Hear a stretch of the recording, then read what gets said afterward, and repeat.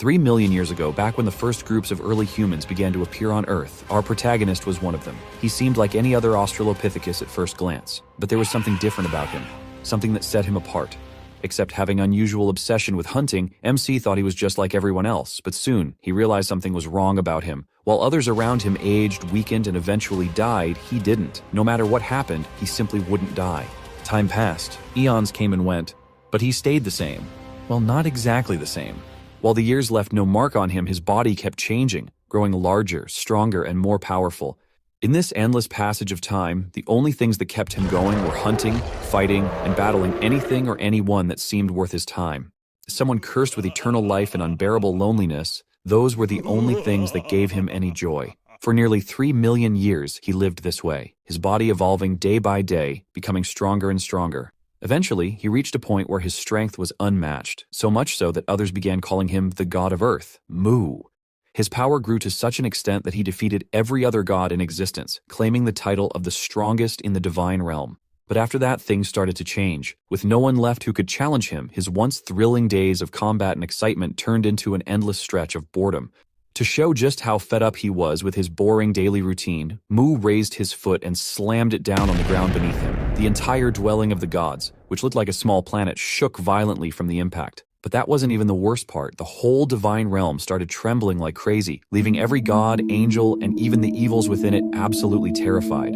Of course, this wasn't the first time God Mu pulled a stunt like this, and there were some gods who simply couldn't take being shaken up every single day. One of them was Lucifer, the second-ranked god in the divine realm. Mu, completely bored, acted like he didn't care about the chaos he was causing. His mind was consumed with the same thought that had plagued him for centuries. He had defeated every single worthy opponent without breaking a sweat, and now it had been over 1,000 years since he'd faced anyone who could challenge him. Letting out a deep sigh, Mu muttered to himself, being too strong is a problem too. As the words left his mouth, something clicked in his mind. After 1,000 years of mindless frustration, he suddenly felt like a genius. If his strength was the problem, then the solution was simple. He needed to find a way to weaken himself. In his mind, it was obvious. If he could get a weak body like the Earthlings, he'd have hundreds of opponents to fight. Suddenly, Mu stood up from his seat and shouted, "Dragonling!" Out of nowhere, a massive dragon appeared in the sky above him, then descended to the ground with a thunderous landing. The dragon's height was at least 5 times bigger than God Mu's throne, and from the way it stood, it didn't seem too thrilled about being summoned. But that was just the way the dragon looked. Those glowing eyes belonged to the top god's assistant, and Dragonlim was his name. Suddenly his demeanor changed and let out a deep growl and asked why he had been called. To his surprise, God Mu simply started walking away and casually told Dragonling to take care of things while he was gone. However, things didn't go as smoothly as Mu expected. Out of nowhere, the dragon cast the spell Binding of the Absolute, and in a bold move shackled God Mu in an attempt to stop him. But the moment Mu turned his head and gave him a side glance filled with anger, the dragon's entire demeanor shifted again. His fierce and wild attitude melted away, and he suddenly looked scared and ashamed. Stammering, the dragon tried to explain himself, saying he didn't mean to offend his lord, but that Mu should have at least given an explanation, especially since there was a gods meeting coming up soon. Mu, however, didn't give 2 flying fucks about the gods meeting. Without saying another word, he started walking again, dragging the dragon along with the chains like they were nothing. Seeing his first plan fail, Mu's assistant quickly switched tactics and started playing the victim. He whined, saying that if Mu didn't show up for the meeting, he'd be the one stuck dealing with the other gods' endless complaints about Mu's actions. In response, Mu effortlessly broke the binding spell as if it was nothing. He turned to the dragon and yelled, saying he wouldn't go anywhere if instead of that the dragon agreed to fight him right now. That was all it took to completely change the assistant's attitude. Realizing that taking blame from the other gods was far better than being torn apart by God Mu, the dragon immediately wished him a safe and short trip. Mu smirked and walked toward what looked like a small version of Earth floating nearby. Stretching out his hand, he touched the surface of the mini-Earth. As he did, he began to wonder whose body he should choose to inhabit on Earth. To make the decision easier, he started listening in on the messages Earthlings were sending to the gods. Most of them were trivial and boring, but then one particular message caught his attention. It was a message that was questioning his very existence. At first, the message annoyed God Mu. However, it didn't take long for him to realize something. This person was the perfect choice for him to start his journey on Earth again. For the first time in 1,000 years, Mu felt genuinely excited. He had finally found a solution to his endless boredom. But while Mu couldn't have been happier, his assistant looked far less enthusiastic about the whole thing. For a brief moment, Mu thought about whether he should give some sort of explanation before leaving. But, true to his Sigma personality, he decided against it. Much to the dragon's surprise, he simply said goodbye, entrusted the place to him, and told him to take care of anyone who might show up in his absence. The dragon felt a mix of worry and frustration when he realized what was happening. God Mu was only sending his soul to Earth while leaving his body behind. Concerned, the dragon tried to remind him of the risks. If something happens to Mu's body while he's gone, his separated soul would also die on Earth. But Mu had already made up his mind. The idea that no one in the divine realm would dare even think about harming him gave him complete confidence that his body would be perfectly safe while he was away. Despite the dragon's attempts to stop him, though only through words, Mu brushed off his assistant's concerns and did what he wanted, just like always. Without further explanation, the scene abruptly shifted. It wasn't Mu anymore, but someone entirely different. Someone who had just defeated the demon lord after a grueling battle. The feeling of victory was overwhelming, and the person couldn't have been happier.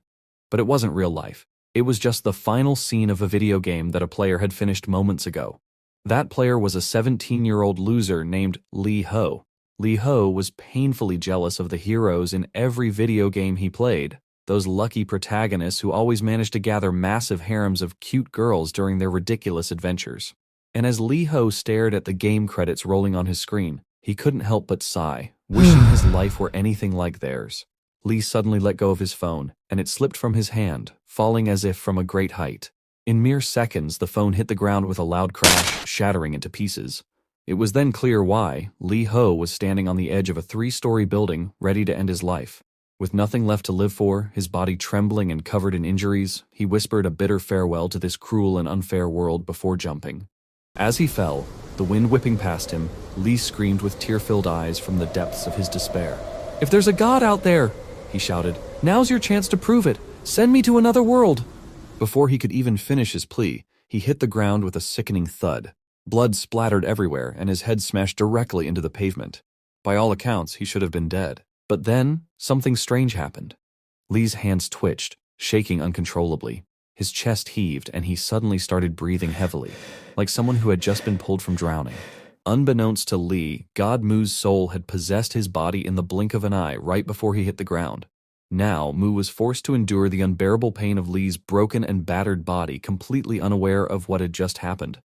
Meanwhile, Lee's soul had been transported to the divine realm. He stood there, utterly shocked, his jaw practically on the floor. What shocked him wasn't just that he was in some otherworldly place, but that he was standing face to face with a towering dragon, one that definitely didn't look happy to see him. But the shock was mutual. The dragon, too, was stunned. He hadn't expected to see a human so soon in the divine realm, same as Lee that definitely hadn't expected the first thing he'd see after dying to be a massive, angry dragon glaring right at him. Let's take a moment to rewind and see what really happened just 10 seconds before this entire incident unfolded. God Mu was standing there with that signature smirk on his face, lightly touching the surface of the mini-earth in front of him. As I mentioned earlier, he wasn't the least bit worried about leaving his defenseless body behind. He had full confidence. Too much confidence, honestly. The dragonling tried to warn him, urging him to think this through. But Mu, reckless as ever, he brushed off the warnings like they were nothing. Without a second thought, he sent his soul hurtling towards Earth, swapping places with Lee Ho's soul. The very next moment, the unexpected happened. As soon as Mu's soul entered Lee's body, he realized he was in a dire life-or-death situation. No time to adjust, no warning. He was in mid-air, plummeting toward the ground at lightning speed. Less than a second. That's all the time he had to process the danger he was in. And then it happened. Lee's body hit the ground with such an incredible force that it was almost impossible to believe. The impact wasn't just devastating. It was catastrophic. Bones shattered into pieces. The body was flung backward like a rag doll before finally coming to a rest. The pain? It was beyond anything Mu had ever experienced in his immortal life. But the pain wasn't the worst part. What really hit him was the sheer confusion. Why? Why did this happen the moment he set foot, soul, on Earth? How did he end up in such a mess, and so quickly? None of it made any sense. His hands trembled uncontrollably at first, the shock coursing through his borrowed body. But then suddenly, everything went still. His hands stopped shaking. The realization dawned on him in that chilling, silent moment. He was dying. No chance to change his fate, no time to fix what was broken. And just like that, his lifeless body collapsed onto the cold, unforgiving ground. The area was eerily quiet, with no one around to witness the fall of what was once a proud and mighty god. No one to help, no one to even notice. But this wasn't the end for God Mu. Not yet. As you know, some human muscles move without conscious control. These are called involuntary muscles, like the heart and internal organs. For Mu, who had spent 3 million years training his body, he had reached the absolute peak of understanding the human form. This allowed him to consciously control every single part of his body, including his vessels and even his internal organs. Nothing was off limits for him. That was exactly how, just a few seconds after dying, his heart started beating again. The pain was excruciating, even for someone like Mu. But by forcing his blood to flow through his vessels and repairing his heart, he managed to stop the bleeding. Slowly but surely, Mu began to rise to his feet as if nothing had happened, even though his entire body was still screaming in pain. But instead of being angry about this chaotic situation, Mu found himself oddly happy. Beaten up, covered in blood. It had been so long since he felt anything like this. This feeling convinced him that he'd made the right choice to come here. His next move was to sift through Lee Ho's memories to figure out what kind of life this guy had been leading. It didn't take long for him to learn everything about Lee. With that knowledge, Mu decided to head back to Lee's home, his new base, to figure out his next steps. Surprisingly, Mu found it difficult to walk with Lee's weak and injured legs, so, like an ape, he used his hands to support himself, both to move faster and to take some of the pressure off his legs. Not long after, he finally reached Lee's house, though the first thing he noticed was a cat had left a poop right in front of the window. As soon as he entered the small, basement-like house, Mu sat down on the creaky bed and started reflecting on what he had learned about Lee's life so far. According to Lee's memories, he only had one male relative, and that person lived far away from here. It didn't take long for Mu to realize that the guy he had chosen not only lived alone, but was also poor and utterly miserable. His only occupation seemed to be attending some place called school. What amused Mu the most, though, was the memory of someone at school who seemed to have made it their life's mission to bully Lee. Not only did this person constantly pick fights with him, but they also went out of their way to make Lee's life a living hell. This, to Mu, was exactly the kind of starting point he had hoped for. It was messy, chaotic, and full of potential for challenges. He couldn't be happier about it. Feeling a surge of excitement, Mu threw a random punch into the air to celebrate, but the moment he did, a sharp and unexpected pain shot through his right arm. It felt as if the muscles in his arm had torn apart. Something was definitely wrong. Mu figured the pain in his arm was probably because of how he had overused his hand muscles while awkwardly crawling back home. It became pretty obvious that this body hadn't seen much action. The first thing Mu noticed was that Lee had almost never used his arm muscles for anything strenuous, so even the simplest effort left them sore. Still, instead of feeling frustrated or angry about being stuck in such a weak body, Mu smirked. In fact, he was genuinely happy to feel pain like this, after thousands of years of living without it. The next day, the police discovered the bloodstains and shattered glasses at the scene where Lee Ho's body had crashed to the ground. They quickly roped off the area, forbidding anyone from entering as they launched their investigation. Meanwhile, Mu casually returned to the crash scene, not to check on the investigation though. The real reason he was there was because that 3-story building near the scene was none other than Lee's school, and Mu had decided to keep up with Lee's daily routine. He strolled into the school, scanning the halls until he found Lee's classroom. His excitement got the better of him as he slid the rail door open with way too much force. The door rebounded and slammed back into him, smacking him squarely and leaving Mu momentarily stunned. His triumphant moment was completely ruined. Muttering to himself, he slowly stepped into the classroom, drawing the attention of one of Lee's classmates. The boy was immediately annoyed by the noise Lee made as he entered the classroom. He shot him an irritated glare and called him "Idiot Lee Ho," telling him to keep it down. Hearing this, Mu completely forgot about the pain in his face and began walking toward the boy. Mu stopped right in front of him, standing uncomfortably close, which left the boy momentarily shocked, but it wasn't Lee's weak and frail appearance that surprised him. It was the unsettling, creepy smile on Mu's face. In that instant, Mu recognized this boy as the bully from Lee's memories, the one who always made his life miserable. The bully, completely unaware that Lee Ho was no longer the same person, scoffed and mocked him. "What's wrong with you, huh? Did you leave your glasses at home? Or are you just too blind and stupid to act normal today?" Before Mu could even respond, the boy suddenly swung his fist and punched him square in the face, as if to reassert his dominance over Lee. The punch landed hard, and blood started dripping from Mu's nose and mouth, pooling on the floor beneath him. The bully smirked, clearly proud of himself, and mocked him again. "What happened to your glasses? Did you sell them for cash or something? Or did you just lose them like the idiot you are?" Even with the blood running down his face, Mu didn't flinch. He stood there calmly, unfazed by the punch. When it came to fighting, Mu had his own unshakable rules.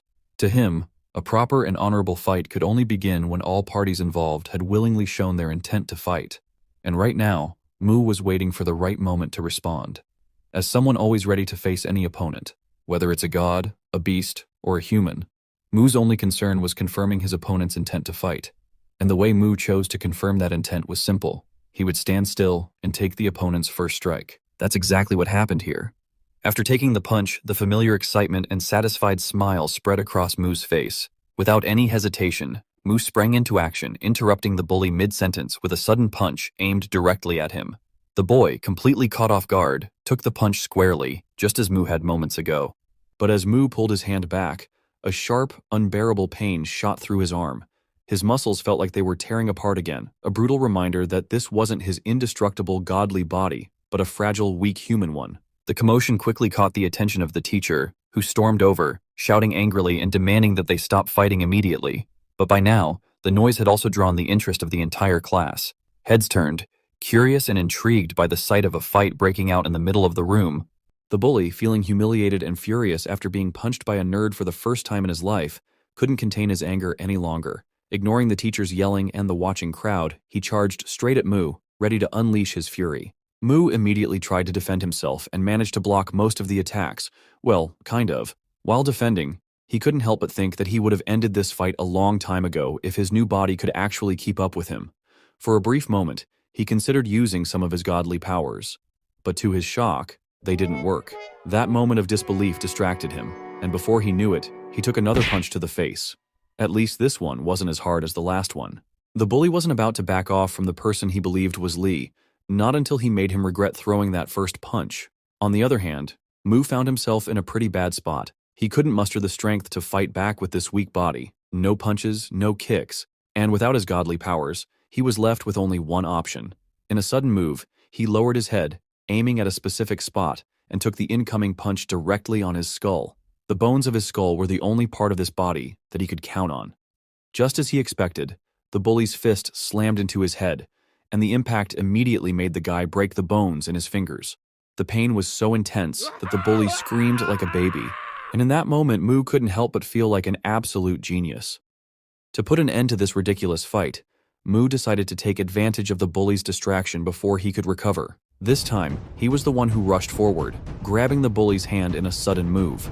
Without wasting a second, he used his head to strike, aiming directly at the guy's stomach or maybe even his balls, knowing most guys' weak spots are right there. The bully was caught completely off guard, unable to handle yet another wave of unbearable pain at the same time. But Mu wasn't done yet.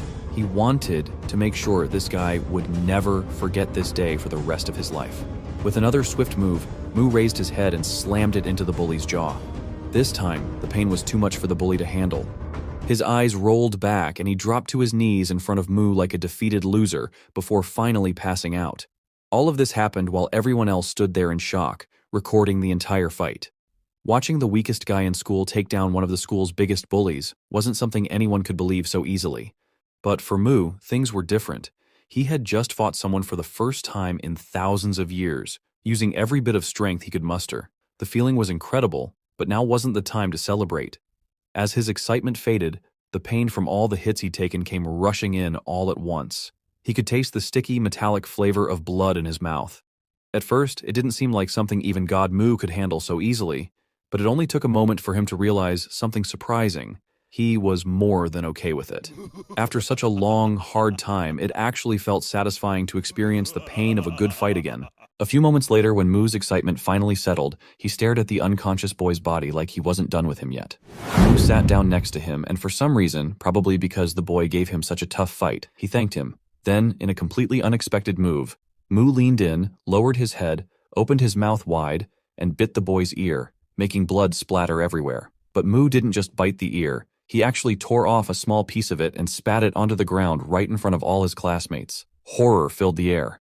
None of the students could believe what Mu had just done. It was like watching a crazy person. Mu, however, didn't care at all about what anyone thought. He calmly wiped the blood off his face, still glaring at the boy's body, who, even after losing part of his ear, didn't so much as twitch. This wild act of biting off the bully's ear was actually Mu's way of leaving a mark on his opponent, someone who had given him a fight that he truly enjoyed. It was his twisted way of showing gratitude, while also marking them as someone worthy of his attention. These opponents were later referred to as Mu's playthings. However, it was clear, Only strong opponents who gave him exciting battles could earn a spot on this list. Back then, being called one of Mu's playthings was almost like a badge of honor, a symbol of strength. Ironically, in a way, it was similar to how humans in some eras would mark animals to show they had been neutered, except Mu's mark wasn't about humiliation, but recognition. Soon enough, the story of the second-year bully who got beaten by the weakest guy in school spread faster than lightning. The most shocking part for everyone wasn't just that the bully got beaten, it was that he basically got neutered. The boy's condition was so bad that they had no choice but to call emergency medical services to come and take care of him.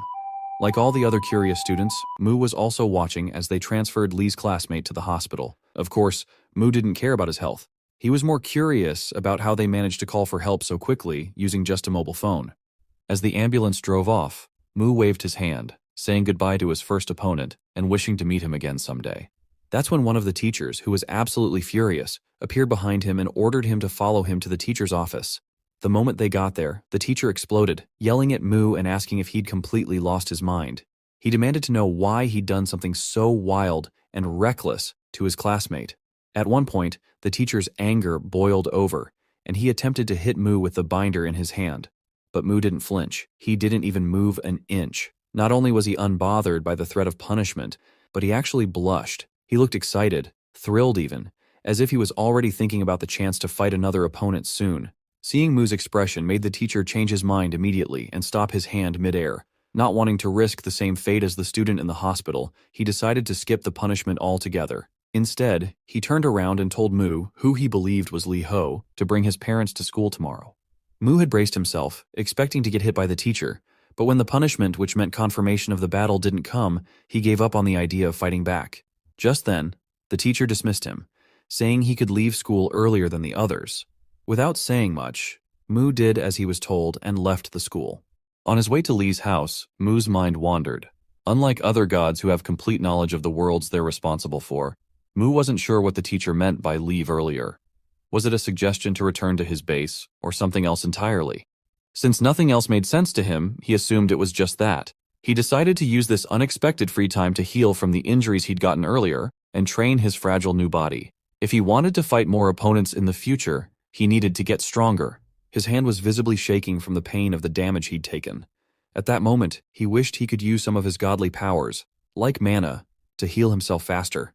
Mana, as Mu understood it, was a power beyond what most of humans were capable of. In some places it was called chi, or chakra, but most gods referred to it as mana. To put it simply, mana was the life force that existed everywhere in nature. It gave humans extraordinary abilities, allowing them to become hunters in some worlds, wizards in others, or even powerful players in different realms. But here, in this world, Mu couldn't rely on it, no matter how much he wanted to. For now, he would just have to endure the pain and focus on adapting to his new life and body. He tried once again to channel his mana, but it vanished within seconds. This reminded Mu of the moment during his earlier battle, when he'd tried to use mana and failed there too. Frustrated, he finally realized he would need to focus solely on training his physical body and rely entirely on it from now on. Before long, Mu arrived at Lee's home and collapsed onto the bed. Knowing that his recovery would take a lot of time, and that there wasn't much he could do about it, he made the decision to return to the god's realm to check on what was happening there. In an instant, just like the day he first came to Earth, his soul shifted back to his original body. As soon as Mu regained consciousness, his eyes widened in shock. Right in front of him, Lee Ho was choking the dragonling, refusing to let the poor creature go. The weak boy, who had always been bullied on Earth, now turned to God Mu as soon as he noticed him. Letting go of the dragon, Lee approached Mu with a newfound confidence and demanded that Mu hand the dragon over to him. Lee didn't know who Mu really was. He had no idea he was talking to a god. All he knew was that he was only temporarily in this realm and would eventually leave again. Lee wanted to take control of the dragonling for himself, thinking he could use it to dominate in his new life. Mu, however, didn't like how Lee was acting, so arrogant and commanding. Without hesitation, Mu summoned a godly hand and tightly grabbed hold of Lee, making it clear that he couldn't just order around his lord like that. Lee was completely shocked. He didn't expect this to happen at all, but God Mu didn't care about his protests or complaints and started dragging him off to somewhere else without a second thought. Mu had decided to give the boy a second chance to live in another world, but the look on his face suggested he had something else on his mind. Minutes later, they arrived at the domain of Lucifer, the second-ranked god in the divine realm. Mu entered the scene confidently, his firm steps making it clear to anyone around that he was there. Of course, there wasn't anyone else around except Lucifer himself, who, unlike Mu, was diligently keeping a close eye on his planet, Elmur. Mu marched straight into Lucifer's castle without even bothering to ask for permission, walking in as casually as if Lucifer was just some ordinary guy. Naturally, Lucifer wasn't thrilled about Mu's rude behavior. Without even giving them a chance to explain why they were there, Lucifer immediately rejected whatever it was they wanted, not even bothering to hear them out. But Mu didn't care about Lucifer's opinion in the slightest. He flatly told him to open the gate because he was about to send the boy to the planet Elmur. As expected, Lucifer reminded him that Elmur wasn't Mu's planet, so he had no right to make such a decision. On the other hand, Mu wasn't having it. He leaned in and reminded Lucifer who the stronger god was in this scenario, making it clear that he could do whatever he wanted. To drive his point home, Mu added that if Lucifer doubted his strength, he was more than ready to prove it, anytime, anywhere. Poor Lucifer knew he was no match for Mu, so he couldn't help but tremble in frustration. Seeing Lucifer hesitate and waste time, Mu stepped forward, deciding to handle everything himself without waiting for Lucifer. As Mu approached and touched the surface of Elmur's planet, Lucifer, caught off guard, quickly reminded Mu that interfering with another god's domain was strictly forbidden among the gods. He warned Mu that if a god who isn't in charge of a domain touches it, an unbreakable barrier would activate and block all access. And just as Lucifer said, the barrier appeared. But to his complete disbelief, Mu effortlessly shattered it in seconds, something Lucifer never thought possible. Shocked, Lucifer stared at Mu, who calmly remarked that the rules of the universe could be changed easily if someone truly wanted to change them. Then, Mu opened his godly hand and released Li Ho, urging him to step forward and leap into the hole he had created on Elmur's planet. Li hesitated, clearly scared, but Mu reminded him that this was what he had always asked for, and now the opportunity was right in front of him. Li once again asked Mu to give him the Dragonling so he could dominate in his new life, but Mu showed no intention of handing over his own assistant and simply shot Li straight into Elmur's planet, forcefully sending him to Isekai. After that, Mu couldn't help but wonder why kids these days don't want to work for what they want and just expect everything to be handed to them on a silver platter. With things settled and nothing else left to do, Mu turned to Lucifer and casually told him to take good care of the kid before departing. Lucifer, on the other hand, humiliated and seething with anger, could only wish for the power to tear Mu limb from limb. Lucifer's story wasn't so different from Mu's. He was once known as the first demon lord in history, the one who stood above all life on Elmur's planet. After claiming the title of the strongest, Lucifer, in his arrogance, dared to challenge the god who ruled over his world.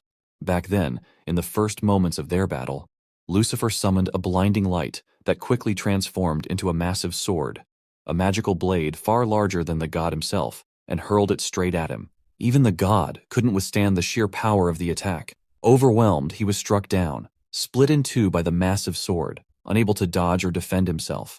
After defeating that god, Lucifer took his place, but even that wasn't enough to satisfy him.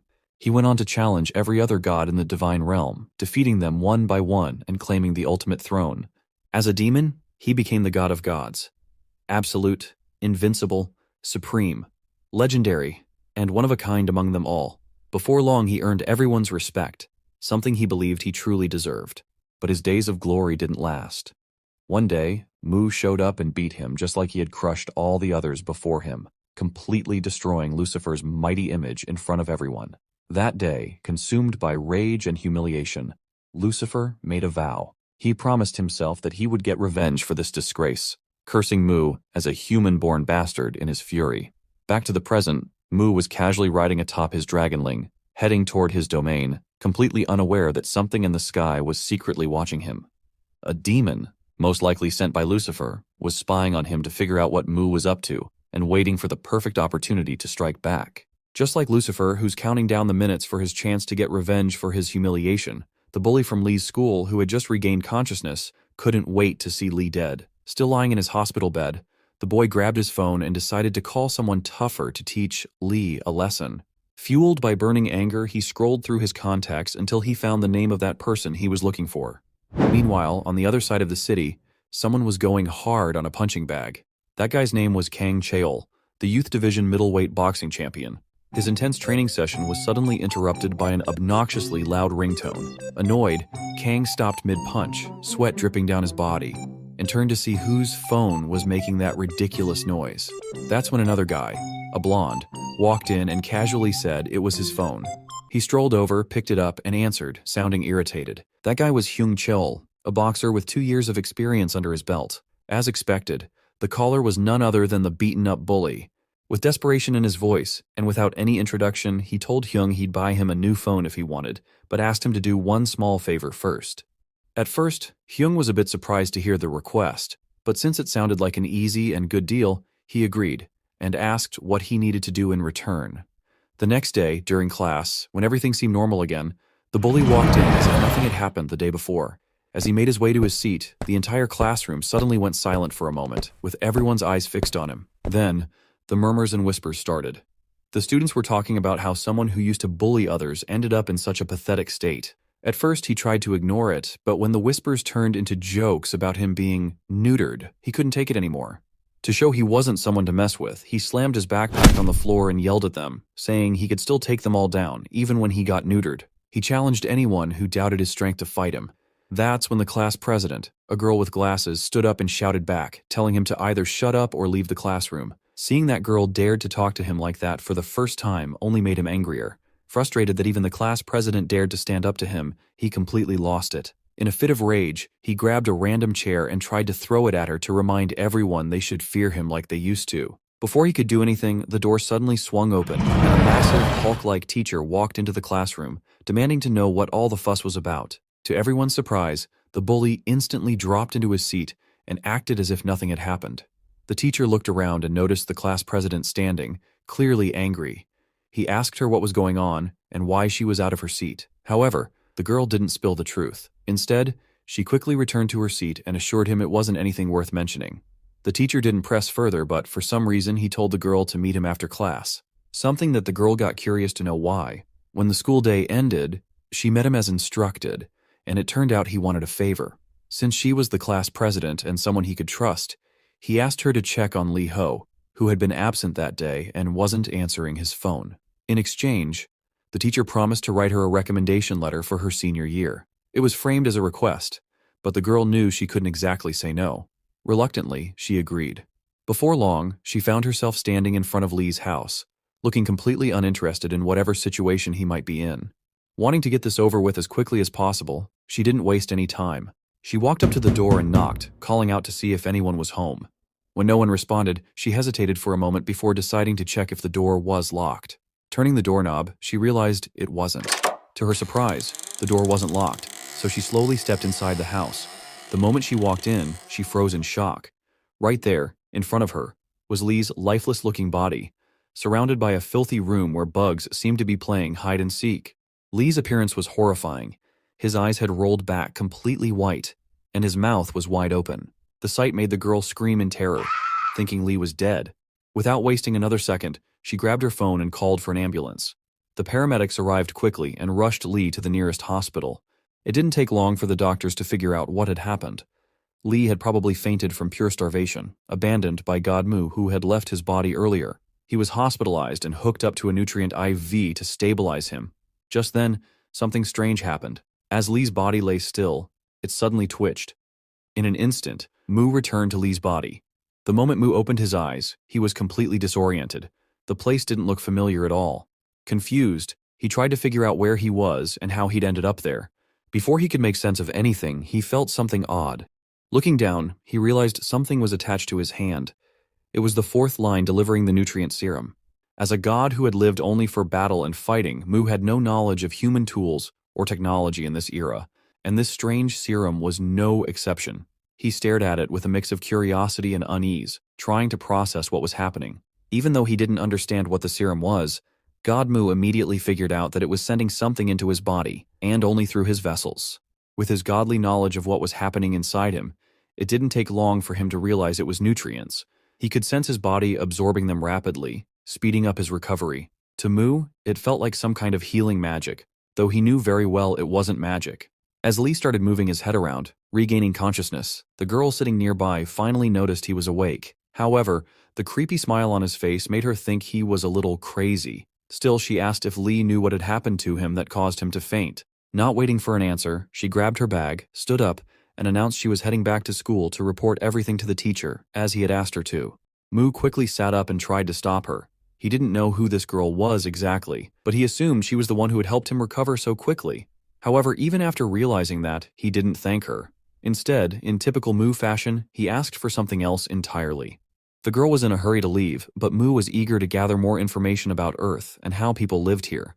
Pulling the serum out of his hand, he gave his usual creepy smile and asked if she knew a place where he could train to get stronger. The girl turned her head slightly and gave him a side glance. Honestly, in her eyes, this boy looked like anything but an athlete. Add to that the poor, dirty condition of his house. It didn't exactly show if he really cares about sports. Still, after a moment of thought, she suggested a specific place for him. It wasn't anything fancy, just an outdoor gym at a nearby park, with some simple workout equipment. Not wasting any time, Mu made his way to the park and began his training. He quickly started doing pull-ups on the bars, pushing his body as hard as he could. When he finally grew tired, he dropped to the ground to take a break, sweat dripping off his body. As he looked around, Mu couldn't help but feel impressed. To him, these simple pieces of exercise equipment looked like professional training tools. It had been almost 4,000 years since he'd last set foot on Earth, and after that, he hadn't bothered to check on human progress as the Earth God. Seeing even these basic workout machines left him in awe. Back in his time, humans trained with something entirely different, primitive methods that were far harder and less efficient. This modern equipment, though simple by human standards, was revolutionary in Mu's eyes. Mu started randomly testing each piece of equipment, even though he had no idea how any of them actually worked. Suddenly, in the middle of his training, something small, like a pebble, hit him on the back and fell to the ground.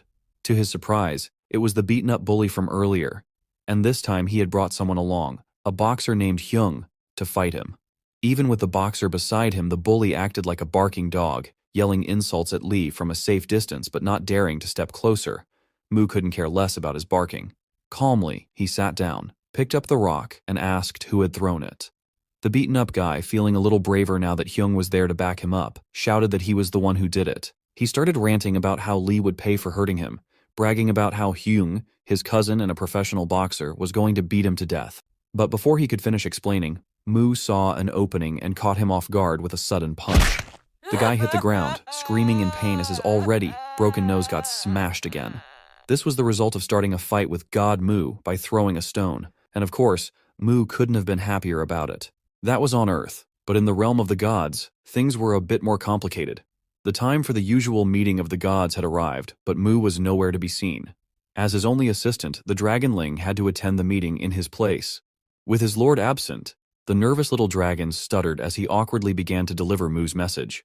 Before the Dragonling could even get through the first few words of the letter, Lucifer suddenly interrupted. Glaring at the dragon, he demanded to know why a mere assistant dared to step into a meeting meant for gods, let alone speak first, as if he were someone important.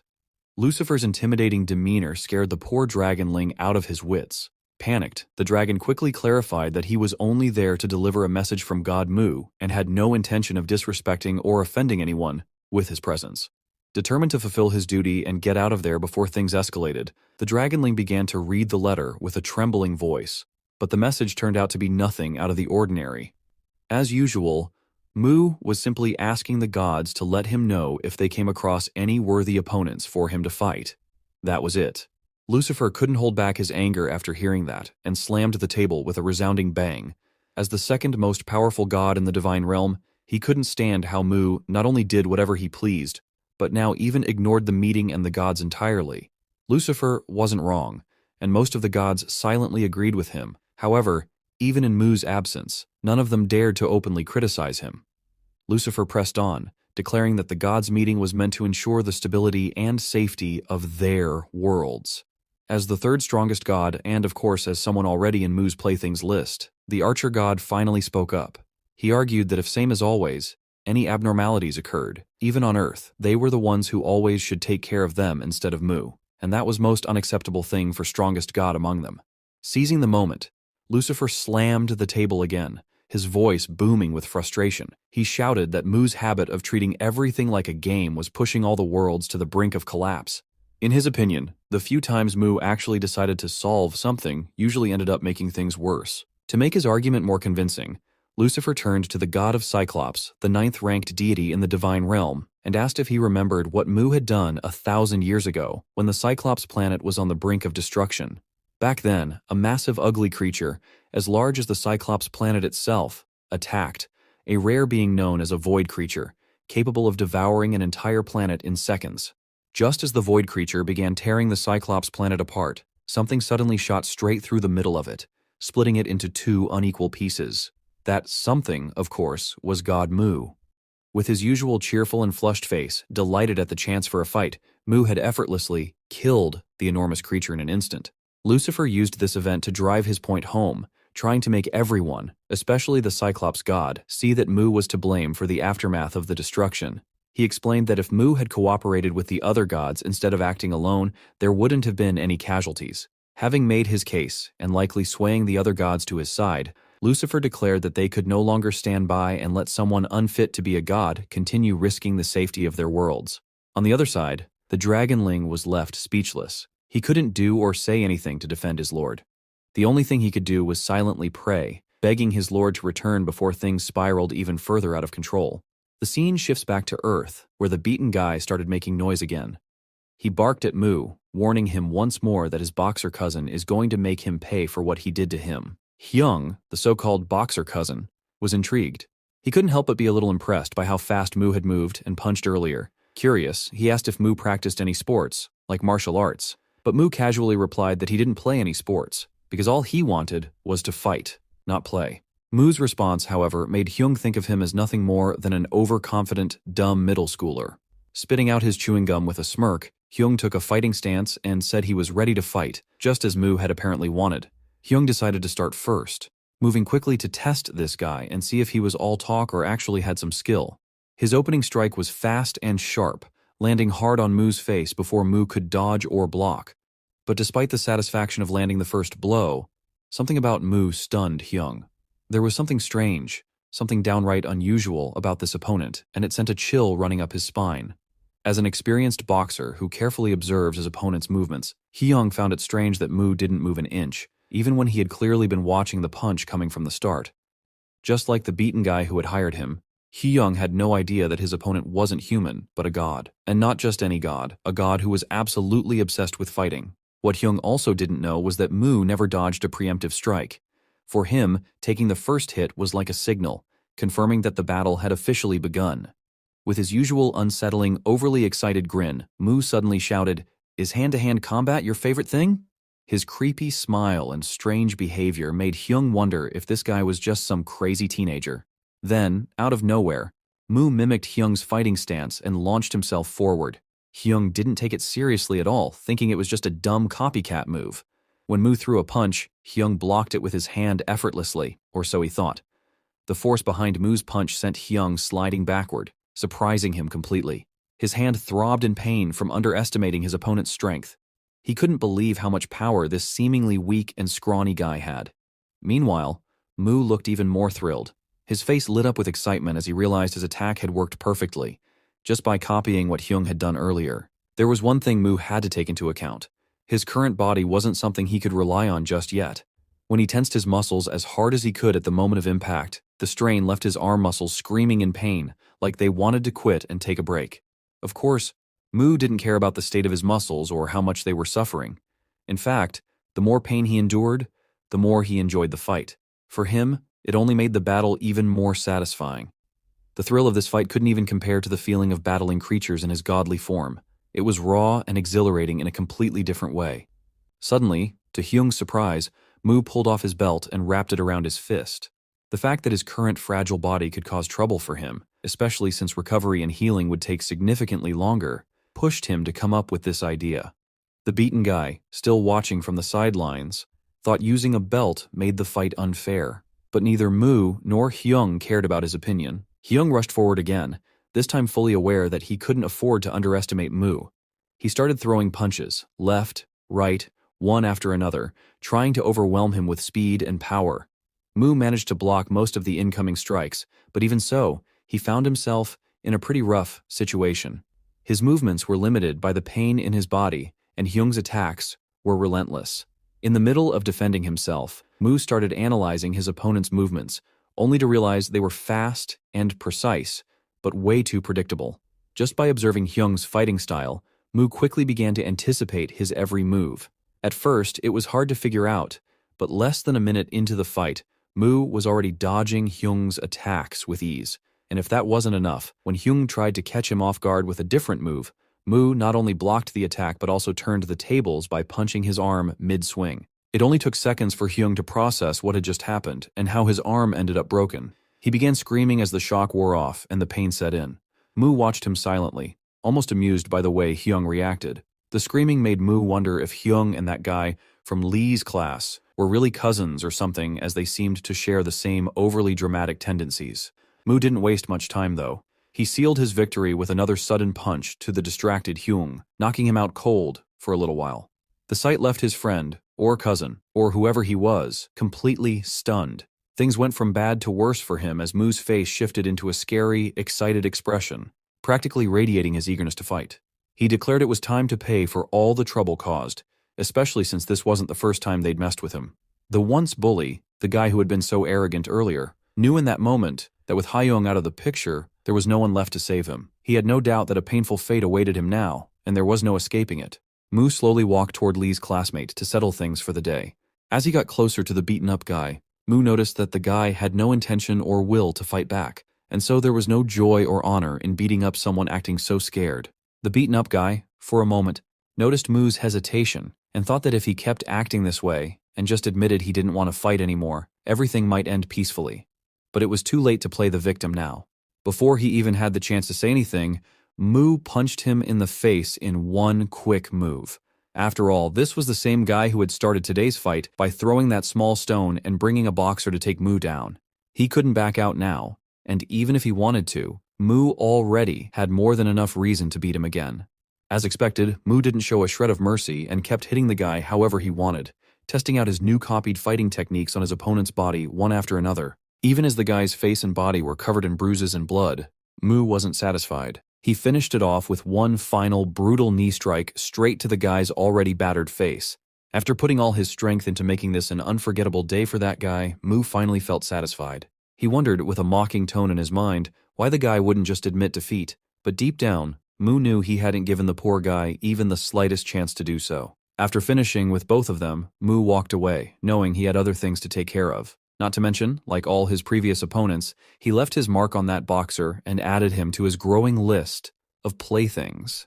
The beaten-up bully, on the other hand, after learning his painful lesson, was muttering Lee's name under his breath, calling him a crazy bastard. It wasn't long before Mu returned to Lee's house. Sitting on his bed, he felt great knowing everything was going exactly as he wanted, and he could enjoy fighting almost every day. However, just like before, his weak muscles and fragile bones that often gave him trouble, even breaking easily while defending himself, were annoying and a bit concerning. Still, in order to hold on to this feeling, a mix of fighting opponents stronger than him and experiencing the pain and recovery throughout his body, Mu decided he would do whatever it took. He decided to return to the God Realm first to see what was going on there and to get what he had asked the Dragonling to prepare for him.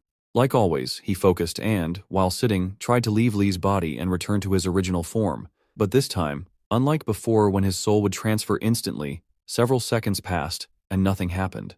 Mu slowly opened his eyes and squinted, glancing around, only to realize he was still in Lee's house. He couldn't help but wonder why he couldn't return to his body in the God Realm. The reason for this incident went back to a few days ago in Lucifer's domain. That was when Mu had forcefully thrown Lee onto Elmer's planet without Lucifer's permission. As we already know, in that day, Mu had completely ignored Lucifer and, without caring about his opinion, came and went as he pleased, unaware that his actions were pushing Lucifer to his limits. On his way back to his domain that day, the Dragonling had asked Mu about his journey to Earth.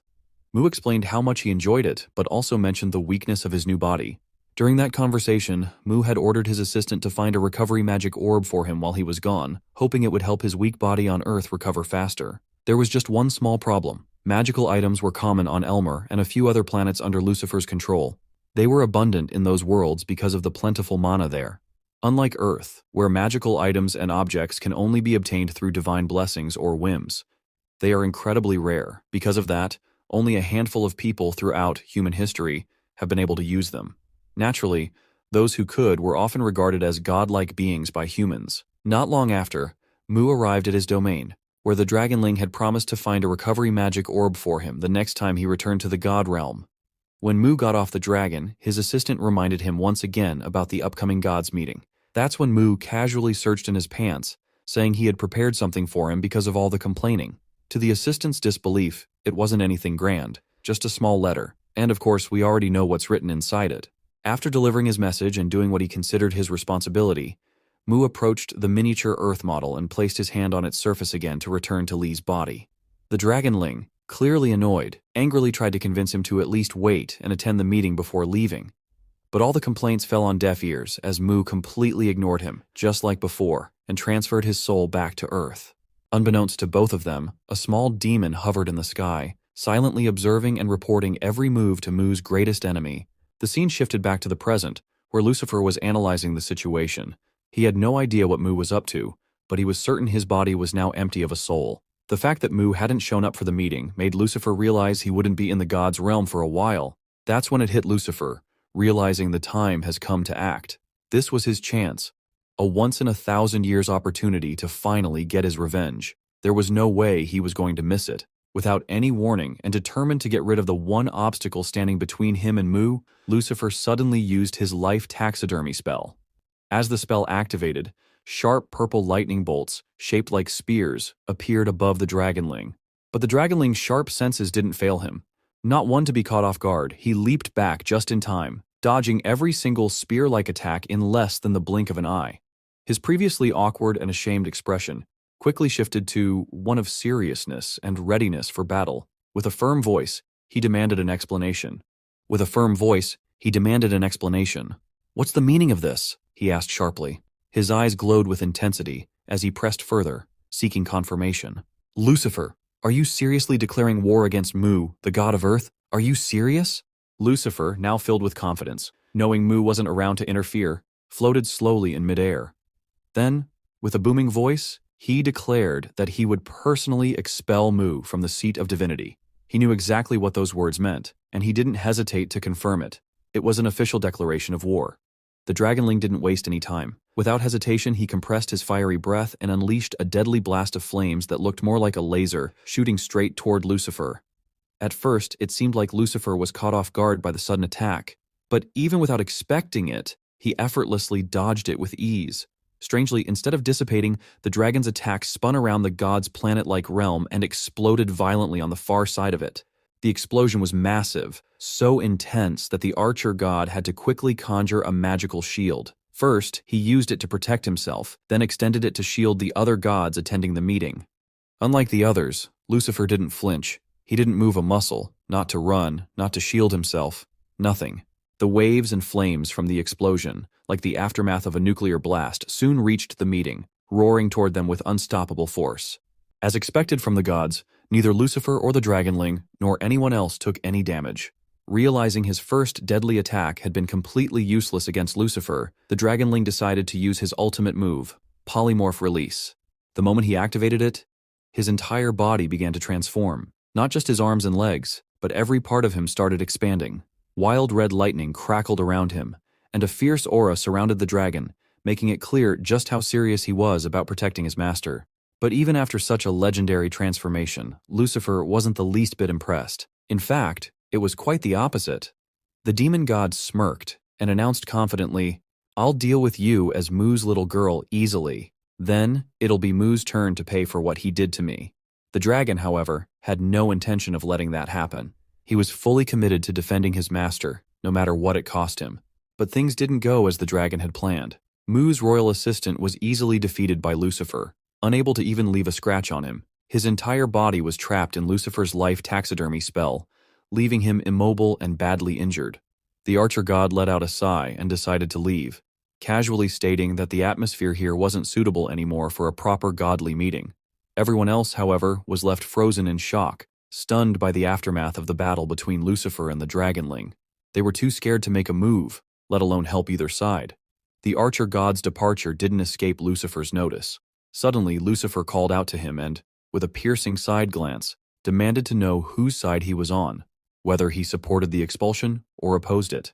The archer god, however, just kept floating away, casually responding that he was neutral, neither supporting nor opposing. Lucifer didn't like the answer, but he made it clear he was fine with it, as long as the archer god didn't interfere. Then, turning to the rest of the gods, Lucifer coldly asked if anyone objected to Mu's expulsion. But after witnessing the dragonling's state, someone as powerful as a god utterly defeated, none of them dared to speak up. Meanwhile, the dragon was still alive, and tried to warn Lucifer, reminding him that he was no match for God Mu. But Lucifer just smirked and responded with a chilling revelation. He knew that Mu wasn't here and was instead living in a weak, pathetic human body on Earth. The dragonling was stunned. He hadn't expected Lucifer to know this secret, especially since he thought he was the only one aware of it. And in that moment, everything started to click. It all made sense now, why Lucifer had suddenly decided to rebel against Mu. Lucifer, however, didn't admit that he'd learned the secret by spying on God Mu. Instead, he shifted the blame onto the dragon, claiming that his overconfidence in his strength and lack of vigilance had given Lucifer the opportunity to figure it out. The dragonling couldn't stand to hear such disrespectful words. With no other options left, he decided to make one last desperate attempt to stop Lucifer. Using his massive tail, he launched a surprise attack, hoping to catch Lucifer off guard. But once again, things didn't go as he planned. Lucifer remained perfectly still, pretending not to notice until the very last second. Then, with precision and ease, he dodged the attack and slashed through the dragon's tail with a magical weapon. Whether it was a spear or a sword, it didn't even matter. Lucifer's power was undeniable. The poor dragon's tail was cut into several pieces, and there was a reason Lucifer didn't just finish him off. He knew that as long as Mu's assistant was alive, he could use him to find Mu on Earth. The thought of confronting him in that weak human body and making him suffer after all the humiliations Lucifer had endured filled him with satisfaction. His devilish laughter echoed in the air, while the dragonling coughed up blood repeatedly, his body trembling and powerless to do anything to stop Lucifer. Later that day on Earth, things weren't looking much better for Hyung. Covered in wounds, he was getting harshly scolded by his coach for getting into a street fight. To make things worse, he was being forced to take a long recovery break right before his important matches. After the lecture, his coach finally dismissed him, and as Hyung made his way out of the gym, he couldn't help but mentally blame Lee for the mess he was in. Just as he reached the exit door, Kang walked into the gym, leaving the two of them awkwardly face to face. Kang immediately noticed Hyung's beaten-up appearance and sour mood. Without hesitation, he asked what had happened to him and his hand. Hyung, feeling embarrassed, couldn't bring himself to admit that he'd been beaten by some random, weak-looking guy. Knowing that Kang was one of the best boxers in the country, a sneaky idea popped into Hyung's head. He lowered his bruised face, putting on a shameful and sad expression, and started lying about what had happened. To make it more convincing, he even forced himself to cry, letting tears fall onto the floor as he explained how he had stepped in to help his brother who was being bullied, only to have the bullies gang up on him and beat him mercilessly. He really went all out, crying like a little kid and covering his face, trying to look like an innocent victim who was just trying to do the right thing. To Hyung's surprise, Kang didn't seem moved at all. He simply ignored the tears and walked past him, casually reminding Hyung that he had no one to blame but himself. Kang told him he needed to be more careful, especially before his competitions, and walked away without another word. Seeing his plan fail, and with Kang now out of sight, Hyung immediately stopped crying, his face shifting to one of disappointment. But just as he turned to leave, he froze when Kang suddenly called out, "By the way!" For a moment, Hyung panicked, thinking Kang had seen right through him and realized the whole thing was a fake act. But to his surprise, it was the complete opposite. Kang actually believed him, and was now asking for the name of the person who had done this to him. Meanwhile, on the other side of the city, Mu was still sitting on Lee's dirty bed. He couldn't stop thinking about why he couldn't return to his original body, his frustration and confusion growing by the second. Based on his divine knowledge and of course his experience, there could only be one reason why he wasn't able to return. It had to be that his body was seriously damaged. Even this reason didn't sit right with Mu. He was convinced that not only was a dragonling, someone as strong as a god, protecting him, but his godly body wasn't something that could be easily harmed. His eyes widened in shock as the realization hit him. He pieced the whole incident together and thought, what if all the gods joined forces to attack me? That seemed to make the most sense. He suddenly jumped out of the bed, panicked. If his theory was right, he didn't have time to waste. He needed to act fast. But try as he might, he couldn't think of anything to do, and that only made him angrier. Frustrated, he punched Lee's pillow to release his anger.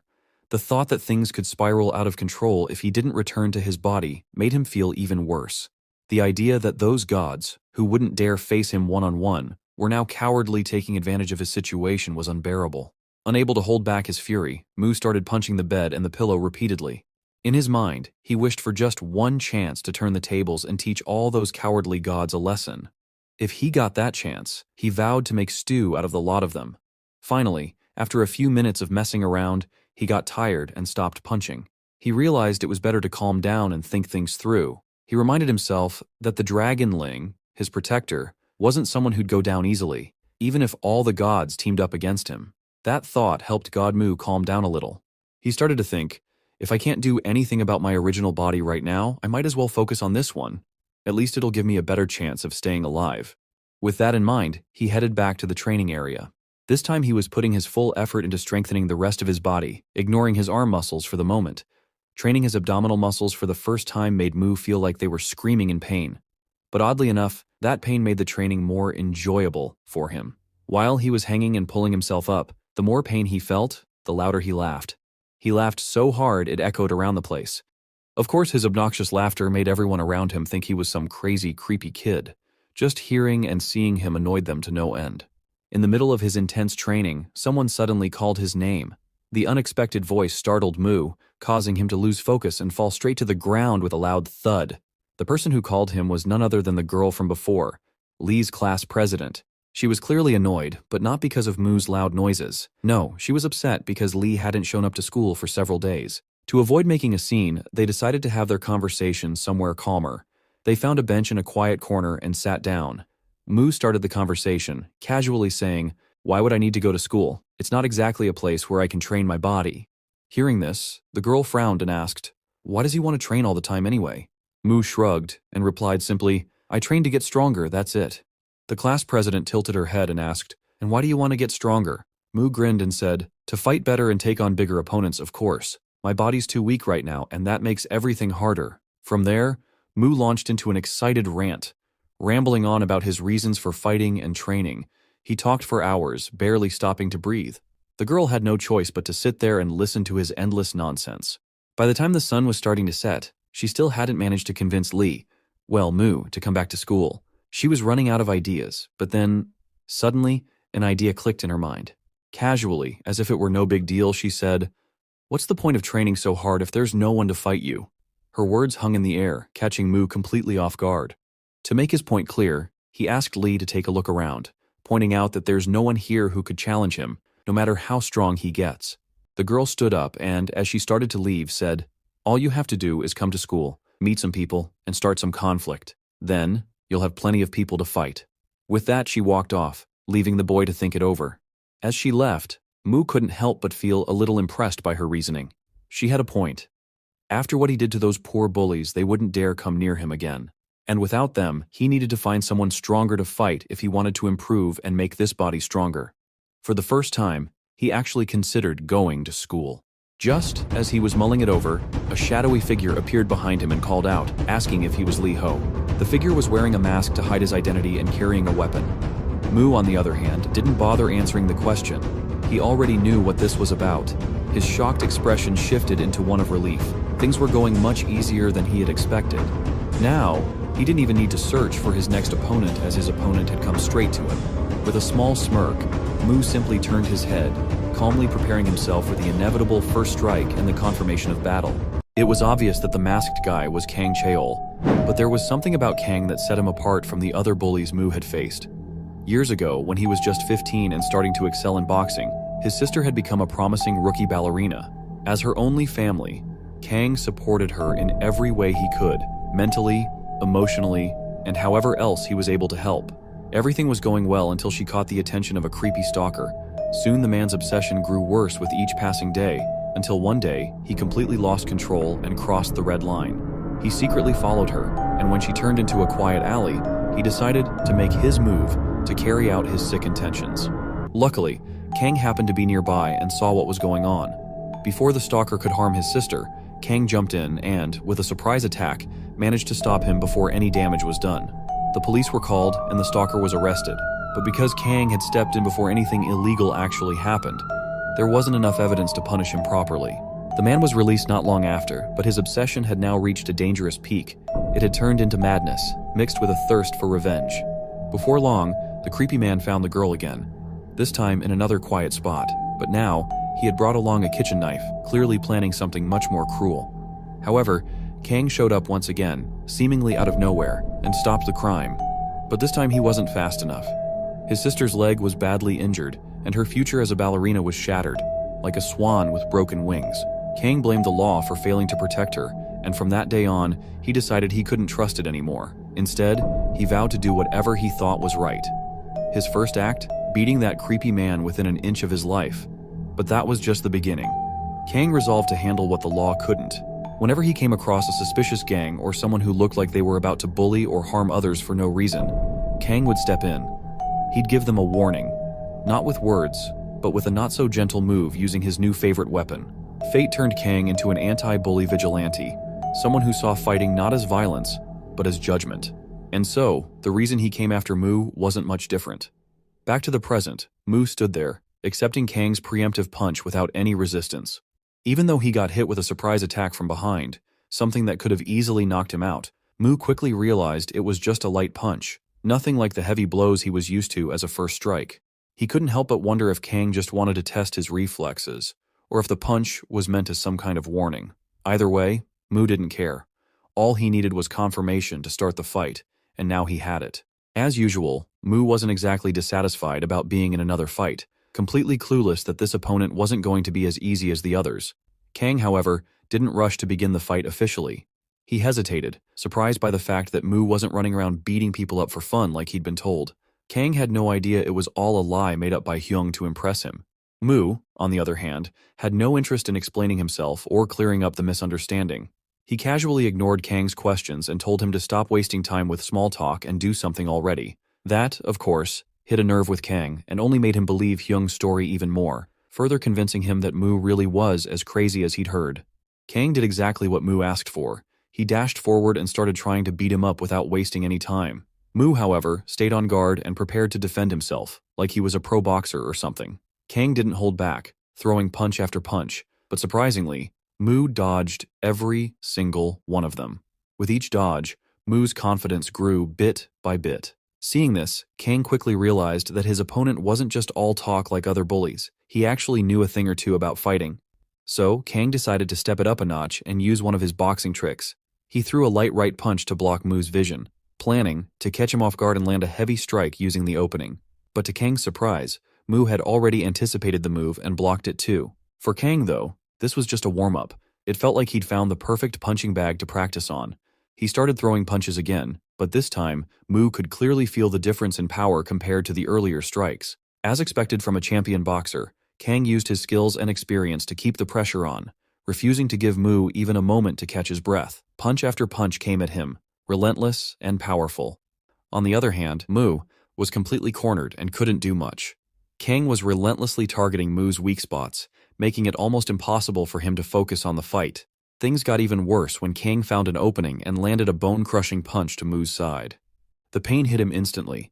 It was like getting kicked in the balls twice in a row. Kang backed off for a moment, letting Mu deal with the sharp pain in his side, but not without making a point.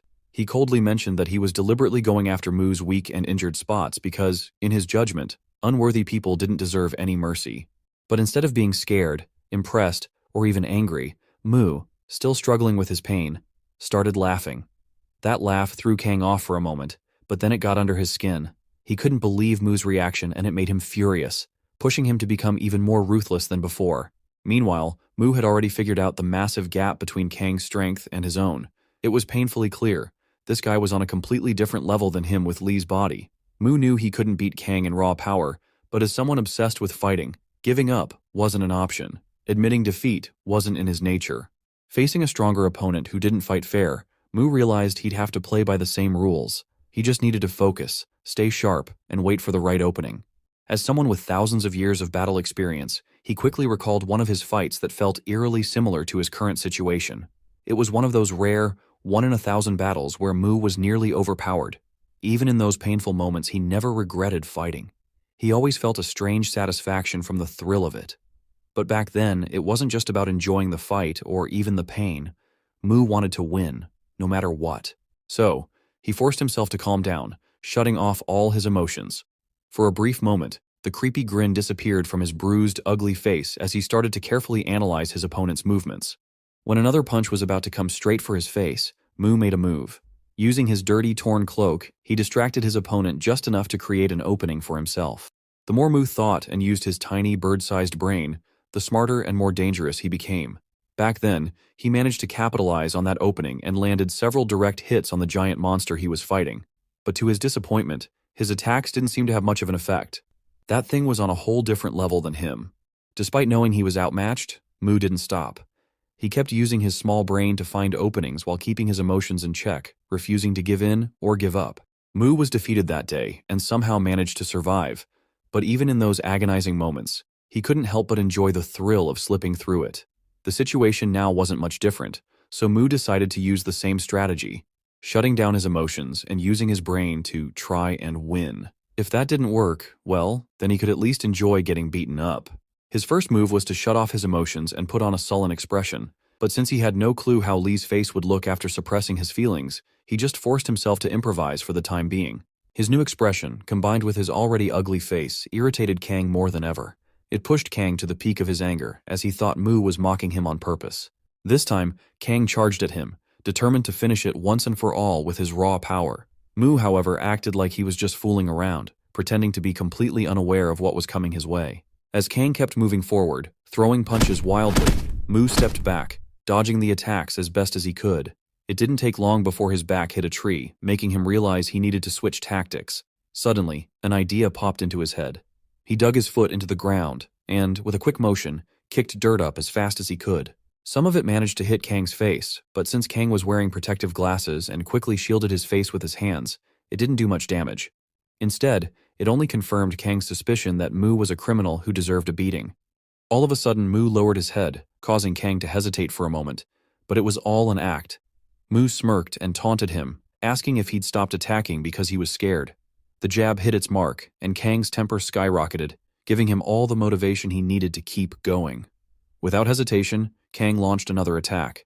However, Mu, with his goofy-looking face, was surprisingly ready this time and dodged the punch with ease. But Kang wasn't about to let him off the hook so easily. With a sudden move, Kang appeared behind Mu, trying to attack from his blind spot, but once again, Mu managed to dodge it. This time, though, Kang's fist grazed Mu's chin, causing a little damage. But it wasn't something Mu even cared about, because he was convinced his plan was working. Kang couldn't focus like before. It didn't take long for Mu to notice one of the biggest differences between Kang and the other two opponents he had fought earlier. Kang's fighting style was far more aggressive, unlike their defensive approach. In Mu's opinion, except skill and ability, the ground was the key reason for this difference. That also explained the real purpose behind throwing dirt earlier, not to actually hit Kang's protected face, but to scatter dirt and small rocks on the ground, creating countless obstacles that made it harder for Kang to move freely. Kang's aggressive fighting style, fueled by Mu's mocking behavior, made his moves predictable and easier to block with minimal effort. Everything was falling into place according to Mu's plan. After struggling to keep up and getting beaten earlier, Mu was now managing to dodge Kang's attacks again. But dodging wasn't his ultimate goal. He was trying to force Kang to move around recklessly, increasing the chances of him stepping on the scattered dirt and small rocks, eventually losing his balance.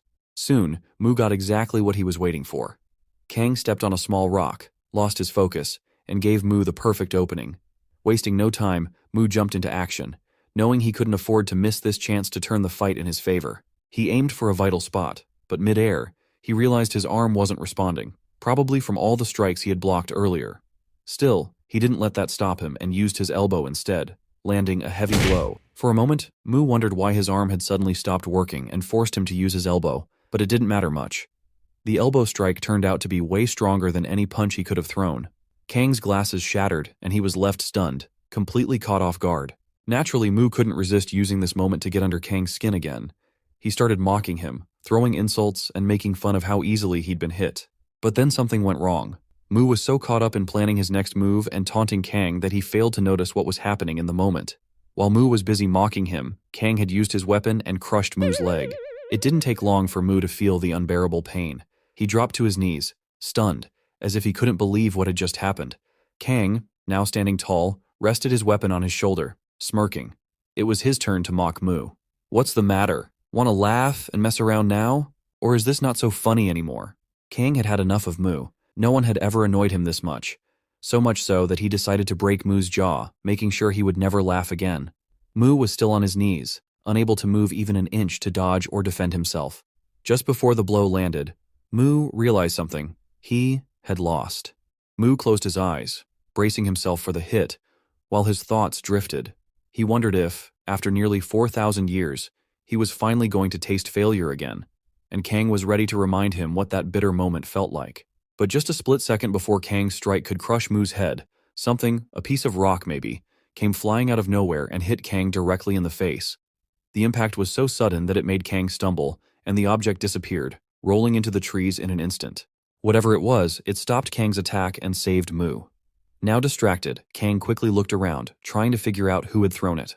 Things got even more complicated when he heard a faint, weak voice calling out, "Master," and getting closer. Kang's instincts kicked in. As someone who took pride in hunting bullies from the shadows, he couldn't risk being seen. Without wasting any time, Kang grabbed his sweatshirt, threw it on, pulling the hood over his head, and dashed away before anyone could appear and see his face. As soon as Kang disappeared, a small creature that looked like a monster appeared from behind and, with a trembling voice, called out, "Master!"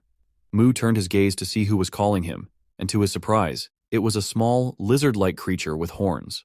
As someone who had once raised that lizard to a dragon and made it worthy of being his assistant, Mu recognized it immediately, despite how different it looked now from a dragon. With no one else around to cause trouble, Mu and the dragonling headed back to Lee's house. Once they were settled, the dragonling began explaining everything about Mu's current situation in the god's realm and his own story, that how ended up on Earth with this body. According to him, after his defeat against Lucifer, Lucifer found Mu's godly body and trapped it in an unbreakable, impenetrable barrier that separated time and space. This made it impossible for Mu's soul to return to his body.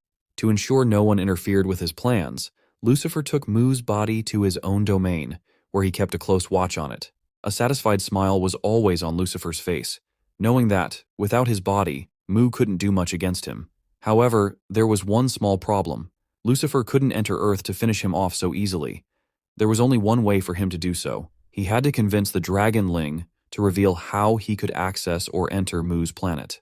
Lucifer also brought the defeated dragon to his domain, promising him that if he cooperated and helped him get to Earth to get rid of Mu, he would make the dragon the new god of Earth in Mu's place. Lucifer was confident that this offer might tempt Mu's assistant into betraying him for the chance to gain power. The dragonling, however, didn't give a clear response. Instead, he whispered something so quietly that Lucifer couldn't make out what he was saying. Annoyed, Lucifer demanded that he speak louder, at least enough for him to hear his answer. Finally, the dragonling spoke up, but instead of answering directly, he pointed at the barrier around Mu. He asked Lucifer if the barrier, which could block time and space, could also stop attacks from passing through it. Lucifer assumed the dragonling was asking because he wanted to rescue Mu, so he confidently assured him that no attack could harm or penetrate the barrier. He even emphasized how invincible it was and told the dragonling to just give up and consider joining his side instead. But then something strange happened. Lucifer noticed the surroundings were starting to get brighter. Suspicious, he turned to see what was going on, and what he saw made him freeze. The dragonling's injured body was glowing with a golden light, crackling with energy. At first, Lucifer was shocked, trying to figure out what the dragonling was planning. But his shock quickly turned to fear when the dragonling suddenly shouted, "Massive self-explosion!" In that moment, before Lucifer could react, the roof of his castle, the very place he used as the base to control his domain, was completely shattered. But in the next second, his entire castle was obliterated, disappearing like it had been hit by a nuclear bomb. And yet, that wasn't even the craziest part. The explosion was so massive that it burned an entire side of the god's realm to ashes. The dragonling had used 99% of his strength for that explosion, and as a result, he reverted to his smallest, weakest form, a tiny lizard. Covered in smoke and dust, he did his best to make a run for it before Lucifer realized what had happened. Knowing there was nowhere safe for him anymore, the poor lizard had only one place to go, back to his master on Earth. But Lucifer wasn't about to let him escape that easily. Emerging from the dust, furious and betrayed, Lucifer stormed after him, clearly angry enough to turn the lizard into stew for what he saw as an abuse of his kindness. The dragonling sprinted as fast as he could, desperate to stay out of Lucifer's reach. But before he could make it, Lucifer summoned a magical spear and hurled it at him with all his might. The little dragonling, now missing part of his tail, was only a few meters away from Mu's throne and the gateway to Earth. Despite everything, the magical spear missed him, and he managed to leap onto Mu's throne, then onto the miniature Earth's surface, vanishing from godly domain and reappearing in Earth's sky. Completely drained of energy, Mu's poor assistant didn't even care where or how he was going to land. He simply closed his eyes and let fate decide for him. And, as it turned out, fate had chosen him to be his master's savior. The object that had hit Kang's face earlier, stopping him from landing the final blow, was none other than this tiny, exhausted lizard. That was everything he could remember, and Mu, after hearing the Dragonling's explanation about everything that had happened, fell deep into thought. His now small assistant couldn't help but wonder if something was wrong, but as expected, Mu wasn't sad. He was furious. Furious enough at Lucifer that, if he ever got the chance to return to his original body, he wouldn't let Lucifer live another second. All of a sudden, Mu's expression shifted from anger to excitement as he realized he finally had a chance to fight Lucifer again, a proper, all-out battle. Even the little one, his assistant, after all these years wasn't used to how quickly Mu's attitude and emotions could change, so he was a bit startled by it. Mu sprang out of Lee's bed, buzzing with excitement, finding yet another purpose to keep going, but deep down, he knew he stood no chance against Lucifer in this body. The only option was to work harder and make Lee's body stronger. However, Lee's weak, battered body was in such bad shape that even throwing a light punch at the air made him feel like everything was breaking. Mu couldn't help but wish this new body could heal faster. Then, it hit him. He had told Dragonling to find a magical orb for him the last time they met. Turning to the small lizard, he asked, almost hopelessly, if there was any chance he got that and had brought it back to Earth. To his surprise, Dragonling had actually brought the magic orb, or at least that's what it claimed. Since he didn't have anything like a pocket or bag to carry it, the little lizard had been hiding the orb deep in his stomach. Now, at Mu's request, he slowly began to cough it up. But because the orb was bigger than the lizard itself, Mu's assistant struggled a bit to deliver it to his god. Once he finally finished, Dragonling explained that it was a dragon bloodstone infused with a one-time healing spell. The little lizard apologized for only bringing one, saying he was in a hurry, and of course, he couldn't carry more. Mu didn't wait for his assistant's saliva to dry and immediately picked it up to take a closer look. As soon as he held it in his hand, he thanked Dragonling and told him this orb would be more than enough for now. Without hesitation, Mu activated the orb, releasing its healing effect immediately, making it to shrink in size simultaneously. Only a few moments later, Mu's body was surrounded by a green aura radiating from the orb, and his wounds started healing instantly. But that wasn't even the best part. Mu suddenly noticed something surprising. The orb's effect wasn't just limited to healing. He could feel his muscles becoming more responsive, almost sensitive in a way they weren't before. There was only one explanation. The orb must have also been infused with a body enhancement spell, which was visibly improving Lee's weak body. Noticing Mu's impressed reaction, Dragonling proudly admitted that he'd personally put effort into it and infused his own magic into the dragon bloodstone. Mu appreciated it as he stared at the leftover remains of the orb, thinking that it must be because it was used on a weak human body. Not all of its power had been consumed, which explained the leftover fragment. He handed it to the little lizard, giving him permission to use it for himself. However, Dragonling didn't want to waste it on himself. Instead, he decided to store it for Mu to use later in case of an emergency. Just like before, he carefully pushed it back to its resting place, deep inside his stomach. The scene suddenly shifted to a rare yellow lizard on the other side of the city. Surprisingly, it was the favorite pet of the girl from earlier. She didn't see it as just an animal. It was one of her closest friends.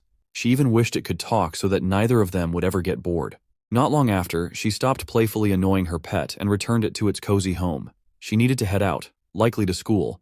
Since pets weren't allowed there, she needed to leave it behind to live its own life for a while.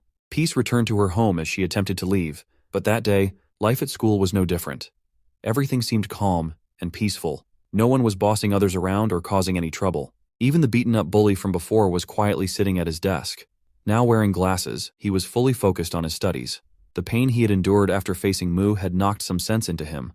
Instead of wasting his time, he was now preparing for exams, determined to turn things around. Everything was fine until Mu decided to make one of his usual over-the-top, dramatic entrances into the classroom. The moment he walked in, he noticed the beaten-up guy and, without hesitation, asked if he wanted to go for another round of fighting. It wasn't clear if Mu was just messing with him or being completely serious, but before he could get an answer, the president girl appeared behind him, acting all surprised to see that Lee had actually decided to show up at school after being absent for so long. Mu, with the little lizard crawling under his shirt and causing a slight commotion, casually replied that he was only here because she had convinced him earlier. Of course, he added that the only reason he came was to look for someone to fight and beat to death. His intimidating expression and choice of words made the girl wonder what kind of chaos he was planning to stir up this time. But since there didn't seem to be any immediate signs of trouble, she just wished him good luck. Half of the day passed, and nothing exciting happened to make Moo's day interesting. On the floor below his class, two students were chatting about the recent events at school. Those two happened to be Kang and a girl from his class. Since he always seemed so clueless about anything going on at school, the girl was filling Kang in about the second-year student who had recently been humiliated. She explained the details with a bit of gossiping flair, while Kang listened with mild curiosity, still trying to piece together what had been happening around him. As the school day came to an end, Kang and the girl began walking toward the exit, with her eagerly explaining everything she'd heard in detail. According to the rumors and what she knew, the nerdy guy, who used to get bullied all the time, had one day turned the tables on his tormentor. He beat the bully so badly that the guy lost consciousness and had to be rushed to the hospital. If that wasn't shocking enough, the nerd had supposedly ripped off the bully's ear in a wild move, earning him the nickname Neutered from then on. Kang had no idea at first that she was talking about Lee, but as she described the incident, along with Hyung's appearance, especially his ripped-off ear and Moo's suspicious behavior, Kang quickly pieced it all together. There was a high chance that the nerdy guy she was talking about and Lee were the same person. It suddenly hit Kang. Hyung's crocodile tears and his whole act of pretending to be a victim had been a ploy to manipulate him into taking action. But since it was all in the past and there was nothing he could do about it now, Kang decided to let it go, at least for the time being. On his way back home, what Kang didn't realize was that he was taking the same path as Moo. Moo, meanwhile, was feeling disappointed and frustrated that his day had turned out to be so dull. Everyone at school had been too busy scribbling away on their notebooks or phones, and there hadn't been a single invitation to fight, or even the confirmation of one. Just as Moo was about to sink further into hopelessness, something caught his eye. It was Kang, of course, awkwardly walking and looking visibly embarrassed as he chatted with his female friend. Since Kang was wearing glasses and a mask to hide his face yesterday, Moo didn't recognize him right away, but something about him felt oddly familiar. His hair color, height, and build seemed similar, but his muscle size and its form was the one that sparked Moo's suspicion. In just a second, that suspicion turned into certainty. He completely lost control and shouted, "It's that guy from yesterday!" His loud voice and sudden outburst, of course, caught Kang's attention. Kang turned his head, and the moment he did, he saw Moo charging toward him with a crazed look on his face. Without thinking twice, Kang bolted, running as fast as he could, leaving his shocked friend behind. As Kang sprinted away, he couldn't stop wondering how Moo had recognized him. He was sure the expensive mask and glasses he'd bought were enough to hide his identity, so why was this lunatic chasing after him? Kang couldn't come up with an answer, but he knew one thing for sure. He couldn't let himself get caught. The last thing he wanted was for this crazy guy to report him to the police or something equally disastrous. Desperate to escape, Kang decided to make an unpredictable move. He spotted an alley up ahead and, without hesitation, veered off his path, jumping straight into it in hopes of losing Moo. Moo kept chasing after him, determined not to let Kang get away so easily. But as he turned into the alley, Kang was nowhere to be found. It was like he had vanished into thin air. Moo had been looking forward to using this perfect chance to fight Kang, but his hopes were crushed when he realized he was gone. Dragonling popped out of Moo's shirt, asking if that was the same guy who had dared to challenge his lord yesterday. Wanting to help his god track down the rude human, the little lizard requested permission to sniff him out using the strong male scent he had picked up when Kang hit him the day before. Moo gave him the green light, and Dragonling immediately sprang into action, sniffing around like a well-trained puppy. Just as Moo's assistant was fully committing to his new role, someone suddenly appeared right in front of him, stopping him in his tracks. Lucky enough not to get stomped on, the little lizard tilted his head up to see who it was. To his surprise, it wasn't Kang at all, but the president girl from Lee's class. She stood there, stunned, staring at him with wide eyes. Her shock didn't last long, though. It quickly shifted to a delighted blush as she looked at the adorable little lizard. Clearly, it was her first time seeing something so cute, and she couldn't help but be intrigued. The Dragonling had no idea who this girl even was, unaware of the fact that unlike other humans, she actually loved lizards more than anything else. Without thinking about himself that he was a demigod and wasn't supposed to be seen by humans, he casually told the girl to step aside so he could finish his task. Things didn't go as he expected. The girl, completely ignoring what he said, fearlessly scooped up the little lizard in her hands like it was a stuffed toy. The Dragonling was totally caught off guard and struggled to wriggle free from her grip. Frustrated and feeling helpless, he snapped at her, giving an angry warning, reminding her that he wasn't someone she could just mess with or be rude to. For a brief moment, he wished he had even a tiny bit of his magic left to launch a spell and escape. But while the Dragonling saw this girl as a nuisance, maybe even an enemy, the girl didn't feel the same. In fact, she found him absolutely fascinating. Despite his strange and unique appearance, she couldn't believe she was holding a talking lizard in her hands. To her, he was the cutest, most adorable thing she'd ever seen, so much so that she instantly liked him even more than her own beloved pet, the one she'd always cherished above everything else. Suddenly, the dragonling spotted an opening and bolted, freeing himself and darting behind his lord for safety. Hiding behind Lee's body, he quickly apologized to God Mu for failing because of the girl, blaming it on the fact that he'd lost all his power. Before Mu could even respond, the girl approached him with a serious expression, one that looked downright terrifying to the little lizard. She asked if, by any chance, that tiny creature was his friend. Mu glanced at his visibly shaken assistant and somehow confirmed it by saying, "Friend? Not sure about that, but yes, that little one is my obedient assistant." The girl finally introduced herself as Kim Yujin, though it was obvious she was jealous. Jealous that Mu had such an obedient, talking, and, let's be real, adorable lizard. Her expression was so easy for Mu to read, and though he wasn't entirely sure why she looked so stunned and envious, an idea popped into his head. With a sudden and unexpected move, Mu shifted his leg, the one the dragonling was clutching onto for dear life, closer to the girl and said, "If you want, I could lend him to you for a bit, in exchange for a little information." Of course, the poor dragonling's opinion didn't matter to Mu in the slightest. And Yujin? She lit up at the offer. Obviously, she would do anything to hold the lizard for a while. Giving up some information was the smallest price for her to pay. Without waiting for her to respond, Mu reached down, grabbed the dragonling by the neck, and handed him over to her. "Take him. You can keep him as long as you like, but there's someone you have to help me find." Kim was so mesmerized by the lizard that she didn't hesitate to agree, not even stopping to ask if they were tracking down a criminal, a good person, or something else entirely, and of course, that was exactly what Mu wanted to see. Without a second thought, and as if he didn't care about his assistant at all, he casually tossed the little lizard toward her. To Kim's surprise, the poor thing spun midair and landed right on top of her head. The dragonling couldn't help but wonder how his lord could abandon him so easily, like he was nothing. Meanwhile, Mu didn't waste a moment. He started walking off, telling the dragonling to stay with Kim Yujin for a while and return on his own later. Still in shock, the dragonling tried to ask where his master was planning to go without him, but Mu just ignored him completely, acting like he'd suddenly found something exciting to do after what had been a dull day. Not long after, Kim and the dragonling arrived at her house, and things were, well, a little awkward. Kim couldn't help but wonder if the lizard was mad at her for being dragged along against his will, and truthfully, he wasn't thrilled about the situation. But since he couldn't defy his lord's orders, he sighed and introduced himself. After a moment, he stretched out his tiny hand and, trying to keep things professional, explained the situation to Kim. "As per my master's instructions," he said, "you'll be actively cooperating with me from now on." Kim was momentarily taken aback at the sight of a tiny lizard trying to boss her around, but the way he acted, and the fact that she could say or do whatever she wanted with him, made her heart skip a beat for a second. Still, she didn't want to come off as rude, so she placed her fingers on the dragonling's tiny hand and gave it a little shake to show respect. As she did, she asked, "By your master, do you mean Li Ho?" The dragonling didn't respond, but his silence seemed to confirm her guess. Taking that as her answer, Kim nodded and said she was willing to cooperate with him if that's what he wanted. Then, with a proud grin, she announced her position. "By the way, I'm the president of my class." The dragonling blinked, completely confused. "What's a president?" he asked, tilting his little head. Seeing his puzzled reaction, Kim chuckled and explained, "It means I'm like the leader of my class, and besides that, I'm also ranked first in my grade."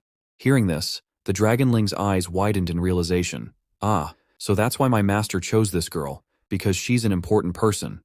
But as this thought settled in his mind, another realization hit him like a bolt of lightning. If this girl was the leader of her class, then that meant my lord wasn't the leader. Unable to hold back his curiosity, the dragonling asked, "Wait, does that mean Lord Li Ho isn't the leader of your class?" Kim paused for a moment, her expression shifting as she got lost in thought. After a few seconds, she finally replied, "Li Ho? He's not even an average student in our class.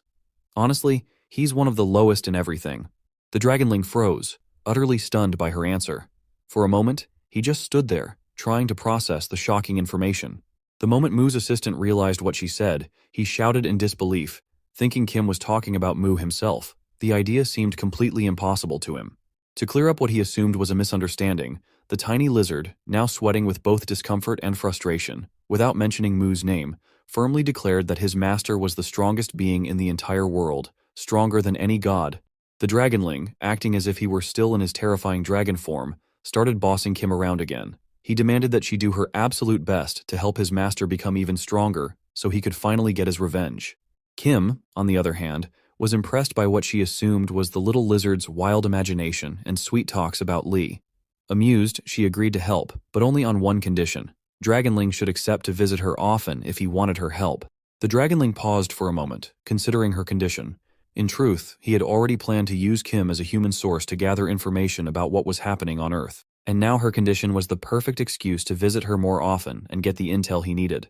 Without hesitation, he agreed to her terms, and the two of them struck a deal. As the most loyal servant who had sacrificed his life countless times for his lord, the Dragonling was determined to do whatever it took to help his master reclaim the title of the strongest. Deep in his heart, he believed every move he made would bring his master closer to his rightful place at the top.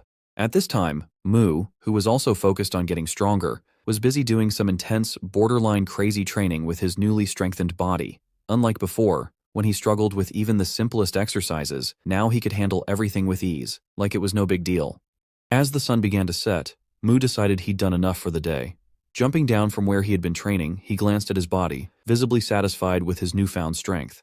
Not only had he recovered much faster than he'd hoped, but his physical strength had almost doubled. Like always, almost like it was a habit, he decided to show his excitement by swinging a punch. But this time, instead of throwing a random punch into the air, he confidently aimed at an iron rod nearby. The results were better than he could have imagined. Not only did he not break any bones, but for the first time, he didn't even feel pain in his hand. For a moment, he was thrilled with himself. But then, his happy expression quickly faded into disappointment as he remembered why he had come all the way out here in the first place. He had hoped to see Kang, in addition to squeezing in some training. Now that the sun was almost gone, Mu figured it was better to head back. He realized there might be a better chance of running into Kang at school in the next few days anyway. With that thought in mind, he decided to call it a day and leave. Mu left the training spot, leaving behind a reminder mark there, forever. As he walked through the streets, the disgusting smell of his sweat clung to the air around him. Luckily, no one was nearby to catch a whiff of the unpleasant stench. But as Mu unintentionally reached Kim's neighborhood, his sweaty scent had gotten so strong that it seeped through the air and hit Dragonling's sharp senses.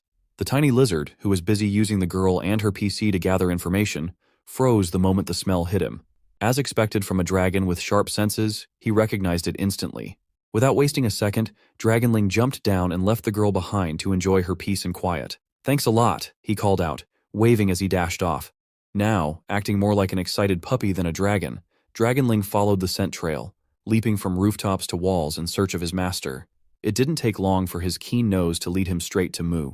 With one final leap, he dashed to the edge of a building and jumped right onto Mu's shoulder, landing perfectly in place. Mu was a little surprised to see him. The Dragonling greeted him and then proudly announced that he had completed what he thought was his mission. Neither of them realized that, in a nearby alley, someone was being beaten up. The Dragonling was thrilled that he had found a royal assistant for himself, one who promised loyalty to Mu too, but his excitement only distracted Mu, causing him to miss what was happening nearby as they walked past. However, after taking a few steps away, the Dragonling's sharp nose picked up something familiar. It was a scent that belonged to the guy he had been chasing earlier. The little lizard was right. It was Kang, acting like Batman and beating someone up in the shadows. But this time, the guy getting beaten wasn't just some bully or thug. He had stolen a bicycle. Instead of apologizing, the thief started threatening Kang, saying he'd send someone after him if Kang didn't let him go right away. As expected, that only confirmed for Kang that he had picked the right target, so he doubled down. Kang was so focused on dealing with the thief that he didn't realize Mu had appeared behind him, looking thrilled to have found him again. But it didn't last long. Kang quickly felt the danger behind him and turned to see who was secretly watching him. As soon as he spun around, he realized it was the same weird boy from the other day, the one who, despite admitting defeat, just wouldn't leave him alone. Everything seemed tense and on edge, except for the little Dragonling, who was facing the other way and clinging to Mu, insisting they were going the wrong way. The Dragonling kept pointing in another direction, saying they should head that way. As usual, Mu ignored his loyal companion and focused entirely on the person he had been searching for. Both of them locked eyes, Mu, looking determined, and Kang, unsure of what to do. Mu began moving, taking slow, deliberate steps forward. Kang, on the other hand, tried to explain that there had been some kind of misunderstanding, and that Mu shouldn't attack him like this. But Mu didn't care, not about the little lizard on his shoulder, nor about what Kang was trying to say. Mu suddenly picked up his pace, making it clear he was ready to strike. Kang still didn't show any intention of fighting back, at least, not until the very last moment. That's when he realized that if he didn't defend himself, things could go really, really badly for him. He quickly took a defensive stance, bracing himself to face Mu head-on.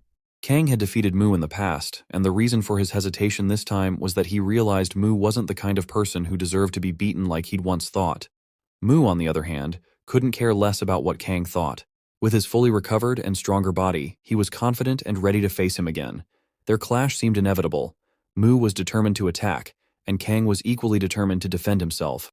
But surprisingly, nothing happened. Both of them froze in place, right in front of each other without making a single move. Mu had been pretending to attack, hoping to provoke Kang into making the first move so he'd have a reason to officially start the fight, but Kang didn't fall for it. The boxer guy, who had been watching Mu's movement closely, was shocked to see this wild-looking guy who had been chasing after him suddenly stop and show no intention of fighting. In the middle of their standoff, while Kang was fully focused on Mu, the thief seized the opportunity. With a quick move, he snatched Kang's weapon. Now, with the weapon in his hand and a solid excuse to fight, the thief was ready to make Kang regret ever defeating him so mercilessly. The thief swung the weapon at Kang, shouting in anger and aiming to seriously injure or even kill the boy, but Kang was faster than he expected. With a quick movement of his legs and a sharp turn of his head, Kang stepped out of the weapon's path just in time. As he dodged the attack, Kang realized that Mu was now the one directly in line to take the hit. Instead of feeling happy to see the creepy, overly persistent guy get hurt, Kang felt a pang of worry for his safety. But it was too late. He couldn't do anything to stop it now. Mu, on the other hand, had been watching the attack closely from beginning to end. He could have easily dodged it, or at least blocked it, but he didn't. After absorbing that magical orb, Mu had been itching for a fight. If Kang wasn't willing to face him, then who better to fight than this guy? The preemptive strike landed hard, right on top of Mu's head.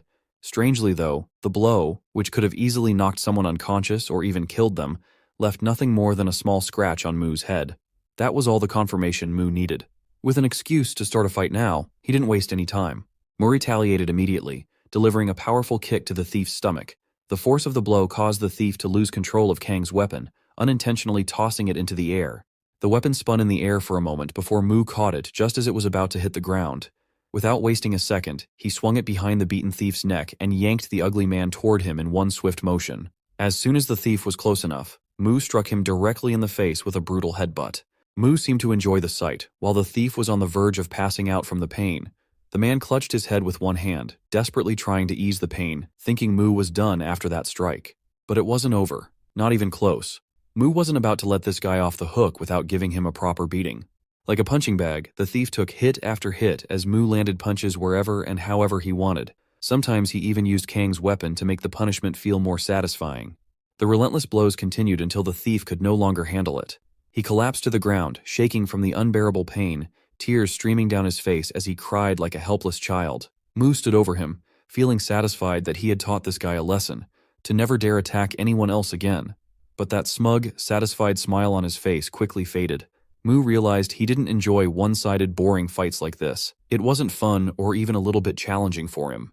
Mu thought back to how he felt when he first arrived on Earth and fought Lee's bully, or even that other guy, Hyung. He was far better and way more interesting than this one. Mu made up his mind. The only person worthy of being his opponent right now was Kang. No one else. Just then, he remembered that he had come here only to face Kang in the first place, not this ugly guy.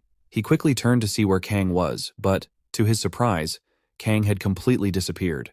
It seemed like Kang had taken the opportunity to make a run for it while Mu was busy with the thief to finish Kang's anti-bully job. As Kang hurried to get away quickly and quietly, he couldn't help but wonder how Mu kept finding and showing up wherever he went. Little did Kang know, that crazy-looking guy who seemed to enjoy fighting so much was actually a god. Even so, Kang was so caught up in trying to escape and get Mu's excited face out of his head that he didn't notice the dragonling. The little lizard looked completely distracted, obsessed with something on the other side of the street. As Kang rushed past, he accidentally kicked the dragonling right in the rear, sending the poor little thing flying forward. Kang was in such a hurry, though, that he didn't even stop to check what, or who, he had just kicked out of his way. A little while later, Kang arrived home. He stepped inside, casually kicked off his shoes, and sent them flying across the room without even bothering to use his hands. His mind was completely consumed with thoughts of Mu and that freaky face of his, always looking so pumped and ready to fight anyone. Just then, his sister, who had been outside, walked in.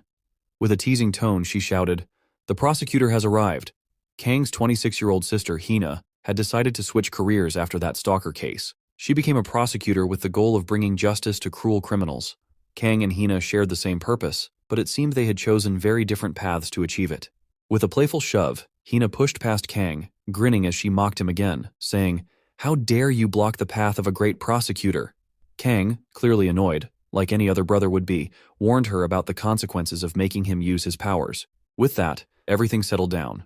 Hina headed to her room to change her clothes, but not before calling out to Kang, asking him to make ramen for both of them since there was nothing else to eat. As Kang stood there, he couldn't help but think about that wild day when his sister got injured. The way Hina was acting now, so lively and full of energy, made Kang wonder if she had truly moved on from that incident or if she was just pretending. It was something he couldn't figure out. For Kang himself, forgetting that day wasn't an option. The next day, while everyone else was peacefully heading to school, Mu was doing the same.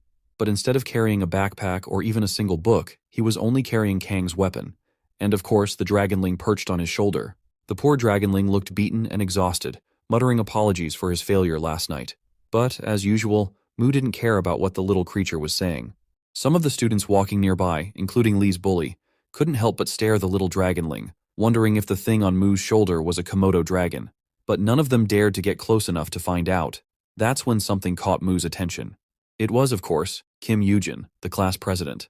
As soon as she spotted her little lovely lizard, her face lit up with excitement. She started jumping up and down, clearly thrilled to see her talking friend again. But her happiness didn't last long. Mu quickly reminded her that it was time for her to help him with the favor he'd asked for. That's when Kim remembered the deal she had made when she agreed to borrow the talking lizard the other day. Mu himself didn't have much information to go on.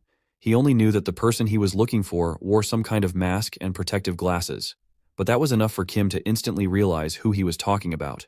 She told Mu she had heard stories about the guy, someone who acted like a bully hunter, stating he was famous for immediately pummeling anyone who behaved like a bully. Unfortunately, Kim didn't seem to have any detailed information about Kang beyond those common rumors, which left Mu feeling a bit disappointed. Still, he was confident they'd cross paths again soon, and next time, he swore he wouldn't let Kang escape so easily.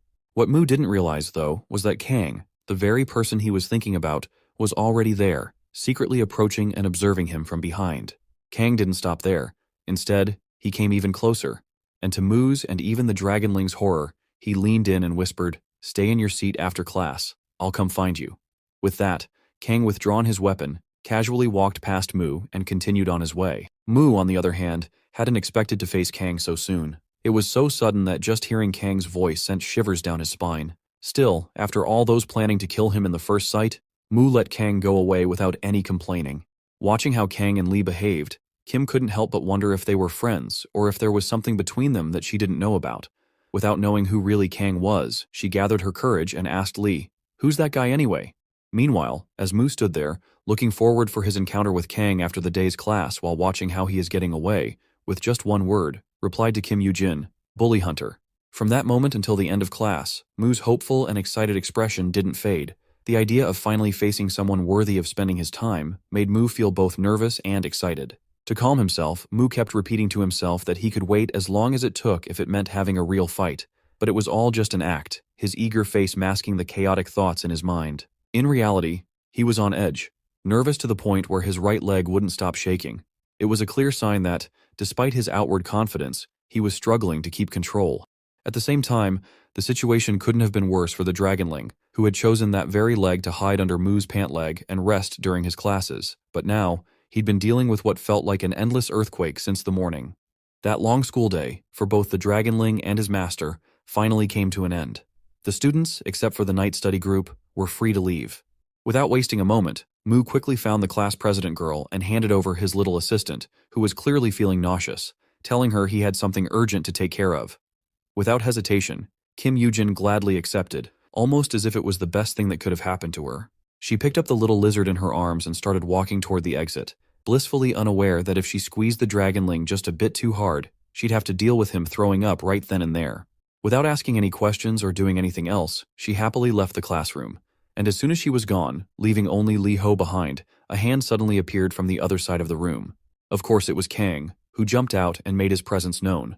The long-awaited moment had finally arrived for Mu, and he realized the time for the fight had come. Kang didn't waste any time. He stepped into the classroom, shut the door behind him, and reached into the depths of his backpack. With a calm but deliberate motion, he pulled out his training gloves and slipped them on. Mu was a little surprised, wondering if Kang was planning to do the same thing he had done before, when he used his belt to wrap around his hand for protection and better performance.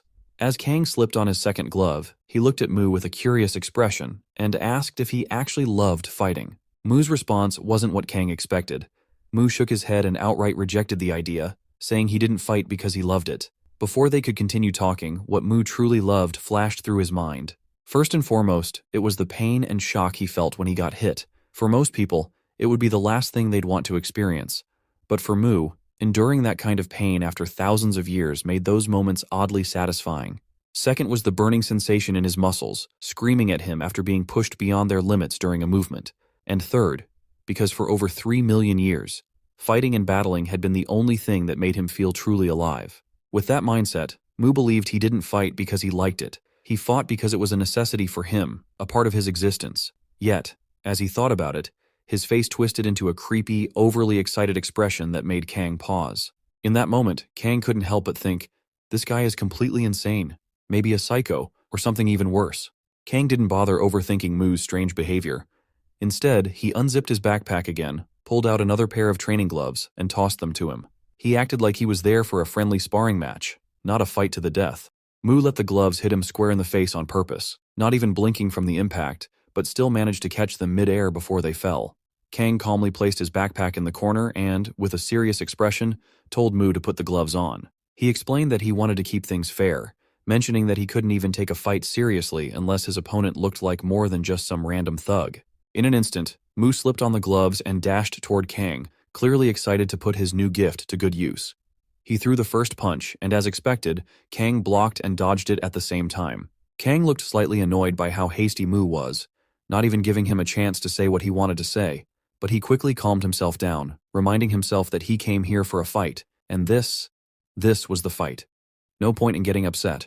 After exchanging a series of random punches and blocks, both of them stepped back for a brief moment. That short pause was all Kang needed to assess the situation and refocus. Drawing on his experience as a pro boxer, he reminded himself that the first thing he needed to do was relax his body and avoid letting his muscles stiffen up. This wasn't just about brute strength, it was about control. Kang took his first step, and that was all the opening Mu needed to charge in again, recklessly going for another attack. But unlike last time, Kang was more than ready.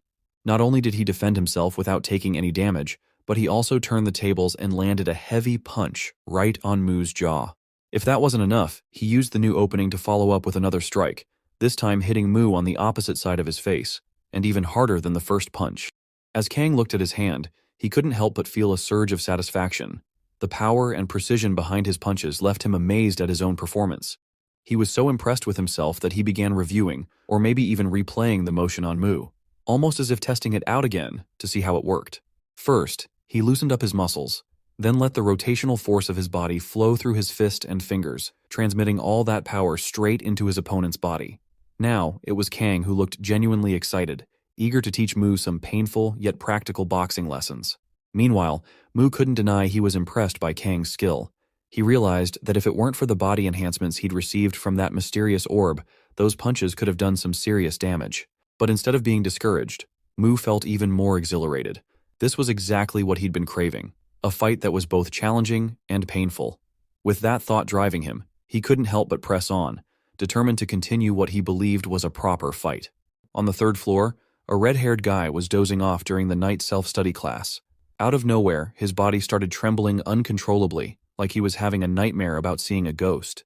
He jolted awake, looking completely disoriented, as if he had no idea where he was. Once he snapped back to reality, he noticed a not-so-friendly note on his desk. The message called him out for always sleeping during class. Without bothering to figure out who left the note, he glanced at the clock on his phone and decided it was time to leave. He grabbed his backpack, stood up from his seat, and, a few moments later, found himself on the stairs, heading down to exit the school. Feeling a bit hungry, the scruffy-looking guy pulled out a snack from seemingly nowhere and started eating it. As he reached the second floor, something weird caught his attention. A shadow moving up and down in the second year's class at this hour. It was clearly someone, or maybe two people, but he couldn't tell who or they. That shadow, of course, belonged to Mu and Kang, who were still locked in their fierce fight. At that moment, Mu found himself cornered, with no way to do anything but defend himself. Thinking fast, he came up with an idea.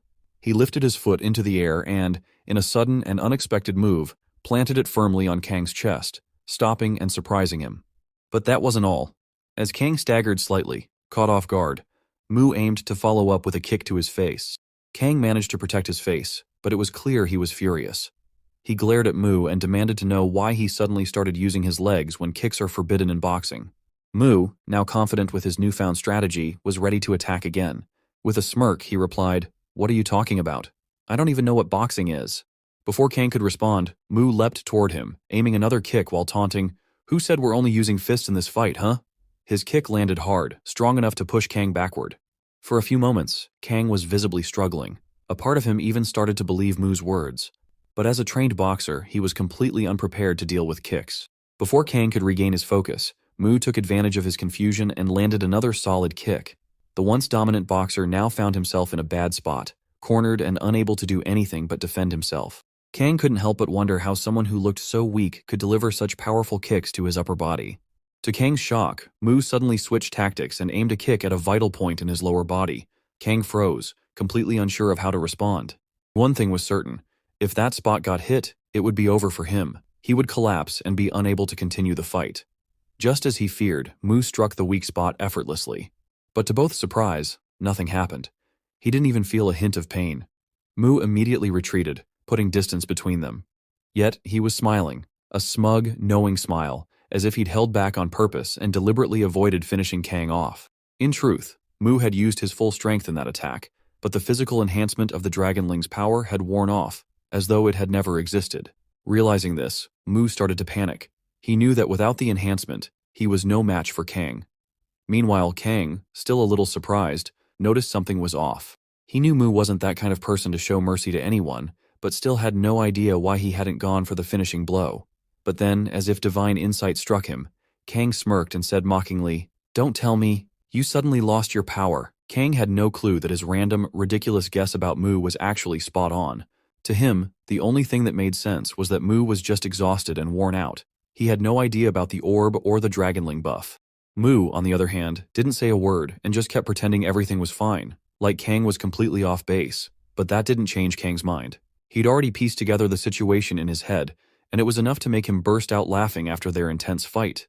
Mu looked like he had no idea how to keep going in this mess of a battle. Meanwhile, the red-haired guy standing behind the classroom door was watching them. The sight of two awkward-looking people trying to fight each other while laughing like it was some comedy show wasn't exactly entertaining for him. In fact, it was so annoying that he decided to just leave instead of wasting any more time on their silly fight. It wasn't clear if this scruffy-looking guy was strong or skilled, but for some reason, watching Kang and Mu's battle left him feeling grossed out. Just as the red-haired guy walked off, Kang finally stopped laughing.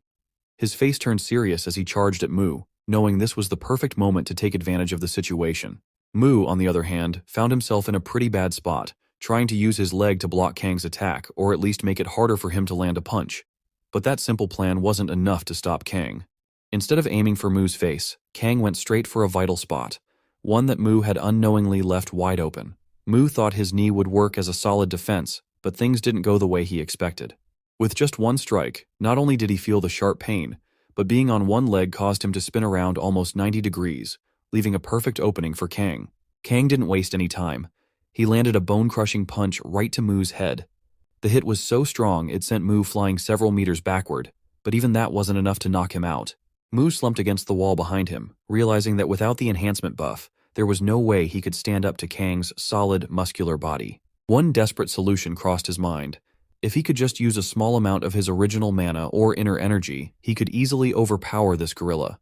But since he'd already tried and failed to use his mana several times, that idea didn't seem very reliable right now. Still, Mu decided to take a chance, because even the smallest shot at doing the impossible was better than nothing. He pushed himself up to his feet, gathered his courage, and focused as hard as he could to summon even a tiny bit of magic into his fist before attacking.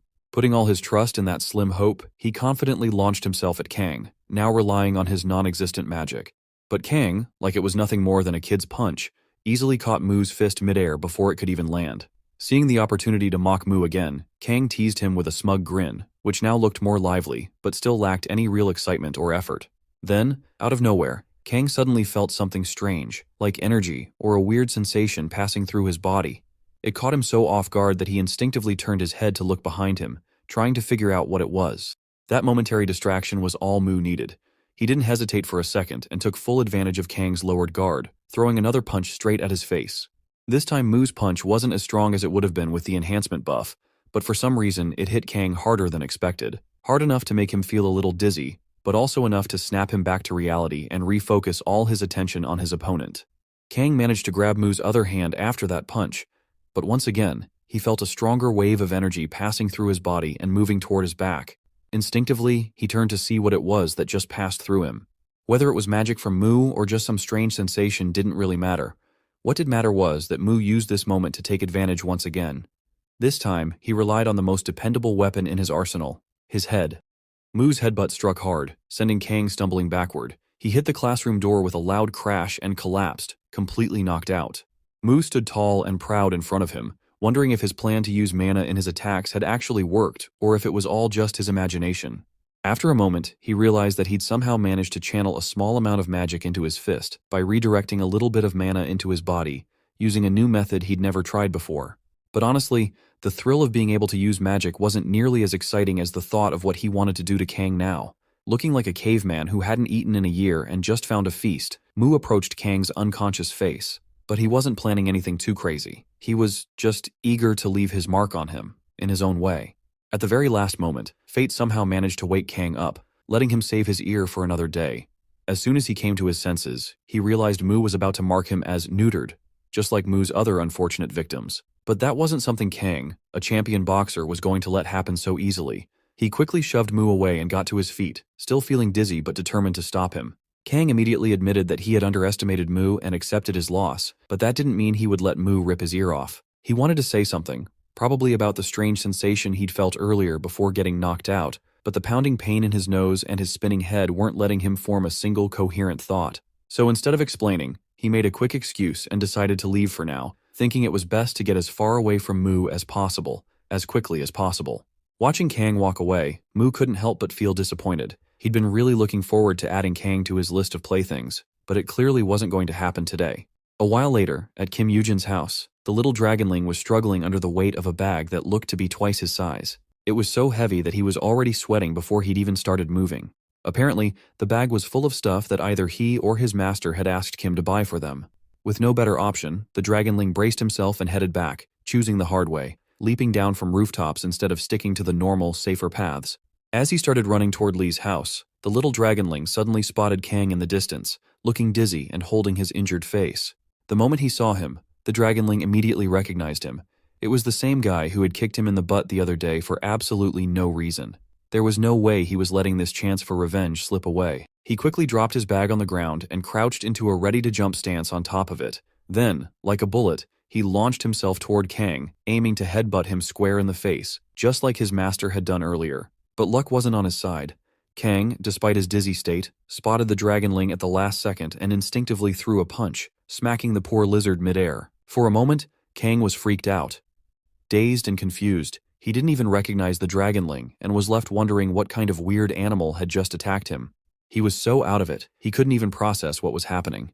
Kang thought about giving the dragonling a proper beating for scaring the hell out of him, but in his current condition, that just wasn't an option. Instead, he shook his head, muttered something under his breath, and continued on his way, desperate to get home and rest. As soon as Kang disappeared, someone else arrived at the scene, standing over the dragonling's crumpled body, and of course, it was none other than Mu. He stared down at the dragonling, beaten and sprawled out on the ground, wondering if the little guy was dead or still alive, and, more importantly, what was inside that bag lying next to him. The next morning, Mu was walking through the streets on his way to school again, but this time with one noticeable difference. He was wearing a brand new school uniform and carrying a dragonling on his new backpack. The dragonling seemed perfectly content being carried like this. It was definitely more comfortable and secure than sitting on Mu's shoulder or hiding under his clothes.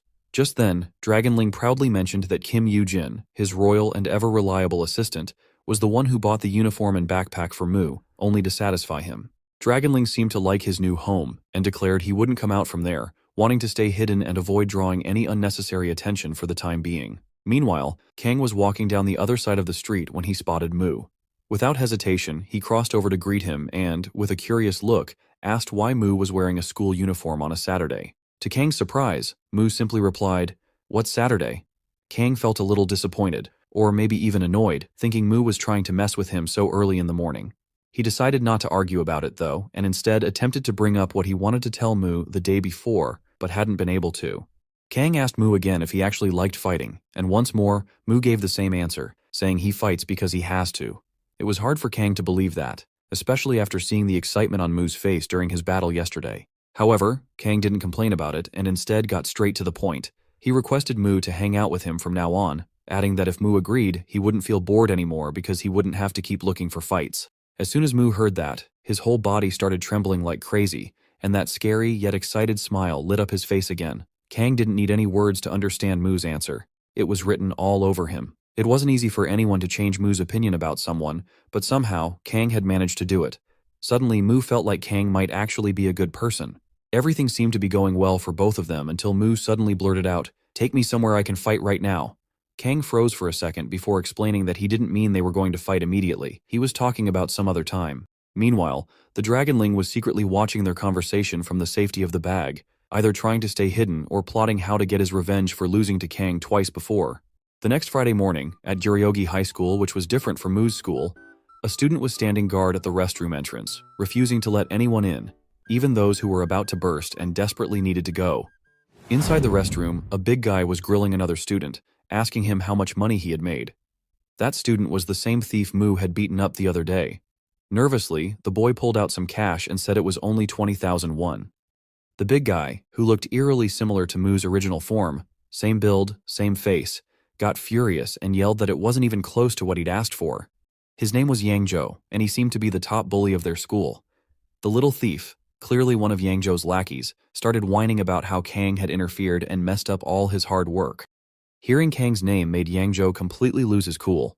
He threw a heavy punch at the wall, his face turning red with frustration as he couldn't handle the idea of some random guy constantly ruining things for him.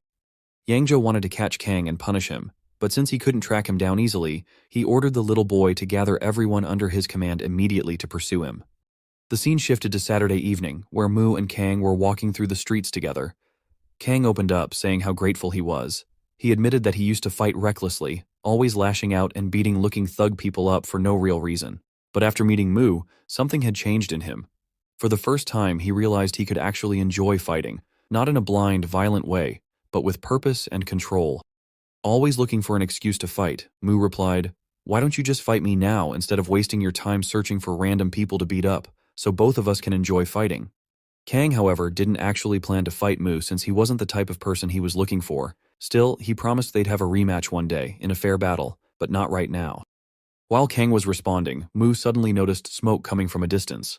Kang noticed it too and looked surprised. Out of curiosity, he sniffed the air and it smelled like cigarette smoke.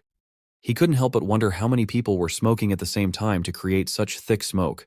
Without wasting time, he quickly put on his mask and then glasses, figuring it was probably time to meet their first target of the day. Without hesitation, and as always, Kang jumped into action, using the dense smoke to sneak closer unnoticed. Two guys were standing in front while more were hanging out deeper in the alley. One of the guys in front spotted Kang before the others did, but assumed he was just a passerby. With an arrogant tone, he demanded Kang hand over his wallet. At that moment, Kang knew for sure he'd found the right target. Without a second thought, he threw a punch straight to the guy's face. Seeing Kang's appearance and this action, the other guy suddenly recognized him as the famous bully hunter and shouted in alarm. His yelling immediately caught the attention of the rest of the group, making Kang realize he was now up against at least 5 more people. He hadn't expected to run into so many bullies at once, and that's when it hit him. He wasn't alone. He quickly called out to Mu for help. Mu, who had already covered his head with a jacket to hide his identity, was blushing with excitement at the thought of a proper fight. Kang fearlessly charged at them first, shouting for Mu to follow. But Mu just stood there, trembling, not out of fear, but from being overly excited. Same as before, he couldn't start fighting like this. He needed someone to throw the first punch at him. Just then, the guy Kang had punched earlier grabbed Mu's leg and, confused by why he was just standing there, asked if he was with Kang. The answer was obvious. And since Mu had been waiting for any excuse to start, he decided to count that as a pinch, and the first strike he needed to officially join the fight. With that, he launched into action. In less than a few minutes, the two of them had taken care of the thugs, giving them a proper and well-deserved beating. However, Mu found it all incredibly disappointing. These guys were nothing but weaklings, going down after just 1 or 2 hits. It wasn't nearly as fun or challenging as he'd hoped. Kang, on the other hand, was satisfied with the outcome. Spotting a small bag on the ground, he immediately picked it up and handed it back to its owner, the person who had been cornered and robbed by those thugs. It was a red-haired girl, already pushed to her limits, desperate to be rescued. But she wasn't just some random stranger, and Kang immediately recognized her. She was from his school, even in his class, the same girl he secretly had a crush on. Before Kang could say a word to comfort her or even get a simple thank you, several other guys showed up at the scene. Dragonling tried to warn his master, but Mu had already noticed them. These guys weren't random. They were here because one of the thugs, before getting beaten, had managed to send a message saying they'd spotted Kang. They called him Iljime, which in Korea meant someone like Robin Hood. The guy who got that message, of course, was Yangjo. And now, Yangjo and his gang had arrived, ready to punish Kang for always interfering and messing up their so-called work. Seeing them, Kang realized it was time to get serious. Without hesitation, he decided to continue the fight with his weapon. Meanwhile, Mu's disappointed expression quickly turned into one of pure excitement as he realized the fight wasn't over yet. The real fun was just about to begin. Under Yangjo's command, his gang charged at Kang and Mu all at once, determined to take them down by any means necessary. Kang and Mu stood their ground, calmly waiting for them to make the first move. Mu, however, was struggling to keep his emotions in check. He was so thrilled at the thought of an all-out brawl that he couldn't stop himself from drooling uncontrollably. Mu didn't wait for Kang to say anything. Without wasting a second, he charged at the group, taking them down one by one with a single strike each and moving on to the next opponent like it was a game. He knocked out 3 in a row, and just when he thought things couldn't get any more fun, a heavy slap landed across his face. Of course, it was Yangjo. With that single and effortless move, Yangjo had caught Mu off guard and thrown him to the ground. Looking annoyed, Yangjo demanded to know why there were 2 Iljimes, when, as far as he was concerned, there should only be 1. Meanwhile, a little further away from the chaos, the red-haired guy, Heijin, who had been disgusted watching Mu and Kang fight the other day, happened to be passing by. He was muttering to himself, wondering why his calls hadn't been answered. But as he walked a few steps closer, the noise from the commotion caught his attention. Curiosity got the better of him, and he couldn't resist checking out what was going on. What he saw was a mess. A bunch of guys fighting and going at each other like a pack of wild goats. Just like last time, Heijin felt disgusted after watching only a few seconds of the brawl. But just as he was about to ignore it all and walk away, something stopped him in his tracks. His eyes caught sight of the girl backed into the corner and Kang standing in front of her, ready to protect her with everything he had. For a moment, Heijin froze. Something about seeing that girl made him lose his temper entirely. The reason behind Heijin's disgust toward fights went all the way back to his childhood, back when his father was an MMA champion. To Heijin, his father was everything, someone he deeply respected and admired, the strongest person he knew. He couldn't have been prouder to call him his dad. But everything started to change when his father began using some kind of illegal drugs to get stronger. At first, it wasn't obvious, but over time, things spiraled out of control. His father became addicted, and the effects of the drugs made him lose his mind at times. Heijin was just a little kid back then. He didn't understand much about drugs or addiction, but it didn't take long for his view of his father to shatter completely. The man he once saw as his hero became a monster, turning their home into a living nightmare.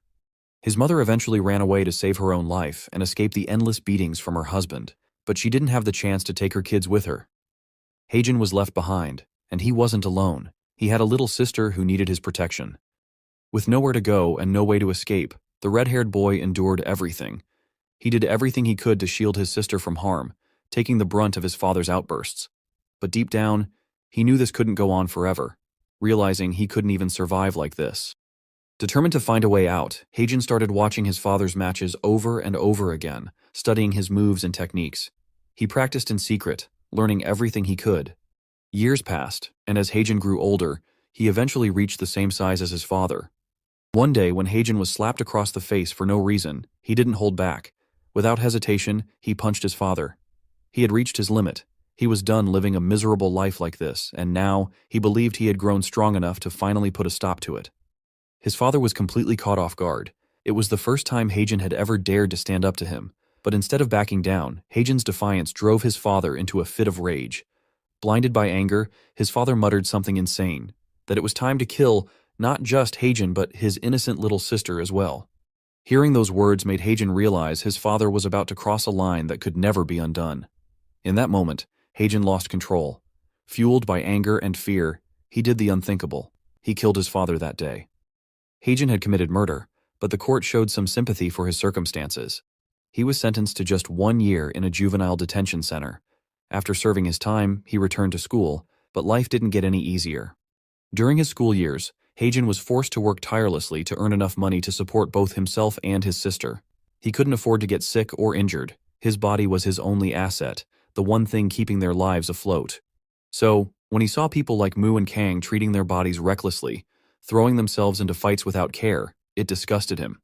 But now everything felt different. This time, he couldn't look away. He couldn't ignore the situation, especially since that girl was his sister, the sister he had devoted his entire life to protecting. Her safety was at stake, and he couldn't turn a blind eye. Her name was Daljun, and she still hadn't noticed Heijin standing a little distance away. Her brother couldn't help but wonder how she had ended up in this situation, but in the end, it didn't really matter. All that mattered was keeping her safe.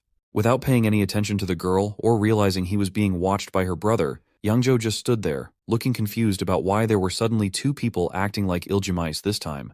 Unfortunately, Mu had collapsed to the ground, unconscious, while the horrified dragonling nervously tried to wake him up. Thinking he was done here and ready to deal with the next Iljimai and end this nonsense, Youngjo didn't even notice Heijin appearing behind him. Out of nowhere, with a sudden and unexpected strike, Heijin hit Youngjo's weak spot, catching him completely off guard. Shocked, Youngjo dropped to his knees, unable to figure out who had the nerve to attack him from behind. But that wasn't the end of it. Heijin grabbed Youngjo's head with one hand and used all his strength to slam it into the ground, finishing off the big guy as quickly as possible. Meanwhile, the dragonling was desperately trying to wake his master, shouting louder and louder. But before he could finish his task, Heijin stepped on him. Not to hurt him, but simply to walk past and get to his sister as fast as he could. Kang noticed his presence shortly after but couldn't figure out who he was or why he was there. Kang was even more baffled when, in the blink of an eye, Heijin took down 2 bullies like it was nothing. Only 2 thugs were left, and before they could react, Heijin reached them, grabbed their stunned faces, and slammed their heads against the walls beside them. When he reached Kang, Heijin gave him a cold, serious look and said they had all crossed a line they should have never even thought about.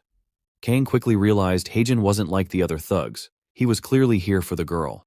Panicking, Kang tried to explain himself and the reason he was there, but before he could get a word out, Daljun suddenly shouted, "Brother!" That distracted Kang, making him wonder if Daljun and this guy were actually siblings. From their looks, the answer seemed obvious, but before Kang could fully wrap his head around it, Heijin took the opportunity to attack. As a champion boxer with fast reflexes, Kang noticed Heijin's approach and threw out a random punch to defend himself, but Heijin easily dodged it and found the perfect opening to strike. Surprisingly though, instead of punching or kicking, Heijin just placed a hand on Kang and gave him a firm push, making him stumble backward without actually hurting him. Then, without wasting any time, Heijin grabbed the frightened Daljun's hand, pulling her and saying, "Pull yourself together and run with me." They started running, but before Daljun could take more than a few steps, she accidentally dropped her small blue wallet, or whatever it was, without realizing it. Heijin, however, had no time to point it out. He suddenly noticed a much bigger problem standing in their way. Blocking the exit of the alley and looking absolutely furious was Yangzhou, and this time, he wasn't messing around. Yangzhou began shouting angrily, demanding to know who Heijin was and why he suddenly showed up and ruined everything. But Heijin had no intention of answering his questions or stopping for a chat. He was ready to force his way out, but before he could make a move, someone else stepped in and did the job for him. Out of nowhere, Yangzhou was caught for the second time and punched square in the face. It was Mu. He had regained consciousness after the earlier attack and took this chance to strike back. Heijin hadn't noticed Mu until now and was momentarily confused, wondering who this guy was and where he'd come from to clear the path for him. But there was no time for questions. Heijin used the opportunity to take his sister and get them out of there. Meanwhile, Mu seemed overly thrilled to be back in the fight, excited not only to have been beaten but to dish out some hits of his own. Kang, however, scolded him, demanding to know why he had exposed his face and made himself an easy target for everyone. Back where Yangzhou was, he was struggling to even stand, disoriented and trying to figure out where the second hit had come from. He raised his dizzy head just in time to see the 2 Iljimais running off in the distance. He wasn't in any condition to stop or even chase after them, and the realization made his temper boil over. Swearing loudly, he promised himself that he would find them again, and when the time came, he would tear them apart one by one. The scene shifted to a few hours later, where Kang had sketched a simple picture of Yang Zhou. He was trying to explain to Mu who that guy really was and what their next move should be. According to Kang, Yang Zhou was one of the most infamous delinquents in the area. But it wasn't just him. There were two others like him, Kwok Do-gyeon from Gyeokugi High School and Kim Chun-gu from Hwiparam High School. Together, the three of them were known as Godori. Each one was the top bully in their respective school. Mu didn't know much about the other two, only Yang Zhou, and Kang didn't want to focus on them for now. He just wanted to explain the situation so Mu could better understand what was going on in the area. After introducing the top three delinquents, Kang mentioned that they didn't used to cause this much trouble, at least not until Yang Zhou showed up and changed everything. Things had gotten so bad that members under Godori command were now extorting money from people in broad daylight. Kang also pointed out that the guys they fought earlier, before Yang Zhou arrived, were probably part of the Godori gang, but not directly under Yang Zhou's command. Based on everything Kang had seen and figured out so far, it seemed like Yang Zhou was the key figure in the gang, and that's why he acted like the leader back then. Despite how carefully and thoroughly Kang tried to explain everything, Mu still looked lost and clueless, like he hadn't understood a single thing Kang had said from the start. He asked Kang to explain the delinquent and extortion parts again from the beginning because he couldn't remember what any of it was about. When Mu also mentioned that he didn't even know what Godori meant, Kang lost his temper. He snapped, asking if Mu even had a brain and, if he did, why it seemed like it was just for decoration and not actually working. That's when Dragonling popped out of his little hiding spot, unable to sit quietly while his lord was being insulted like that. Perching on top of Mu's head with his newly sprouted tail, he shouted at Kang and even called him a bastard. Acting overly confident again, like he was still in his original mighty form, Dragonling demanded to know how Kang dared to be so rude to God Mu. Shocked, Kang had no idea what Dragonling truly was and was completely caught off guard by his sudden appearance. He stared at him, confused, and mumbled, wondering what kind of frog could talk like that. Of course, calling him a frog didn't exactly sit well with Dragonling, who still believed he was a mighty dragon. Mu, as casual as ever, introduced Dragonling as something like his assistant or maybe a friend, which only made the situation even weirder. At this point, Kang couldn't help but feel suspicious about the whole thing going on with Mu. The way Mu seemed completely clueless about everything, even basic stuff, like the names of the days of the week, made Kang wonder if he was missing some fundamental knowledge entirely. And now, adding a walking, talking frog as his assistant? It didn't take long for Kang to form some quick conclusions about the strange mess he had gotten himself involved in. Mu was kind of impressed that a mere human like Kang had already figured out he wasn't originally human. Both of them ended up speaking their minds at the same time. Kang openly wondered if Mu was an alien, while Mu casually declared that he was a god. But to Kang, Mu looked like anything but a god. And staying true to his clueless nature, Mu immediately asked what Kang meant by alien, clearly having no idea what that was. This whole back-and-forth conversation was happening in President Kim's house. She couldn't help but wonder why they were even there while she was being forced to mend Mu's ripped-up shirt for him. A few minutes later, her annoyed expression softened into a happier one when Dragonling plopped down on her feet and started playing with her phone. To simplify things for Mu's tiny brain, as Kang put it, he explained that, whether he was a god or an alien, their target for now was the big guy who slapped Mu and knocked him down before Mu managed to punch him later. Kang was clearly blaming Yang Zhou for everything that had happened to Daljun, and just thinking about what she'd gone through made Kang's blood boil with anger. Mu, on the other hand, finally understood who they were supposed to focus on. He was oddly kind of happy about having had a real fight, even looking back on the unique experience of getting beaten up by Yang Zhou. But deep down, Mu also knew the truth. There was no way he could take on Yang Zhou in a proper, fair fight, especially not in his current state. The size difference alone made it a nearly impossible challenge for him. Mu suddenly felt excited again. The thought of fighting someone stronger than him felt like the best challenge he could ever have, but reality hit him hard a moment later as he realized he could easily get knocked down again. To avoid that, he knew he needed to train harder, much harder than before. Kang agreed, pointing out that Mu was no match for Yang Zhou and suggesting he come train at Kang's gym. However, Mu immediately shot down the idea, saying he didn't like Kang's training style, which focused only on bare-knuckle fighting. Mu believed he needed a completely different kind of training, something more diverse, more intense, and way rougher than anything he'd done before. Just then, Dragonling, who had been playing with Kim's phone, suddenly perked up.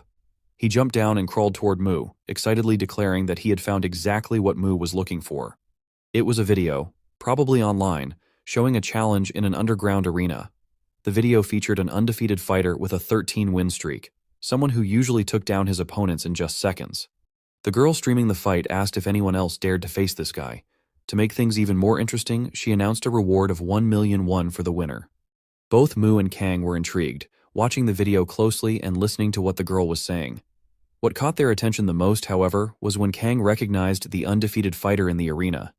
He confirmed that the guy was one of the Ghidorah gang members. Mu, wanting to be sure, asked Kang for more confirmation. "Are you saying he's part of the gang you mentioned earlier? The one we need to deal with?" Kang nodded, confirming it. That was all Mu needed to hear. He immediately set his next goal. He would use this chance to train hard, defeat Yangzhou, and after that, he would take down Ghidorah gang one by one. That was on Earth, but things looked way more serious in the divine realm. A powerful magical attack had struck the domain of the Earth god. The attack was devastating, and from the way it hit, it was obvious Lucifer was behind it. He was throwing everything he had into breaking through Earth's barrier, determined to get his shot at finishing off Mu. This time, he even pushed himself beyond his limits, convinced he'd managed to create a crack in the barrier. He knew if he didn't take advantage of this moment while Mu was still weak, he'd end up in a life-or-death situation once Mu regained his strength. As the smoke and dust around the mini-Earth began to clear, Lucifer couldn't take his eyes off it, desperate to see the results. But to his disbelief, the mini-Earth was completely unharmed, not even a scratch on its barrier, even after Lucifer's ultimate move. As expected, Lucifer couldn't stand the sight of his failure. He was sure the barrier should have been shattered by now. What made him even angrier was the memory of that day when Mu had effortlessly, with just a flick of his finger, broken through the barrier of Lucifer's planet and tossed that ugly boy inside it like some worthless object, without even caring about Lucifer's opinion. The fact that he couldn't do the same, no matter how hard he tried, made Lucifer feel like he was going to explode with rage. The situation on Earth wasn't much better for Yangzhou either. He was burning with anger, just like Lucifer. Unable to keep his cool and maybe trying to calm himself down a little, he started punching and kicking the door in front of him while shouting and cursing at the Iljimays for unfairly beating and humiliating him. He stood there, struggling to not think about it, at least for now. But then it became obvious. The door he was attacking was a bathroom door, and some poor guy was trapped inside. The guy freaked out so badly that he lost control 3 times before realizing what was going on. Yangzhou eventually walked out of the public restroom, feeling defeated. All he could think about was how he'd been beaten up and humiliated by a bunch of weaklings, and to top it off, he hadn't gained anything from the day. The guy who had been waiting outside for him, the same small guy from before, tried to cheer him up. With a smug grin, he pulled out something he'd swiped, Daljun's blue wallet, which she'd dropped without realizing it. Yangzhou snatched the wallet and started shaking it up and down to see what was inside. A few measly coins fell to the ground, and that's when Yangzhou lost it. He thought the little thief was mocking him by offering such a pathetic amount of money. What he didn't notice right away was that Daljun's ID card was also inside the wallet and had fallen onto the floor near the coins. It was her school identification card, and apart from the school's name, it had her photo, her full name, and other details on it. Yangzhou picked up the card and stared at it carefully. After a few seconds, his mood completely shifted. A sly grin spread across his face as he realized he could make good use of this information to finally get back at those damn Iljimays. That day ended without much explanation, and the next morning, Mu and Dragonling were walking through the streets. Dragonling was trying to help guide him to his destination by reading the map President Kim had drawn for them earlier. It seemed like Mu was heading toward the arena, the place Dragonling had shown him in the video the other day. Before long, as a guy with a dog was about to pass by them, Dragonling accidentally let out a small fart. Neither Mu nor the guy seemed to notice and just kept walking, completely unaware of what had happened. But for the dog, with its sharp sense of smell, it was impossible to ignore. The moment that little fart reached its nose, the dog snapped. It completely lost control, going on a rampage. Whatever that fart contained or however it smelled, it clearly hit the dog in the worst way possible. Without hesitation, the dog lunged at Dragonling and gave him a solid bite on the butt, like it was trying to punish him and seal his exit so he wouldn't do something that gross again. Once the dog had delivered its justice, it calmed down and let Dragonling go, but not without leaving him with a lesson he'd never forget. As they started to part ways, both Dragonling and the dog shot angry glares at each other. Dragonling, confused and still sore, couldn't figure out why he'd suddenly been attacked by such a lowly creature. Assuming the dog was just crazy, he vowed to get his revenge someday. A few minutes later, with Dragonling's guidance, they finally reached their destination. The little girl from the video was sitting at a table, reviewing participants and either accepting or rejecting them based on their fighting experience. When it was Mu's turn to be evaluated, the girl immediately noticed he was a high schooler because of his distinctive school uniform. She even recognized which school he was from, but just to confirm, she asked if she was correct. Before Mu could respond, Dragonling popped his head out of his hiding spot and whispered for him to just say yes and agree with her. Clueless as always, Mu did exactly what Dragonling told him to do. The girl then moved on to her next question, asking what kind of fighting experience Mu had that qualified him to participate in the arena. Once again, Mu had no idea what she was talking about or what she meant by experience. Sensing his confusion, the girl tried to explain further. She was asking about any kind of fighting background, like boxing, wrestling, martial arts, or even street fighting. This time, Mu finally understood what she meant. He paused, started counting on his fingers, and looked like he was trying really hard to calculate something. With Dragonling's help and using every ounce of brainpower he had, Mu confidently announced he had 3 million years of all sorts of fighting experience. The people standing in line behind him immediately burst into laughter, thinking he was just some clueless idiot trying to be funny. Unlike others, the girl in charge of accepting participants actually liked Mu's answer and decided to let him join the fight. She then asked for the entry fee, which was 50,000 won for those who passed the interview. From behind, Dragonling pulled out some money from who knows where and handed it to Mu. If anyone was curious where he got the cash, you would probably figure out that the sneaky little lizard was a pro thief who had taken advantage of Kim's trust to swipe her wallet. However, since neither Mu nor Dragonling could count money properly, they didn't realize they only had 46,000 won, 4,000 short of the required fee. Luckily, the girl seemed to like Mu, so she let it slide and gave him a discount for the remaining amount. With that taken care of, Mu stepped aside to make room for the next person in line to be interviewed. As Mu walked away, something caught his attention, making him stop and turn his head to get a better look. It was a big guy in a green hat and jacket, casually leaning against a column, lamppost, or whatever it was. Mu stared at him for a few seconds, observing him closely. Something about the guy's appearance and physique grabbed his attention. From the sheer size and definition of the boy's muscles, which Mu could easily spot even at a glance, it was obvious he was someone who trained seriously. Mu wasn't entirely sure though, as he hadn't seen the man's face, but based on his overall appearance, Mu suspected it might be the same guy Kang had mentioned, the one from Godori. The guy had completely captured Mu's full attention, but strangely enough, it seemed like that boy, despite standing out so much, wasn't paying any attention to his surroundings at all. The situation got a little weird a few minutes later when the event was about to start, and the guy finally revealed his face. Turns out, it wasn't a guy at all. It was actually a girl, or at least a guy who looked way too much like a girl. The little girl in charge of streaming the event decided to kick things off with an introduction of the undefeated champion. Both the champion and the announcer girl stood in the center of the arena, while the others formed a wide circle around them, keeping some distance. The short girl tried to hype things up, shouting the champion's name, Whistlego, a fighter with an impressive record of 13 wins in a row. And then, of course, there was Mu. Acting clueless as always, he stepped forward like an idiot, completely unaware that this wasn't supposed to be a one-on-one fight just between him and the champion. He planted himself in the middle of the arena, got into a fighting stance, and declared he was ready to start the battle. His unexpected behavior caught everyone off guard, including the short girl who was trying to run the show. But Mu, as usual, didn't seem to notice the shocked reactions around him. Instead, with a goofy smile on his face, he announced that he was about to start the fight right now. And unlike his usual approach of waiting for a preemptive attack, Mu decided to go for it first this time.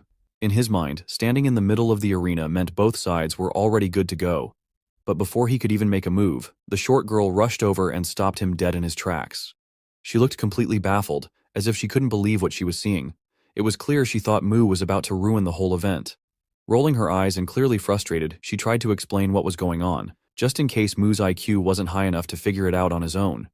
She reached into her small pocket, pulled out a piece of paper, and held it up for Mu to see, explaining that he needed to follow the rules and couldn't just jump in and fight the champion like that. The paper showed the tournament format, where everyone had to participate in battles first, and the winners of each match would face off until only one person was left standing. It seems Mu decided to cooperate, and almost an hour later, 3 battles had already finished, and the winners had been decided. Now, it was finally Mu's turn. He stood in the spot he had been waiting for all along, ready to fight. His opponent, as fate would have it, turned out to be the same guy whose dog had attacked Dragonling earlier. The little girl hosting the event once again tried to hype things up and make the battle more exciting. She introduced Mu as the self-proclaimed fighter with 3 million years of experience, a statement that, of course, No one believed. Then she introduced his opponent as a master of Chinese martial arts, a polite and composed guy, unlike his chaotic dog. Dragonling was watching the match from a distance, his eyes darting around as he overheard people placing bets on the fighters. He felt a sense of pride and excitement knowing that his lord's match was finally about to begin after what felt like forever. But just as he was getting into it, his attention was pulled away by something else. On the other side of the arena, a dog was barking nonstop, making such a racket that it was hard to ignore. Even with all the noise and commotion around, the constant barking was so irritating that it managed to cut through the crowd's excitement and found a way to annoy Dragonling. The dog seemed strangely familiar to the Dragonling. Its crazy-looking face and wild behavior practically screamed its identity. After a moment, the Dragonling finally remembered. It was the same dog that had bitten his butt earlier when they were on their way here. Fueled by the memory of that painful attack, he suddenly leaped out of his nest, not with a small, simple jump, but with such force and height that people thought a bird was flying overhead. In the blink of an eye, he landed on the ground, not clumsily like a lizard, but with the grace of a skilled master. His landing was near Mu, startling his lord, who couldn't help but wonder what was going on. But the Dragonling was too furious to respond to Mu's question.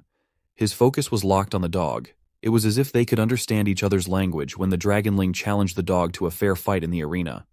To everyone's surprise, the dog seemed to understand him. Shaking its head wildly, it broke free from its collar.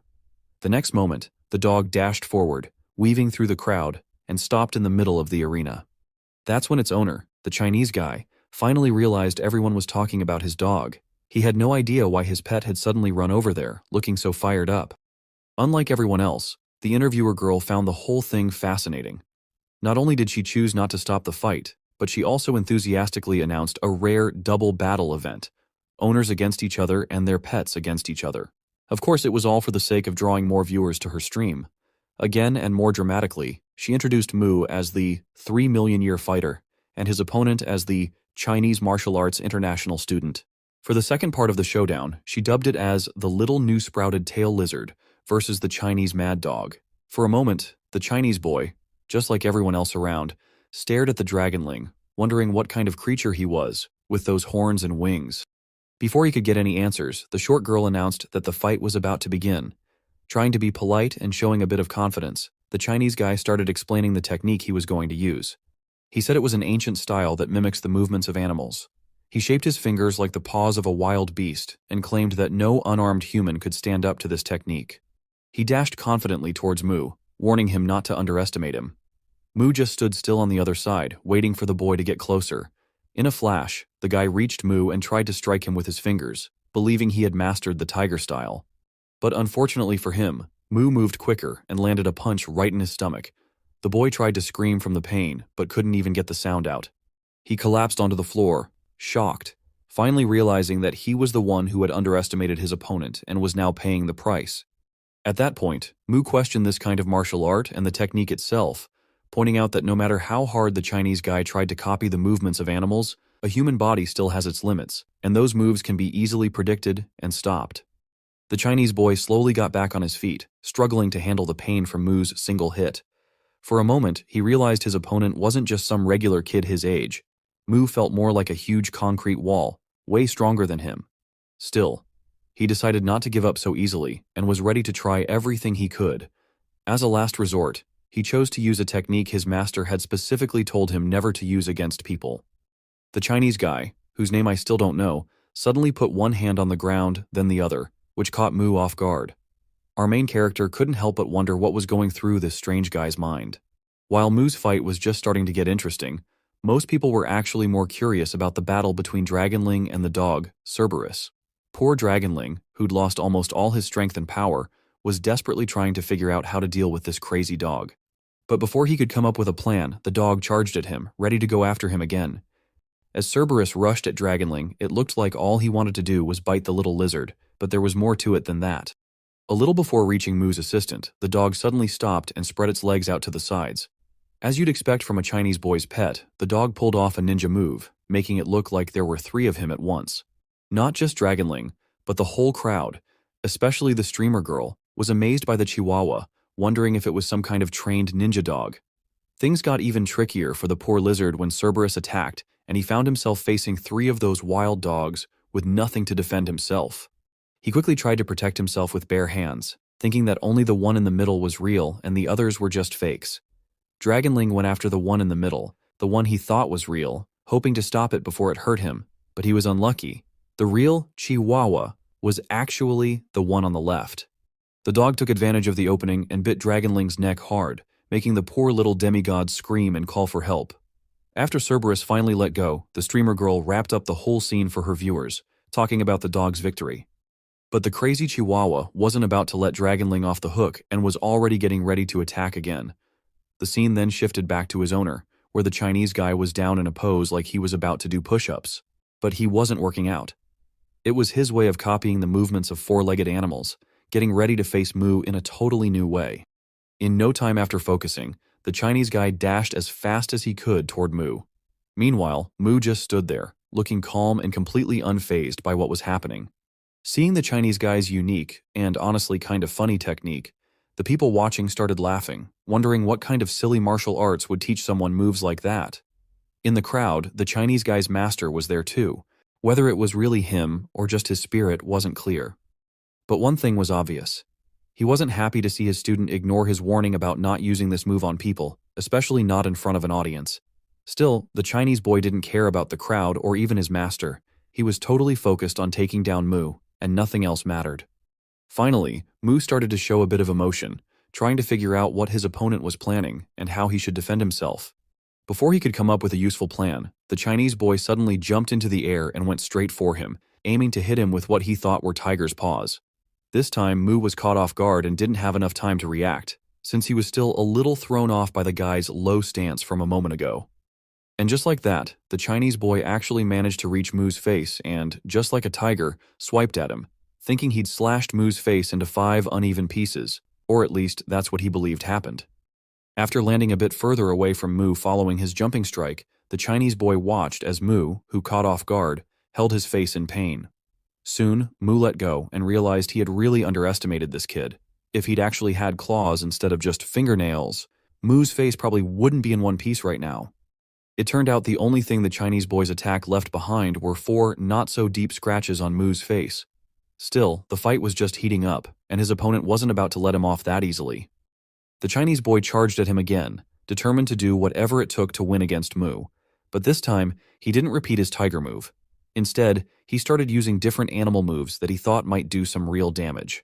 One moment he was copying a cat's style, the next he went wild and actually bit Mu's leg like his chihuahua, and after that, he tried to back-kick Mu in the face like an angry horse or donkey. Mu started to realize he couldn't figure out how to fight back, since he'd never faced anyone who fought using all sorts of four-legged animal moves at once. Our main character began to feel stuck, because he just couldn't predict any of his opponent's next moves.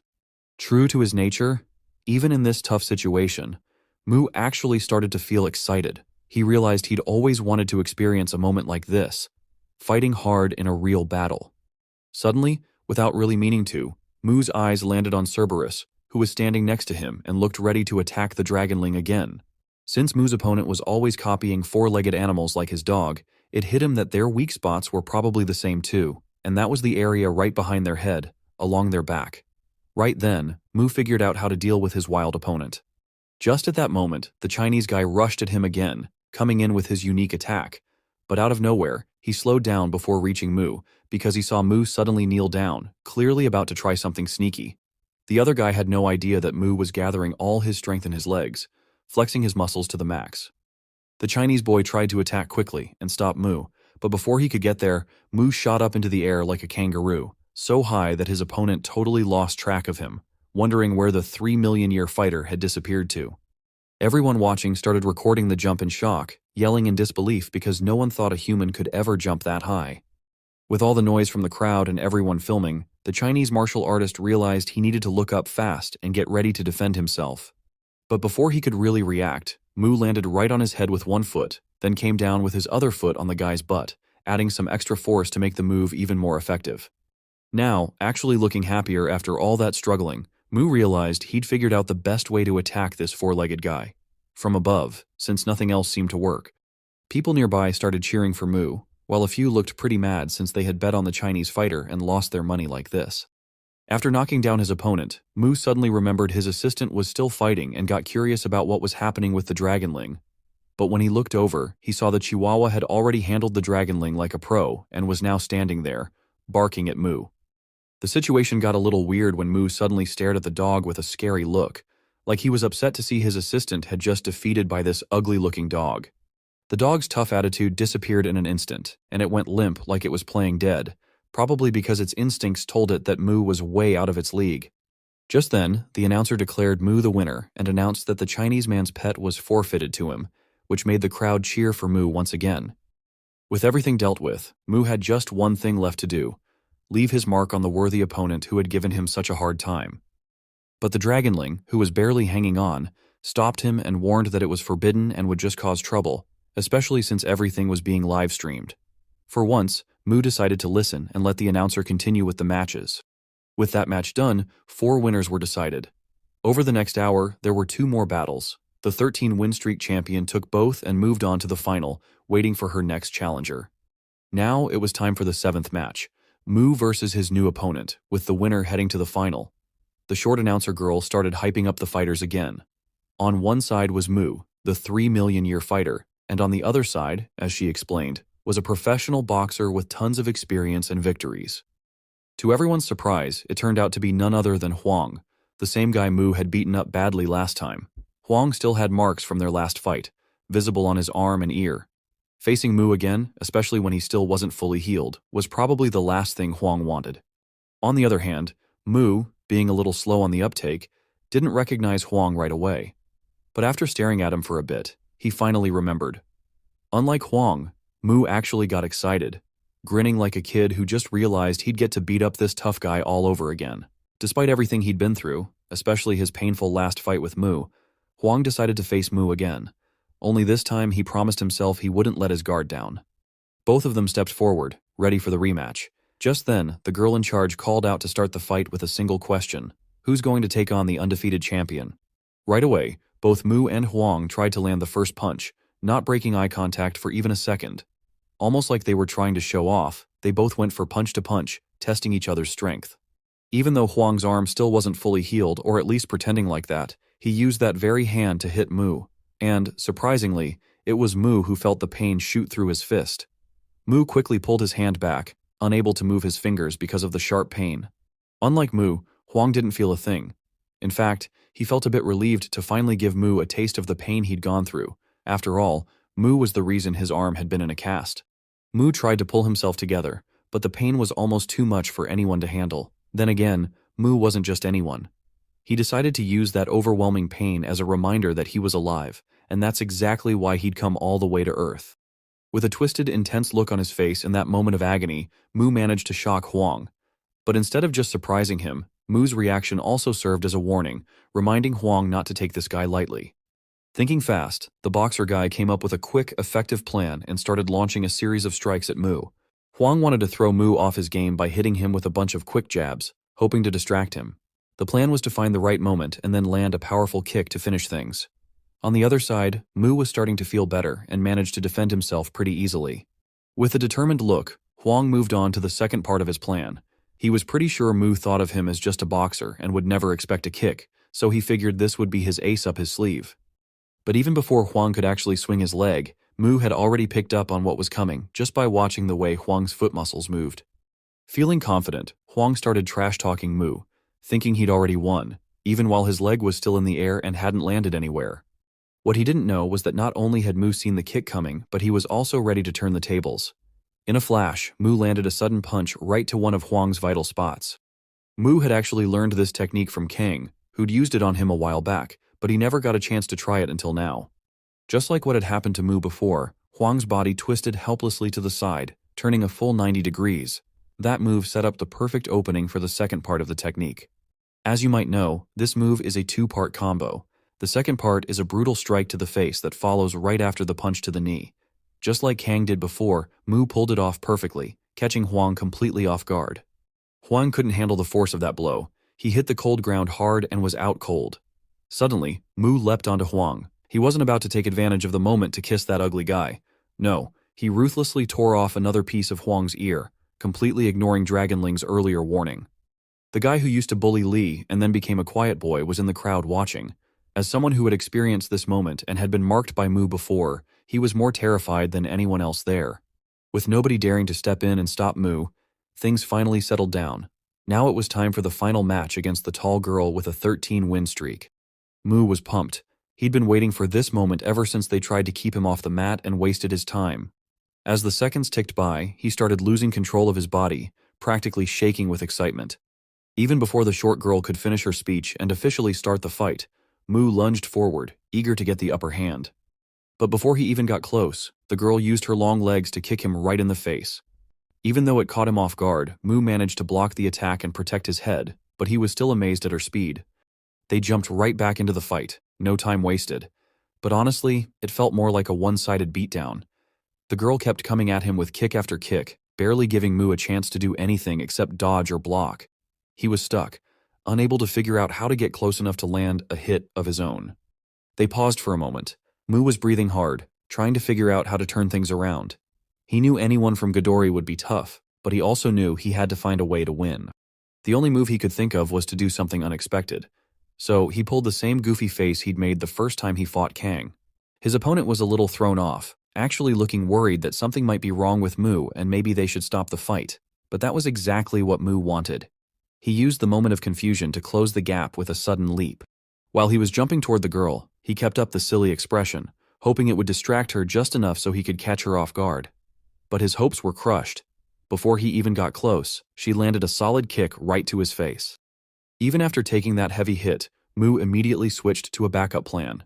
He gathered all his strength in his leg and, in a flash, spun around to throw a perfect spinning kick toward her face. Unfortunately for him, his leg wasn't quite long enough to land a knockout blow. His awesome spinning kick only managed to knock off the girl's hat, leaving her surprised but unhurt. After that, Mu quickly backed up to a safer distance, already trying to come up with his next move. One thing started to really bother Mu: the huge difference in their size. He couldn't help but wish he'd picked a better body to possess instead of this short guy. Meanwhile, the girl finally realized she'd been underestimating her opponent just because of how he looked. Now, she decided, it was time to get serious. Faster than before, she lunged forward and aimed a direct kick right at Mu's midsection. She landed the kick just like she planned, but Mu was quick enough to block most of the impact by using both hands. Still, that wasn't the end of it. The girl immediately jumped into the air, going for another spinning kick. This time, Mu found himself in a really bad spot. One good hit could have taken him down for good. But then something strange happened. Right as the kick was about to connect, Mu seemed to vanish. Either he dodged so fast it looked like he disappeared, or he actually did vanish for a second. Just like everyone else watching, the girl was completely stunned, trying to figure out where he went.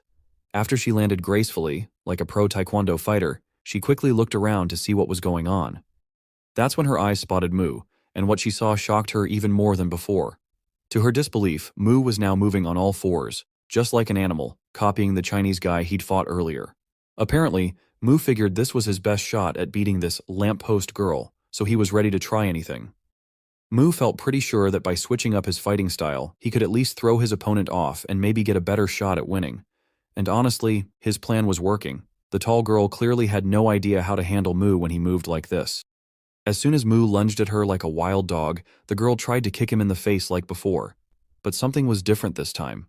Her moves were way less sharp, almost like she was getting nervous, and Mu dodged her attacks easily, one after another.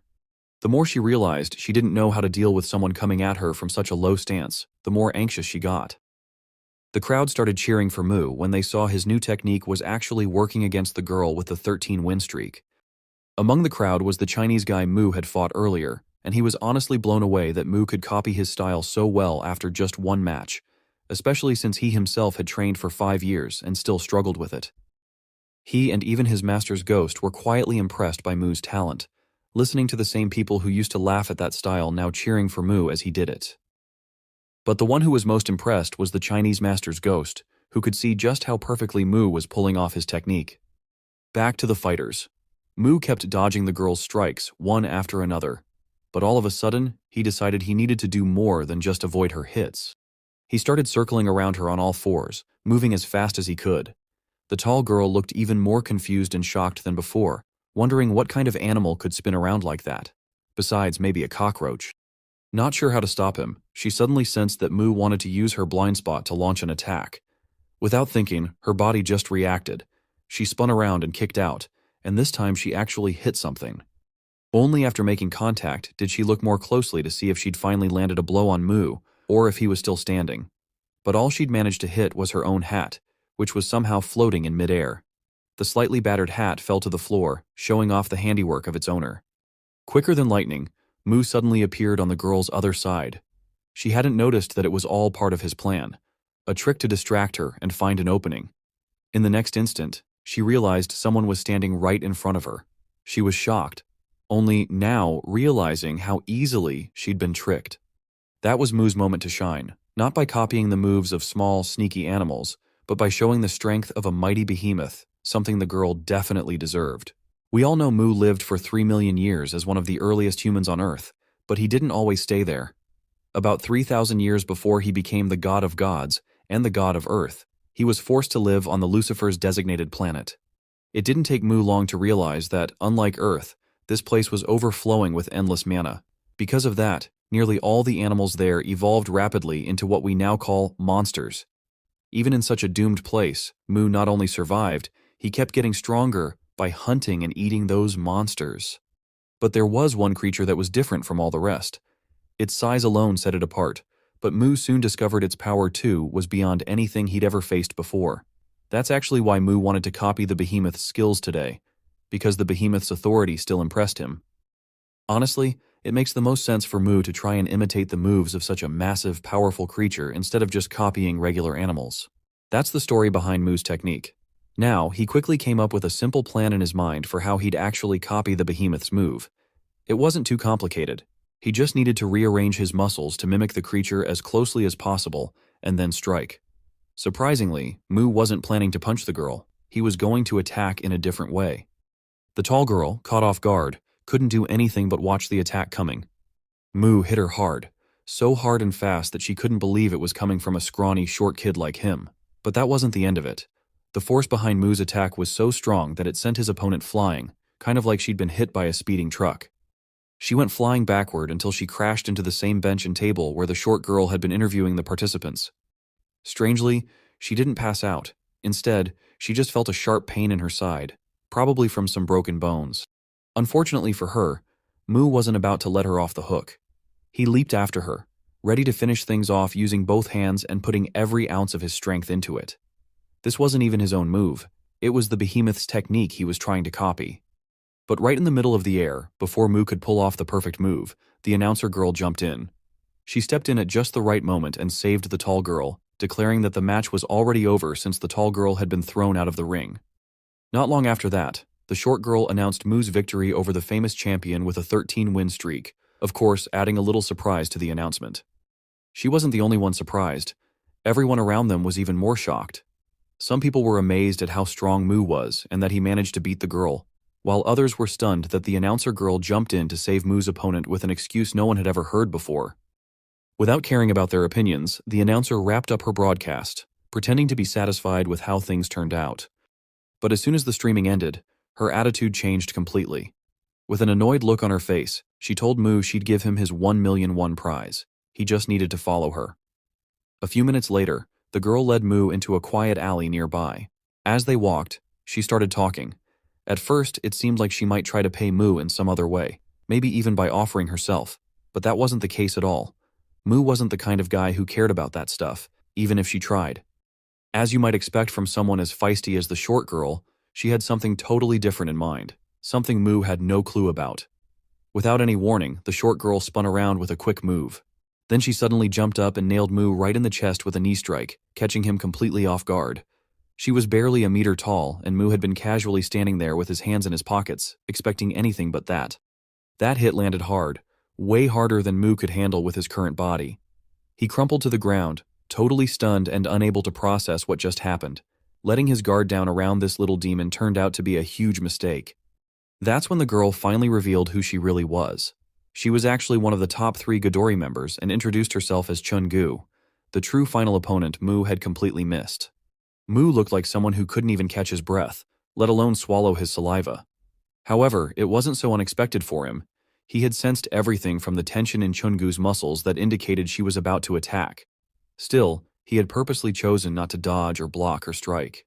He wanted to take the first hit, thinking it would officially kick off the fight. What he didn't expect was just how hard Chun-gu would hit him, hard enough to leave him totally unable to move, never mind put up a fight. That brutal blow somehow temporarily knocked Mu out of commission, and all he could do was watch as Chun-gu walked away. Off to the side, the tall girl was waiting in case her shorty friend needed backup. When she saw Chun-gu, her whole demeanor changed. She looked totally ashamed and instantly started apologizing for letting her guard down and causing trouble. But Chun-gu didn't get mad or anything. Instead, she just told her teammate to hurry up, and the two of them took off, hoping to get out of there before anyone saw them. Meanwhile, Mu was barely able to crawl toward the street. His voice was shaky and weak as he whispered, "Don't go, I can still fight." But when he realized they were already gone, he quickly called out to Dragonling, asking for his healing orb so he could chase after them. Unfortunately, Dragonling was nowhere to be found.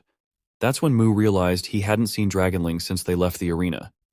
Without any more explanation, the scene shifted to another part of the city, where Lee's bully was rushing down the street, carrying something suspicious hidden under his shirt. He was sweating and clearly panicked, wondering how he'd ended up in such a mess. It all started a few days ago, when Huang introduced him to a gambling site. He got curious and started playing a few games online. At first, he just wanted to make a little money on the side, but things quickly spiraled out of control. In just 10 minutes, he lost 5 million won from his mom's bank account. At first, it was only a small loss, but every time he tried to win it back, he ended up betting more. Before he knew it, he was in way over his head. He knew if his parents found out about this, he'd probably end up homeless, or worse, considering how much he deserved it after what he did. So, desperate to fix things, he grabbed something valuable and ran to a spot that gave out loans to students his age if they brought in something worth enough as collateral. A few minutes later, he finally made it to the place and dropped his shirt and whatever was wrapped up inside it on the desk. The man in charge gave him an annoyed look and asked, "What is that, and what do you want?" Catching his breath, the battered bully started unwrapping his shirt, and, just as you might have guessed, something familiar appeared. That something was Dragonling, with his hands and legs tied up, and of course, he couldn't speak. Right away, the kid pulled out his phone and showed a picture of a tuatara, a rare species of lizard from New Zealand. He held his phone next to the poor Dragonling, trying to convince the man that Dragonling was actually a mutated tuatara, making him incredibly rare and super valuable.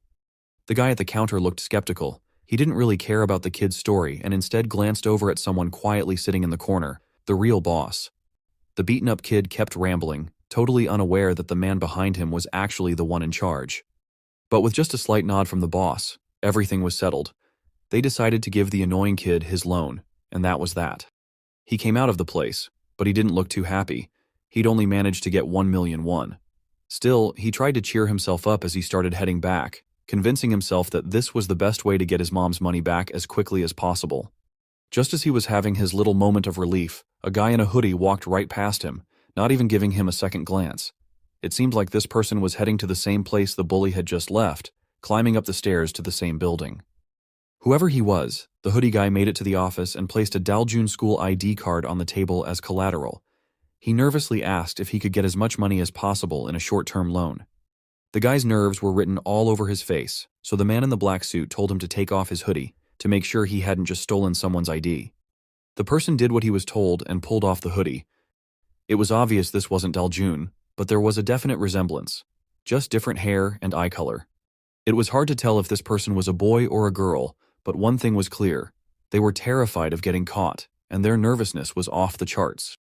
The man behind the counter didn't make a fuss, and with a nod from his boss, agreed to give 450,000 won to the one pretending to be Daljun, reminding them to make their payments on time. With that, the person left the place as quickly as possible, glancing around nervously, still worried about getting caught. Just a few seconds later, while they were trying to figure out which way to go, the mastermind behind all of this, Yangzhou, stepped in and stopped them. With a curious look on his face, Yangzhou asked if they'd managed to get the money or not. Still shaking from nerves, the person pulled out the pocket of cash to show him, confirming that the mission was a success. Both kept walking, and Yangzhou, clearly pleased that they'd scored some money, started explaining why he couldn't be seen anywhere near that place. Back inside that place with the quirky name, Grandma Money Collateral, the boss, wearing his ugly purple hoodie, was fiddling with Daljun's ID card. His employee, looking a bit uneasy, walked over and asked why the boss agreed to give loans to those suspicious students, since it was obvious they wouldn't be able to pay it back. The boss just smirked, flicked the card with a practiced hand, and made it stick right into the wooden board in front of him. He said there was nothing to worry about because there were plenty of ways to get his money back. Strangely enough, the board where he'd just stuck Daljun's ID card was exactly where Dragonling was tied up, right in the middle, surrounded by a bunch of other ID cards. The next day at school, a loud scream echoed through the halls. It was President Kim. She had just found out that the Dragonling had been missing since yesterday, and she couldn't believe it. Mu had only mentioned what happened to the Dragonling because he assumed it had gone to the girl's place, but now, seeing Kim's reaction, he realized that wasn't the case at all. President Kim lost her cool for a moment and started searching all over the classroom, convinced the Dragonling was just napping somewhere. However, when she couldn't find it there, she rushed out to check the rest of the school. Mu was taken aback by how much she was freaking out, totally unaware that the person behind him was actually the one responsible for his little winged lizard's disappearance. Meanwhile, in another classroom, the door suddenly flew open and Kim burst in, yelling the Dragonling's name over and over. Just like before, she started checking every cubby and corner, one after another. Coincidentally, Kang was sitting in that very class. He didn't really know her that much, but her frantic search and panicked shouts grabbed his attention, just like everyone else's. A few minutes later, Mu was relaxing at his desk when the door creaked open and someone tried to slip inside. It was the class president, but this time she was being carried in by the teacher like she weighed nothing. The teacher gently told her to go straight to her seat and not cause any more trouble. She did what the teacher told her and went back to her seat, which was right in front of Mu. Looking disappointed, she told Mu that she had searched every inch of the school but still couldn't find the Dragonling. Mu, on the other hand, seemed pretty calm. He already knew she wouldn't find his little lizard there. But when he casually mentioned that he hadn't lost the Dragonling at school, but actually after the arena, Kim got a little annoyed with him and asked why he hadn't said it sooner. Suddenly, Mu pulled out a hand-drawn map and set it on his desk. The girl's eyes widened in surprise because she recognized it instantly. It was the same map she'd drawn the other day and given to the Dragonling, hoping it would help them find the arena more easily. Mu didn't bring out the map just for show. He wanted to point out exactly where he'd last seen the Dragonling. The moment he pointed to the spot, Kim snatched the map out of his hands and, without thinking twice, dashed out of the classroom.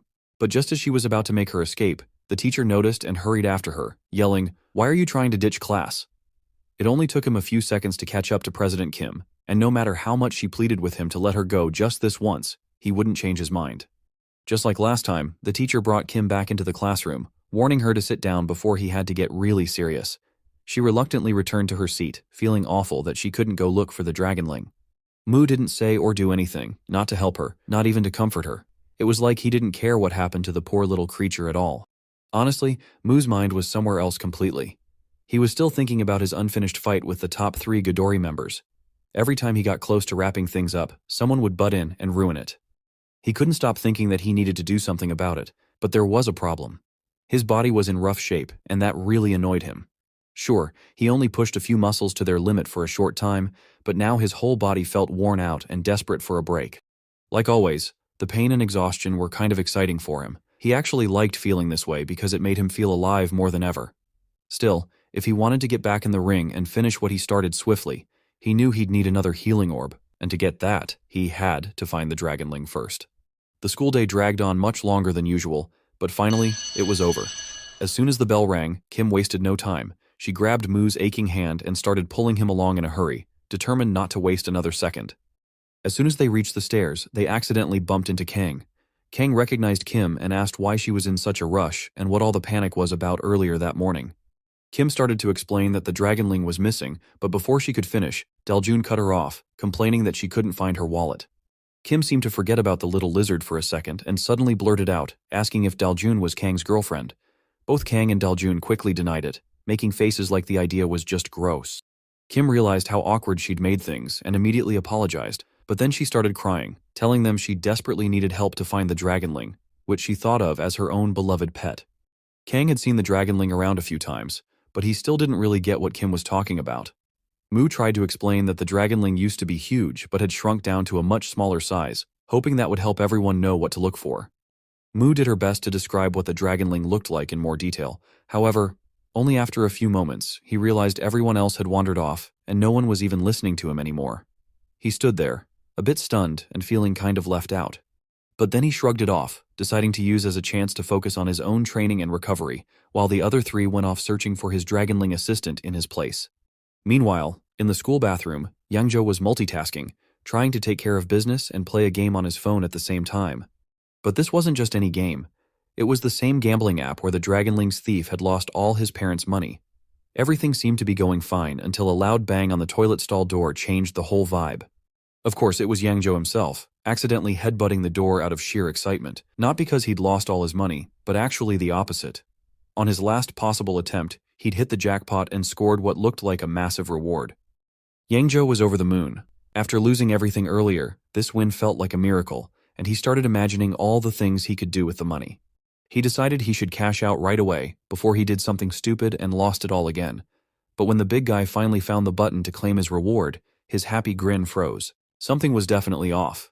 He tried again, just to make sure, and this time his suspicions started to feel like cold, hard truth. A wave of sweat rolled down his face, then over his whole body, as he realized the game was a total scam. He hadn't won anything.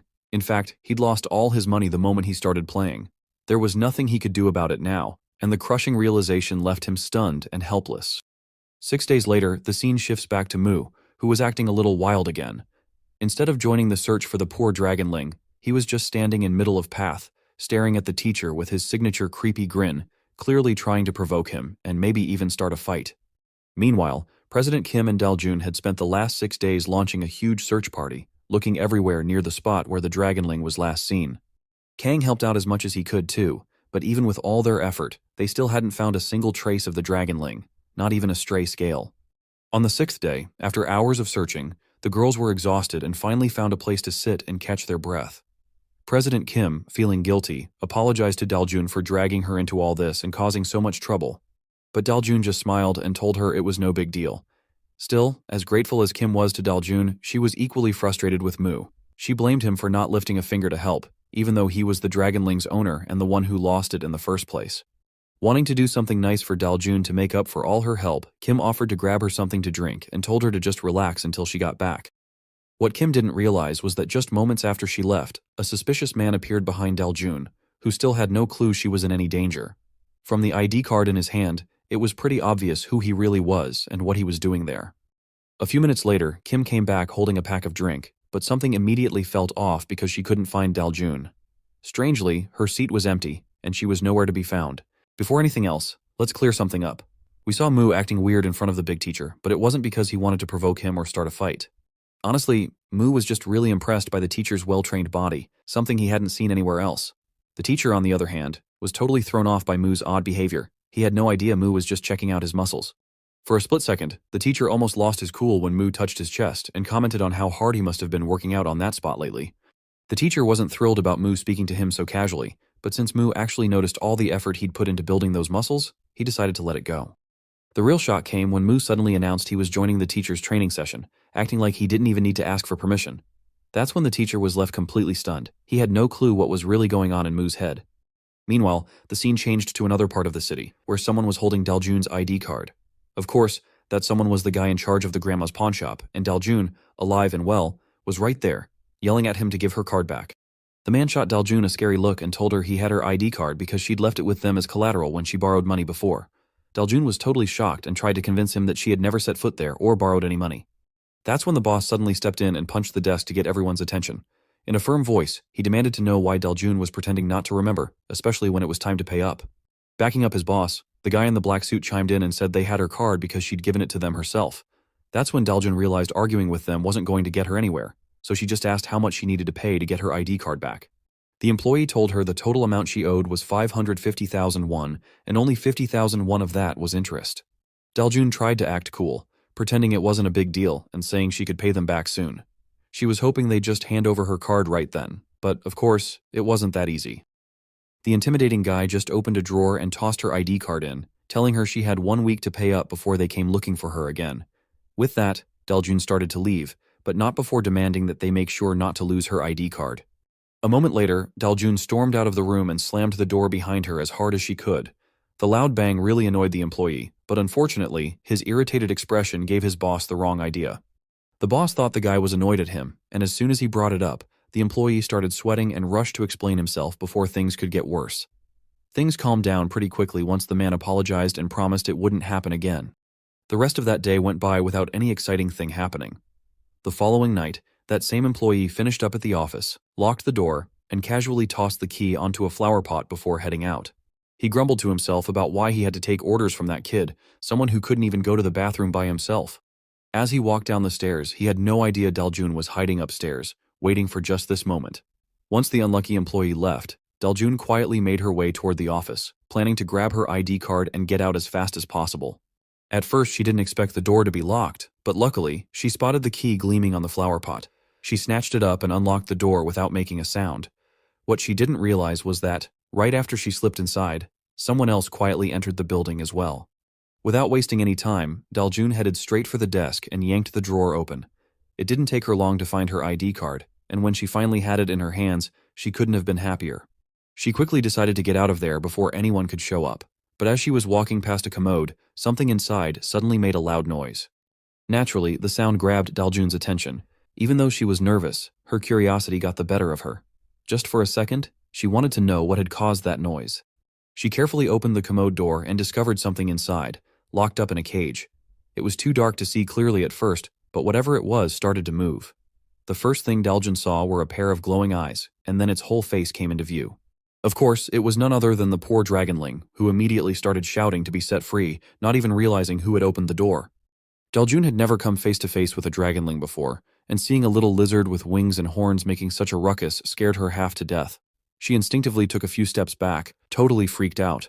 Things got even more complicated when she realized she'd bumped into something big, and a bit soft. She turned around to see what it was and just froze.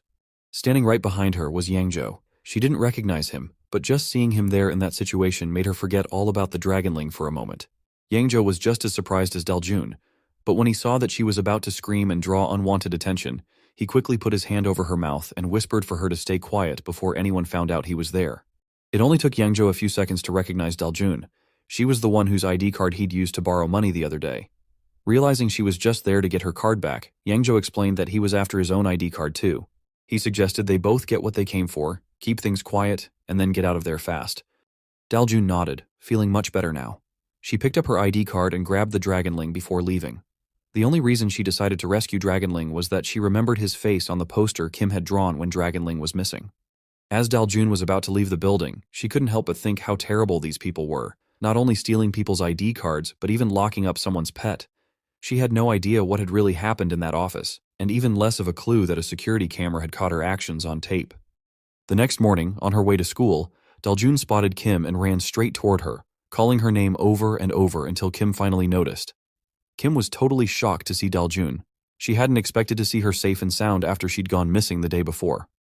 As Kim tried to express how worried she'd been about Daljun disappearing without a word, Daljun just smiled and didn't bother explaining what had happened. Instead, she apologized and told Kim she had a surprise to make up for worrying her. She unzipped her backpack, and right then, a pair of little dragonling hands popped out, followed by the rest of its body, gasping for air after almost running out of oxygen in the bag. As soon as Kim saw the dragonling, she couldn't help herself. She rushed over and scooped the poor thing up, hugging it tightly. While Kim was squeezing and fussing over Dragonling, telling him how much she'd missed him, Dragonling suddenly caught a familiar scent coming from a little way off. Not paying any attention to Kim anymore, he wriggled out of her arms and dashed straight toward the source of the smell, Moo. Moo was just walking when Dragonling suddenly managed to grab his arm, unaware that Moo's arm was already at its limit and covered in sores. Without thinking, Moo swung his hand so hard that the poor Dragonling fell to the ground. Only then did Moo realize it was Dragonling who had suddenly latched onto his hand. Instead of apologizing or showing any sign of happiness at seeing him again, Moo simply told Dragonling to be more careful, explaining that his whole body hurt from training. Seeing this, Kim rushed over and blamed Moo for the way he treated Dragonling, especially after just finding him. But as always, Moo didn't care, neither about his assistant nor about Kim's complaints. That was what was happening with Moo, but things were way more intense over at Grandma's money collateral loans. The staff there had already noticed that 2 ID cards and the Dragonling were missing. When they checked the security cameras, they saw exactly how Daljun had snuck in and out with the Dragonling, and then Yangzhou followed after her, got his own ID card, and left. The guy in the black suit turned to his boss and casually asked what they should do about it. That question just made the boss furious. He could barely hold back from giving his employee a real lesson for being so careless with the keys. At the very last second, he stopped himself from actually hitting the guy and tried to calm down. Still, the idea that two high school kids had the nerve to break into his office and challenge his authority was almost more than he could handle. A few hours later at school, while the students were outside for gym class, a bunch of them started playing soccer. One of the kids, who was pretty excited, had control of the ball and decided to take a shot, completely unaware that Mu was standing right in front of him. To everyone's shock, Mu didn't even flinch. He just stood there and let the ball smack him right in the face. At first you might think he just didn't know the rules of soccer, which is true, but as you well know, the real reason Mu let the ball hit him and gave himself a bloody nose was because he never backed down from any kind of preemptive attack, and this time wasn't any different. The ball dropped to the ground after hitting, and as Mu's face came into view, he suddenly rushed at the bald boy who'd kicked the ball at him. The boy had no clue why Mu hadn't moved to dodge or why he was now charging at him. Before he could figure out either, Mu reached him and landed a punch right in his stomach, totally catching him off guard. The boy fell to the ground, and Mu stood over him. The other students quickly realized that if they didn't jump in now, Mu might neuter this guy too. So, they all rushed to stop Mu, and things got chaotic. So much so that the teacher on the other side finally noticed something was wrong. Mu, not caring about anything going on around him, kept fighting anyone who tried to get in his way. He was actually having a blast, thinking all of this was just part of gym class. Meanwhile, a little farther away, Kim and Dragonling found a quiet spot to themselves. Kim, not even paying attention to Mu's brawl, handed Dragonling her old phone. She told him he could use it to text or call her if he ever needed anything. Since she knew neither Mu nor Dragonling had a phone, she figured it was probably a good idea for Dragonling to have hers, just in case they needed to get in touch. Dragonling looked a little surprised as he checked out the phone, while Kim chatted away about Wi-Fi and messenger apps. But honestly, he had no idea what any of that meant. Kim could tell he was totally lost, so she figured she'd better start with the basics. But before she could even get going, Dragonling's attention snapped to something else. A few meters behind them, Lee's old bully was sitting there, still playing that stupid gambling game, and, as usual, losing his money. Dragonling recognized him right away. After all, this was the guy who'd kidnapped him and kept him locked up. Without thinking twice, Dragonling dropped the phone and dashed straight toward him. The bully saw Dragonling coming, but before he could even ask what was going on, Dragonling leapt at him and latched onto his face, biting his forehead as hard as he could. The guy freaked out, flailing and doing everything he could to pry Dragonling off before things got any worse. After a struggle, he finally managed to toss Dragonling to the ground and then took off running as fast as he could. As he was fleeing, it started to dawn on him who Dragonling really was. Not far from that event, Mu was walking with the teacher, who was doing his best to explain that Mu couldn't just attack anyone who touched him, otherwise he wouldn't be allowed to join the training sessions. But right at that moment, the same bully, in his panic, accidentally bumped into Mu, lost his balance, and ended up crashing to the ground, getting pretty banged up in the process. Mu glanced over at him and a grin spread across his face, saying, "Hey, it's gym time." He pounced on the boy and started beating him up without holding back. He didn't stop until the teacher finally stepped in and had to physically pull Mu away from the fight. Mu's exciting day ended way sooner than he'd hoped. On the way back to Lee's house, Kim decided to walk with him. While Mu was daydreaming about having gym class like that every day, Kim tried to explain that real PE wasn't anything like what he thought it was. Since Kim knew there was no changing Mu's mind, she switched topics. She asked if she could hang out with Dragonling for the rest of the day. To sweeten the deal, she even invited Mu over to her place, saying she could show both of them how to actually use a phone while they were there. Just a few meters ahead, Daljun and her classmate were busy chatting about girly stuff, laughing and having a good time, not paying attention to anything around them. Kang was walking the same route, a little behind Daljun and of course Mu, rubbing his sore neck and wondering if he just slept funny last night. Not far behind him was Daljun's brother, Hyjin, deep in conversation on the phone with his class president. Out of nowhere, someone suddenly stepped into Daljun's path and called out to her. But, not knowing her name, they just shouted, "Hey, wallet owner." That definitely got Daljun's attention. She turned around and saw Yangzhou standing right in front of her. For some reason, Yangzhou looked like he'd been through the ringer, bruised, beat up, and now was asking Daljun for her student ID. Daljun was totally shocked. She barely even recognized Yangzhou, and had no idea why he suddenly needed her ID card. That's when Yangzhou blurted out what they'd done and mentioned that both of them had been caught on the security cameras. It still wasn't clear why, but Yangzhou said he needed to return Daljun's ID card to whoever was looking for it. His explanation didn't make much sense to Daljun or her friend.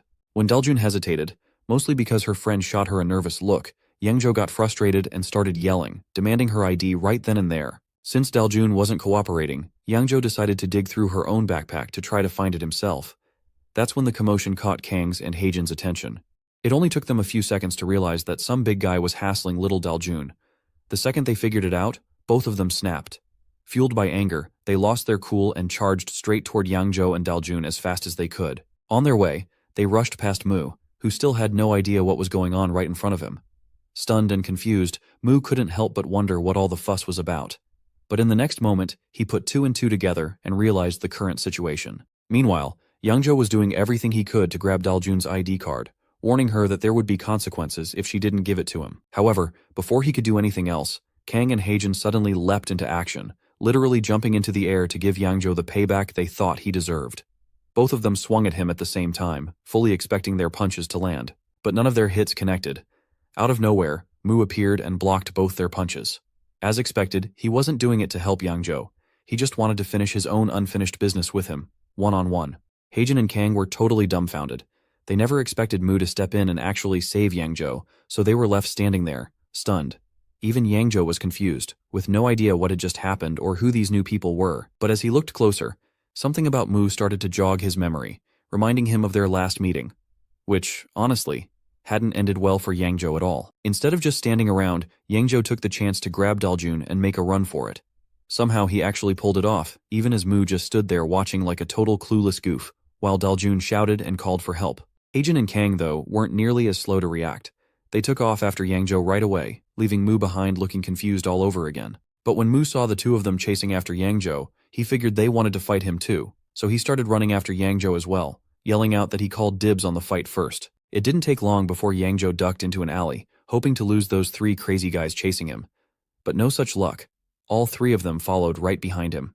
Whether it was on purpose or not, Yangzhou soon found himself cornered with no way out. Kang, on the other hand, recognized the place instantly.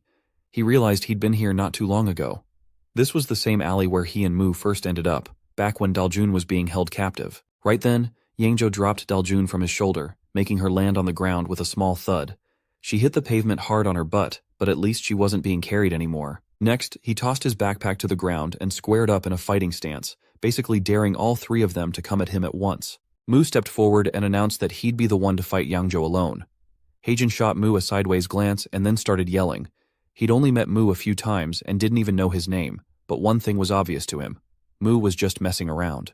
Looking frustrated, Heijin demanded to know why Mu had blocked their attacks earlier and was now putting his sister's life at risk just so he could go one-on-one with Yangzhou. It was easy for Mu to see that Heijin was really angry, but instead of apologizing for acting reckless, Mu challenged Heijin to a fight after he finished dealing with Yangzhou. Right then, someone placed a hand on Mu's shoulder. And of course, it was Yangzhou.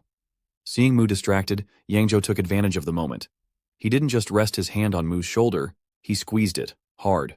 Pain shot through Mu's shoulder and spread across his body.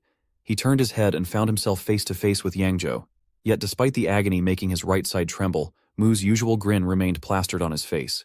With a sudden move, Mu managed to break free from Yangzhou's grip, but it didn't last long. Yangzhou grabbed his shoulder again, clearly with a new plan in mind. After Yangzhou put his hand on Mu's shoulder, he slipped 1 foot behind Mu and used a judo move, a quick leg sweep, to flip Mu into the air and slam him hard onto the ground. With Yangzhou's huge frame compared to Mu's smaller body, he had a big advantage with this technique. Mu hit the ground with a heavy thud, his eyes going wide from the shock and pain. In the middle of all this, Heijin suddenly dashed over, not to help Mu, but to use the chaos to his advantage. While Yangzhou was distracted, Heijin grabbed Daljun's hand and started running in the opposite direction. In his mind, the smartest way to survive in this world was to avoid fighting whenever possible, especially when his sister's safety was on the line. Yangzhou noticed what was happening, but he wasn't in a position to stop them, not even if it meant losing his chance to get Daljun's ID card. Mu, on the other hand, looked totally fine. Strangely enough, he didn't feel any pain, even after that brutal takedown. Even Mu himself was surprised. He'd expected to be hurting, but then it hit him. All the tough training with his teacher must have paid off, turning his back muscles into a kind of natural shield. In one quick move, Mu tightened his back muscles as much as he could, then released them all at once. Just like that, he managed to stand up from the ground without even using his hands. Yangzhou, who had been distracted by Heijin and Daljun, suddenly realized Mu was already back on his feet, looking like nothing had happened. Before either of them could jump back into the fight, Kang calmly asked Mu if he needed any help finishing off Yangzhou. Mu confidently turned him down, insisting he had it under control. But then, he made the same mistake as before, losing focus for just a second. Yangzhou spotted this and tried to catch Mu off guard again. This time, though, Mu was ready. He'd been keeping an eye on Yangzhou's movements, so he dodged just in time. Yangzhou first aimed a strike at Mu's head, but when Mu managed to dodge it, Yangzhou switched tactics. He grabbed Mu's right arm and then grabbed hold of his shirt with his other hand. Using his strength, Yangzhou lifted Mu off the ground again and slammed him down like he weighed nothing. Oddly enough, Mu didn't feel much pain, and he was starting to believe it was all thanks to his tough training. What he didn't realize until the very last moment was that he wasn't the only one taking those hits. Each time he hit the ground, his poor dragonling companion acted like an airbag, cushioning the blow and taking the brunt of the damage, never complaining, never saying a word. The next thing Mu knew, Yangzhou's foot was coming straight for his face. Forgetting all about the dragonling for a second, Mu quickly jumped out of the way to avoid the blow. He paused at a safe distance, his expression turning serious. In his mind, Yangzhou had just tried to attack his beloved assistant on purpose, and that really ticked him off. Without thinking twice and acting like he truly cared about the dragonling, Mu launched a flurry of punches at Yangzhou, not giving him a moment to breathe. Yangzhou, for his part, was struggling. All he could do was shield his face from Mu's heavy punches. Under the onslaught, Yangzhou couldn't help but feel helpless, wondering how someone as light as Mu could pack such a powerful punch. Mu kept swinging, yelling that it was payback for the dragonling. But honestly, it seemed like he was just enjoying the fight, and using revenge for the dragonling as a flimsy excuse. That's when Yangzhou realized he had to do something fast, or he'd completely lose control of the situation. The only idea he had was to use his size to his advantage, so he rushed at Mu, hoping to body slam him. Mu's excited grin vanished in an instant as he realized what was happening. In that moment, Yangzhou didn't look like a person anymore. He looked like a huge boulder barreling toward him. Mu found himself trapped with nowhere to run, so he made a split-second decision to stand his ground and defend himself. He braced his legs as hard as he could and faced Yangzhou head-on, ready for the impact. No matter how hard Mu tried to stop Yangzhou, the difference in their size and weight was just too much. Yangzhou pushed Mu back so forcefully that Mu couldn't hold his ground and ended up getting tossed aside. Even though it all happened pretty fast, Mu managed to land near Kang without hurting himself, looking surprisingly graceful. Kang, who had been calmly watching the fight the whole time, still didn't step in. Knowing Mu's wild personality, and just to be sure, Kang asked again if Mu really didn't want any help getting rid of this gorilla. Instead of answering directly, Mu handed the dragonling over to Kang and told him to take good care of him. So Mu put on a brave face in front of Kang, but deep down he had no clue how he was going to take on such a huge guy head-to-head. The challenge, though, was exactly what fired him up. Suddenly, Mu got an idea and rushed at Yangzhou, thinking he could take him down bit by aiming for his weak spots. Since Mu was much smaller, he was also way faster, and he figured that was his best shot. Using his speed, he zipped around to Yangzhou's blind spot and landed 2 quick punches to Yangzhou's side and the back of his thigh. Right after, Yangzhou spun around to defend himself, but Mu was so quick that he managed to leap to the other side before Yangzhou could even throw a punch. That's when Mu saw his chance and landed 2 solid punches right to the front of Yangzhou's thighs. The impact nearly knocked Yangzhou off balance. He had to use his hands to steady himself so he wouldn't fall over. Yangzhou was starting to panic, realizing he couldn't keep up if Mu kept darting around and fighting like a sneaky little rat. So he got clever for a second and came up with a plan. Out of nowhere, Yangzhou pointed behind Mu and yelled, "Hey, this is supposed to be one-on-one. 2 against 1 isn't fair, Iljime." Our not-so-bright main character totally fell for it and spun around to tell Kang not to join the fight, only to see that Kang hadn't moved an inch since Mu handed him the dragonling. Before Mu could put 2 and 2 together and realize he'd been tricked, Yangzhou was suddenly behind him. In a flash, Yangzhou wrapped his arms tightly around Mu's neck, locking in an MMA move called a rear naked choke. Mu realized too late what Yangzhou was up to, and now there was no way to break free from his grip. On the other hand, Yangzhou was confident in his technique, certain that Mu wouldn't last more than 15 seconds before passing out from the pressure. As soon as Kang saw Yangzhou pull that dirty trick and caught Mu completely off guard, he realized things could get really dangerous for Mu. Still, he hesitated for a moment, unsure if he should step in or not. But when he saw Mu's face turning colors and looking totally hopeless as he struggled with all his might, Kang knew he couldn't wait any longer. He started moving toward them to help before it was too late. Just as he was about to reach them, Kang felt a wave of nerves hit him, worried about what might happen if Yangzhou actually broke Mu's neck. Meanwhile, Mu was desperately trying to say something, but it wasn't easy with Yangzhou squeezing his throat so tight. There were only 2 steps left between Kang and the others when Mu suddenly summoned all his strength and managed to choke out, "Don't help!" That was enough to make Kang freeze in his tracks. He wasn't sure if Mu was really okay in that situation, but then he caught a glimpse of Mu's usual grin, even though he was practically choking. Seeing that, Kang decided to trust him and let Mu finish this fight on his own.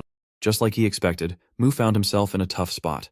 He could feel Yangzhou's arm muscles squeezing so hard that they were cutting off the blood flow to his brain. Mo realized that if this kept up, he might black out any second. But he had a plan for a situation like this. Making that sneaky grin crept back onto his face.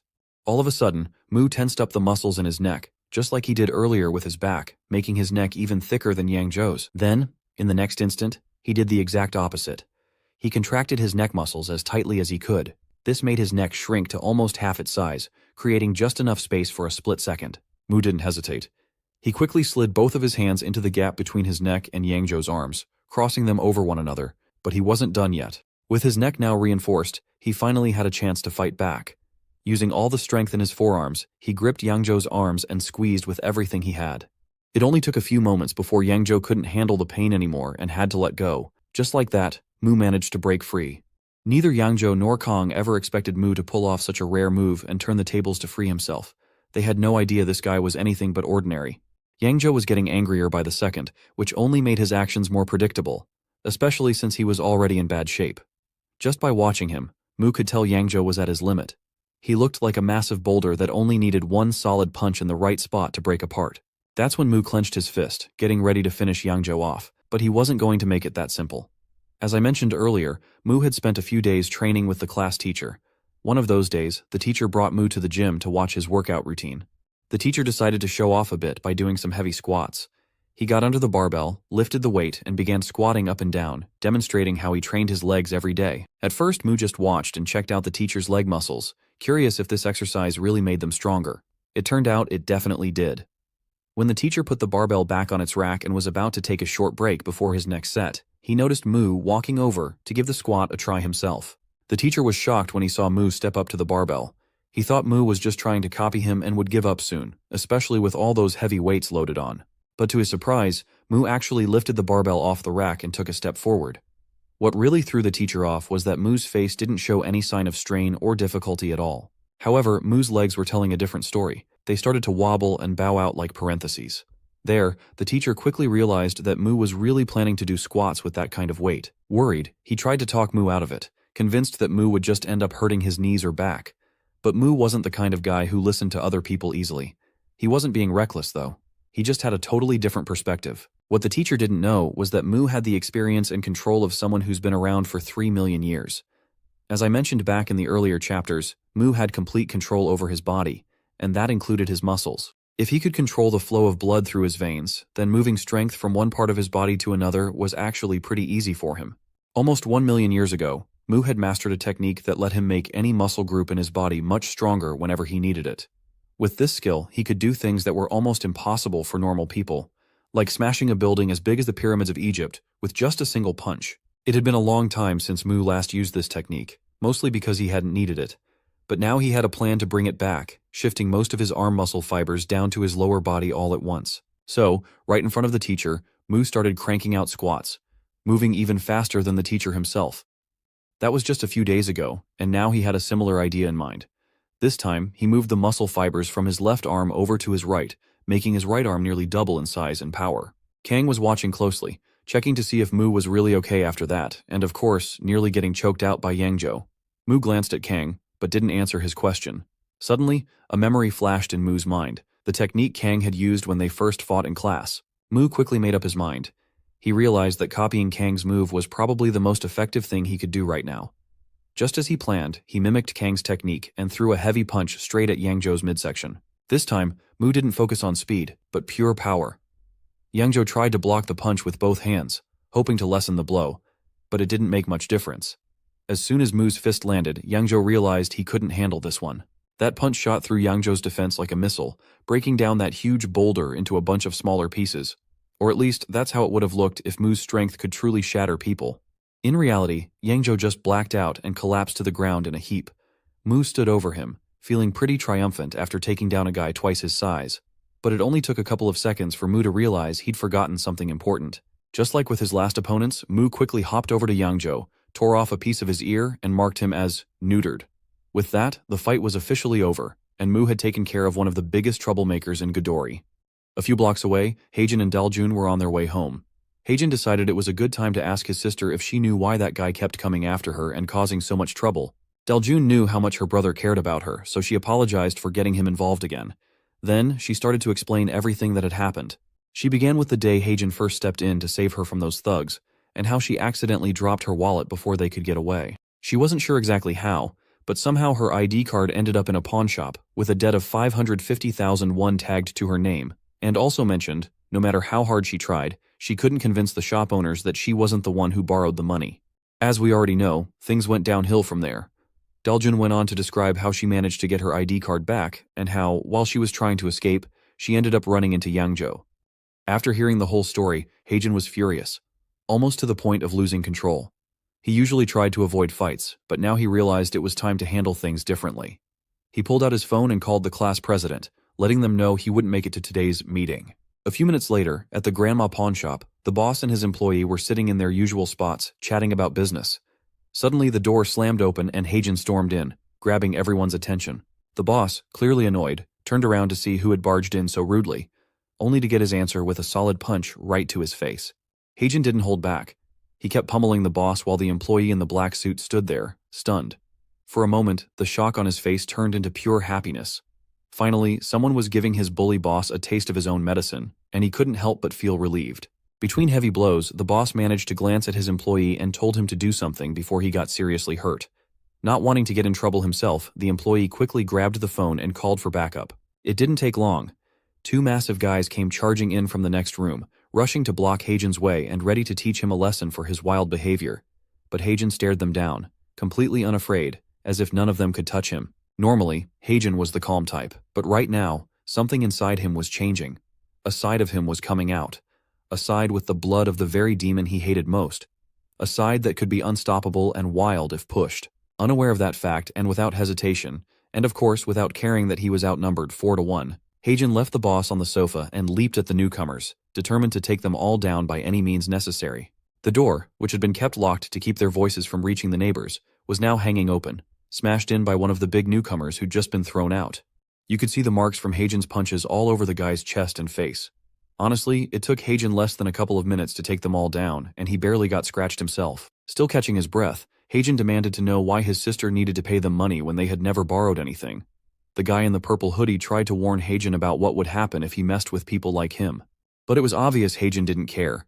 Not about the consequences, and definitely not about who he just beat up. After making it clear he'd punish anyone who bothered Daljun, Heijin left, promising to come back if they ever showed up near his sister again. Meanwhile, the boss, who couldn't even stand, was fuming. Even though he was beaten up and humiliated, he swore he'd make Heijin regret it. While all this was happening, on the other side of town, Kang and Mu were walking down the street. Mu was feeling great after his fight with Yangzhou and how it turned out, while Kang just stared at him in disbelief. Finally, Kang got up the courage to ask about what happened earlier, specifically how Mu made one of his hands twice as big before hitting Yangzhou. Noticing Kang's curiosity, Mu decided to show him. He shifted the muscle fibers from one arm to the other right in front of Kang, making his left arm swell up this time. Kang watched the whole thing go down, but he had no idea how Mu actually pulled off that crazy move. When he tried to copy it himself, all he managed to do was make his muscles twitch awkwardly. Mu laughed and gave Kang some advice, explaining, "You have to learn to actually talk to your muscles if you want to do this trick. Not all muscles are the same, man. You've got to listen to each one separately," Mu went on, trying to make it clearer. "If, and only if, you really figure out what each muscle wants and can get them all working together, you can make them do whatever you want. It's kind of like being the boss of a bunch of stubborn workers. They'll only listen if you know how to talk to them." Kang just looked even more confused after hearing that. He started trying to communicate with his muscles, not realizing that it had taken Mu hundreds of years to master this skill. At that moment, the Dragonling finally spoke up, curious about why Mu was teaching his secret techniques to an Earthling. But Mu just shrugged. He figured that if Kang ever did manage to learn this move and get stronger, it would just make things more interesting for him. Besides, Mu admitted, he needed tougher opponents if he wanted to level up faster than before, and honestly, he thought it would be a lot more fun that way. And on top of all that, Mu needed to reach a level where he'd actually have a shot at facing Lucifer when the time finally came. Mu's pet was pretty confident in the earth barrier around Mu's territory, assuring him that Lucifer couldn't break through it, so there was no need to rush. But unlike the Dragonling, Mu saw things differently. He believed that sooner or later, Lucifer would figure out a way to break the barrier, and Mu wanted to be ready when that happened. Determined not to get completely crushed when the showdown with Lucifer came, Mu announced that from now on, he was going to focus on training, way more seriously than before. The scene shifts to a few hours later, where the boy in the purple hoodie has been called in by the real boss. the big boss of the whole area, who also happens to be his uncle. The boy started complaining about how tough his job was, saying he was doing his best but still struggling, while his uncle just made easy money from those gambling websites. The uncle, known for his flashy gold teeth, just smiled at his nephew, sensing he needed a bit of encouragement. He told him that every job has its ups and downs, and he shouldn't give up or whine about it. After all, he needed to prove his skills and show he could handle things, because the gold teeth boss planned to hand over the business to him one day. Still, the uncle couldn't help but feel a little disappointed seeing how his nephew was struggling to run even a small pawn shop, especially when most of his customers were just high school kids. Even so, the uncle stood up from his seat and decided to let it go for now. He tried to help his nephew relax, gently leading him out of the room to show him something. Meanwhile, in the same building but on a different floor, 3 of the guys who worked at the pawn shop and had all been beaten up by Heijin were gathered together, but this time they were all stripped down to nothing. Apparently, they'd been roughed up again, this time by the big boss's men, as punishment for failing to take on just one high school kid. Suddenly, the guy with the club pointed at the blonde-haired guy and told him to open his mouth. The guy did as he was told, and right away, the man tossed a blue pill into his mouth. Just then, 2 men in black suits came in and dragged the blonde guy away, warning him in a serious tone not to spit the pill out under any circumstances. Back with the big boss, CEO, he was taking his nephew down to the lower floors in the elevator. On the way down, CEO started talking about his nephew's not-so-great business. Sure, his nephew only managed to run that shop because CEO backed him, but there was still a major problem. His only customers were high school kids. In CEO's opinion, no matter how hard his nephew tried, he was never going to make real money with that kind of crowd. Just then, the elevator stopped and the doors slid open. Not long after, CEO stepped out of the elevator and his nephew followed right behind him. But after just a few steps, they both came to a stop. What they saw in front of them made CEO look extra confident, while his nephew just stood there, totally stunned. It turned out they were looking out over a massive underground arena, already packed with hundreds of rich people, all eagerly waiting for the next match to start. The purple hoodie kid couldn't believe his eyes, and that's when CEO turned to him and said, "If you want to make real money, you've got to get into the big leagues. After all, big money only comes with big games." The gold-toothed boss had brought him here to inspire him, to get him to think bigger, but instead, the kid was just in shock, realizing for the first time how his uncle was really making all that money. Just then, one of the fighters entered from the side, and CEO nudged his nephew, telling him to pay close attention. The guy looked anything but normal. Purple veins were popping out all over his neck and body. It didn't take long for the nephew to realize it was the blonde guy who had worked for him at the pawn shop just a few hours earlier, the same one who'd been forced to swallow that weird blue pill. The kid was even more shocked now, having no idea what had happened to his employee. Unaware of the truth, he wondered if the guy had always been that ripped and he just hadn't noticed before. Within seconds, both the blonde guy and his opponent stepped into the arena, ready to fight. Not long after that, the match kicked off and the blonde guy shot toward his opponent at lightning speed. He grabbed the man's arm and went in for a punch with his other hand. The other guy was ready, with his guard up, thinking he could block it. But strangely, the moment the punch landed, he realized he was in serious trouble. Every bone in its path shattered from the sheer force, even though nothing should have happened. The poor fighter didn't even have time to scream. Before he could react, another punch came from the opposite direction, crushing his face and skull in less than a second. Despite absorbing the overflowing power from the pill, the blonde guy remained fully conscious the entire time, and he was clearly reveling in his sudden, insane strength. Up in the VIP section, the nephew and CEO watched the one-sided fight play out. That's when CEO pulled out the same blue pill that gave his employee all that crazy strength and showed it to his nephew. He explained, "This is the power of just one of these pills. With them, I can decide who wins any match and rake in tons of money from betting on them." The boy stared at the pill, looking terrified, still struggling to believe that something so small could have such a massive effect. Meanwhile, down in the ring, his guy was completely dominating, crushing his opponent and having the time of his life. A few days later at the gym, Mu was in the middle of his daily workout. He was finishing up with his favorite move, squats, wrapping up the day's routine. After his last set, he racked the barbell and stepped back. Oddly enough, his entire body looked way bigger, with veins popping out in that way you usually only see on bodybuilders after years of training. Suddenly, Mu turned to the teacher and announced, "Man, I feel amazing after that set. My whole body's tingling like crazy." The teacher just stared at him, completely shocked and at a loss for words. When he glanced at Mu's arms and legs, he couldn't help but blurt out, "I've seen plenty of gym junkies, but I've never seen anyone bulk up this much in such a short time." Even though they always worked out together, the teacher couldn't help but wonder if Mu had started using some kind of performance-enhancing drugs or supplements. Sweat was still running down Mu's face as he tried to clear things up because he didn't even know what those things were. But before he could get a word out, the teacher cut him off and started lecturing him about the dangers of using that kind of stuff. He only stopped when Mu finally managed to insist, "Seriously, I don't even know what you're talking about." The truth was, the teacher had no idea that Mu was pushing himself to the absolute limit every single day. In Mu's mind, he still wasn't strong enough. Not if he was ever going to be ready to face Lucifer. Later that day, just as the sun was about to set, Mu was wandering around the area where he'd once fought in the arena. The dragonling was with him, wearing Kim's phone like a belt around his waist. All of a sudden, the phone started ringing, and the dragonling noticed right away. The vibration made him a little jumpy at first, but remembering what Kim had taught him, he picked up the call, then he pressed the phone, along with himself, right up to Mu's ear and told him he needed to answer it. As soon as Mu said hey, Kim started yelling at him, wanting to know where he was and why he hadn't let the dragonling show his face to her since last week. Mu didn't bother explaining much. He just said he'd come to check out the results of his hard training. A few minutes later, in the same alley where Mu had been beaten up by that little girl, the two girls were there again. They were feeling pretty good, having earned some money as usual with 8 participants and donations from streaming, completely unaware that Mu had already found them. Not long after, they both sensed someone nearby and turned their heads at the same time to see who it was.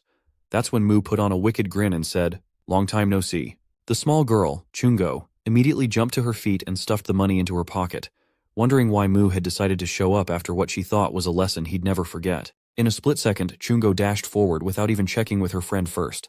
As she charged at Mu, he just stood there, letting her come at him. Just like last time, the little girl leapt into the air and landed a heavy knee right into Mu's chest. For a moment, Chungo felt pretty good about herself, thinking she'd nailed the move and that things would go the same way as before. But as soon as she landed, Mu just took a single step back, his hands still casually in his pockets. The dragonling, a bit worried, asked if he was okay after taking such a hard hit, a blow that should have knocked him out. But then Mu flashed his usual grin, making it clear that it was no big deal to him. Seeing his reaction, Chungo felt both disappointed and a little shocked.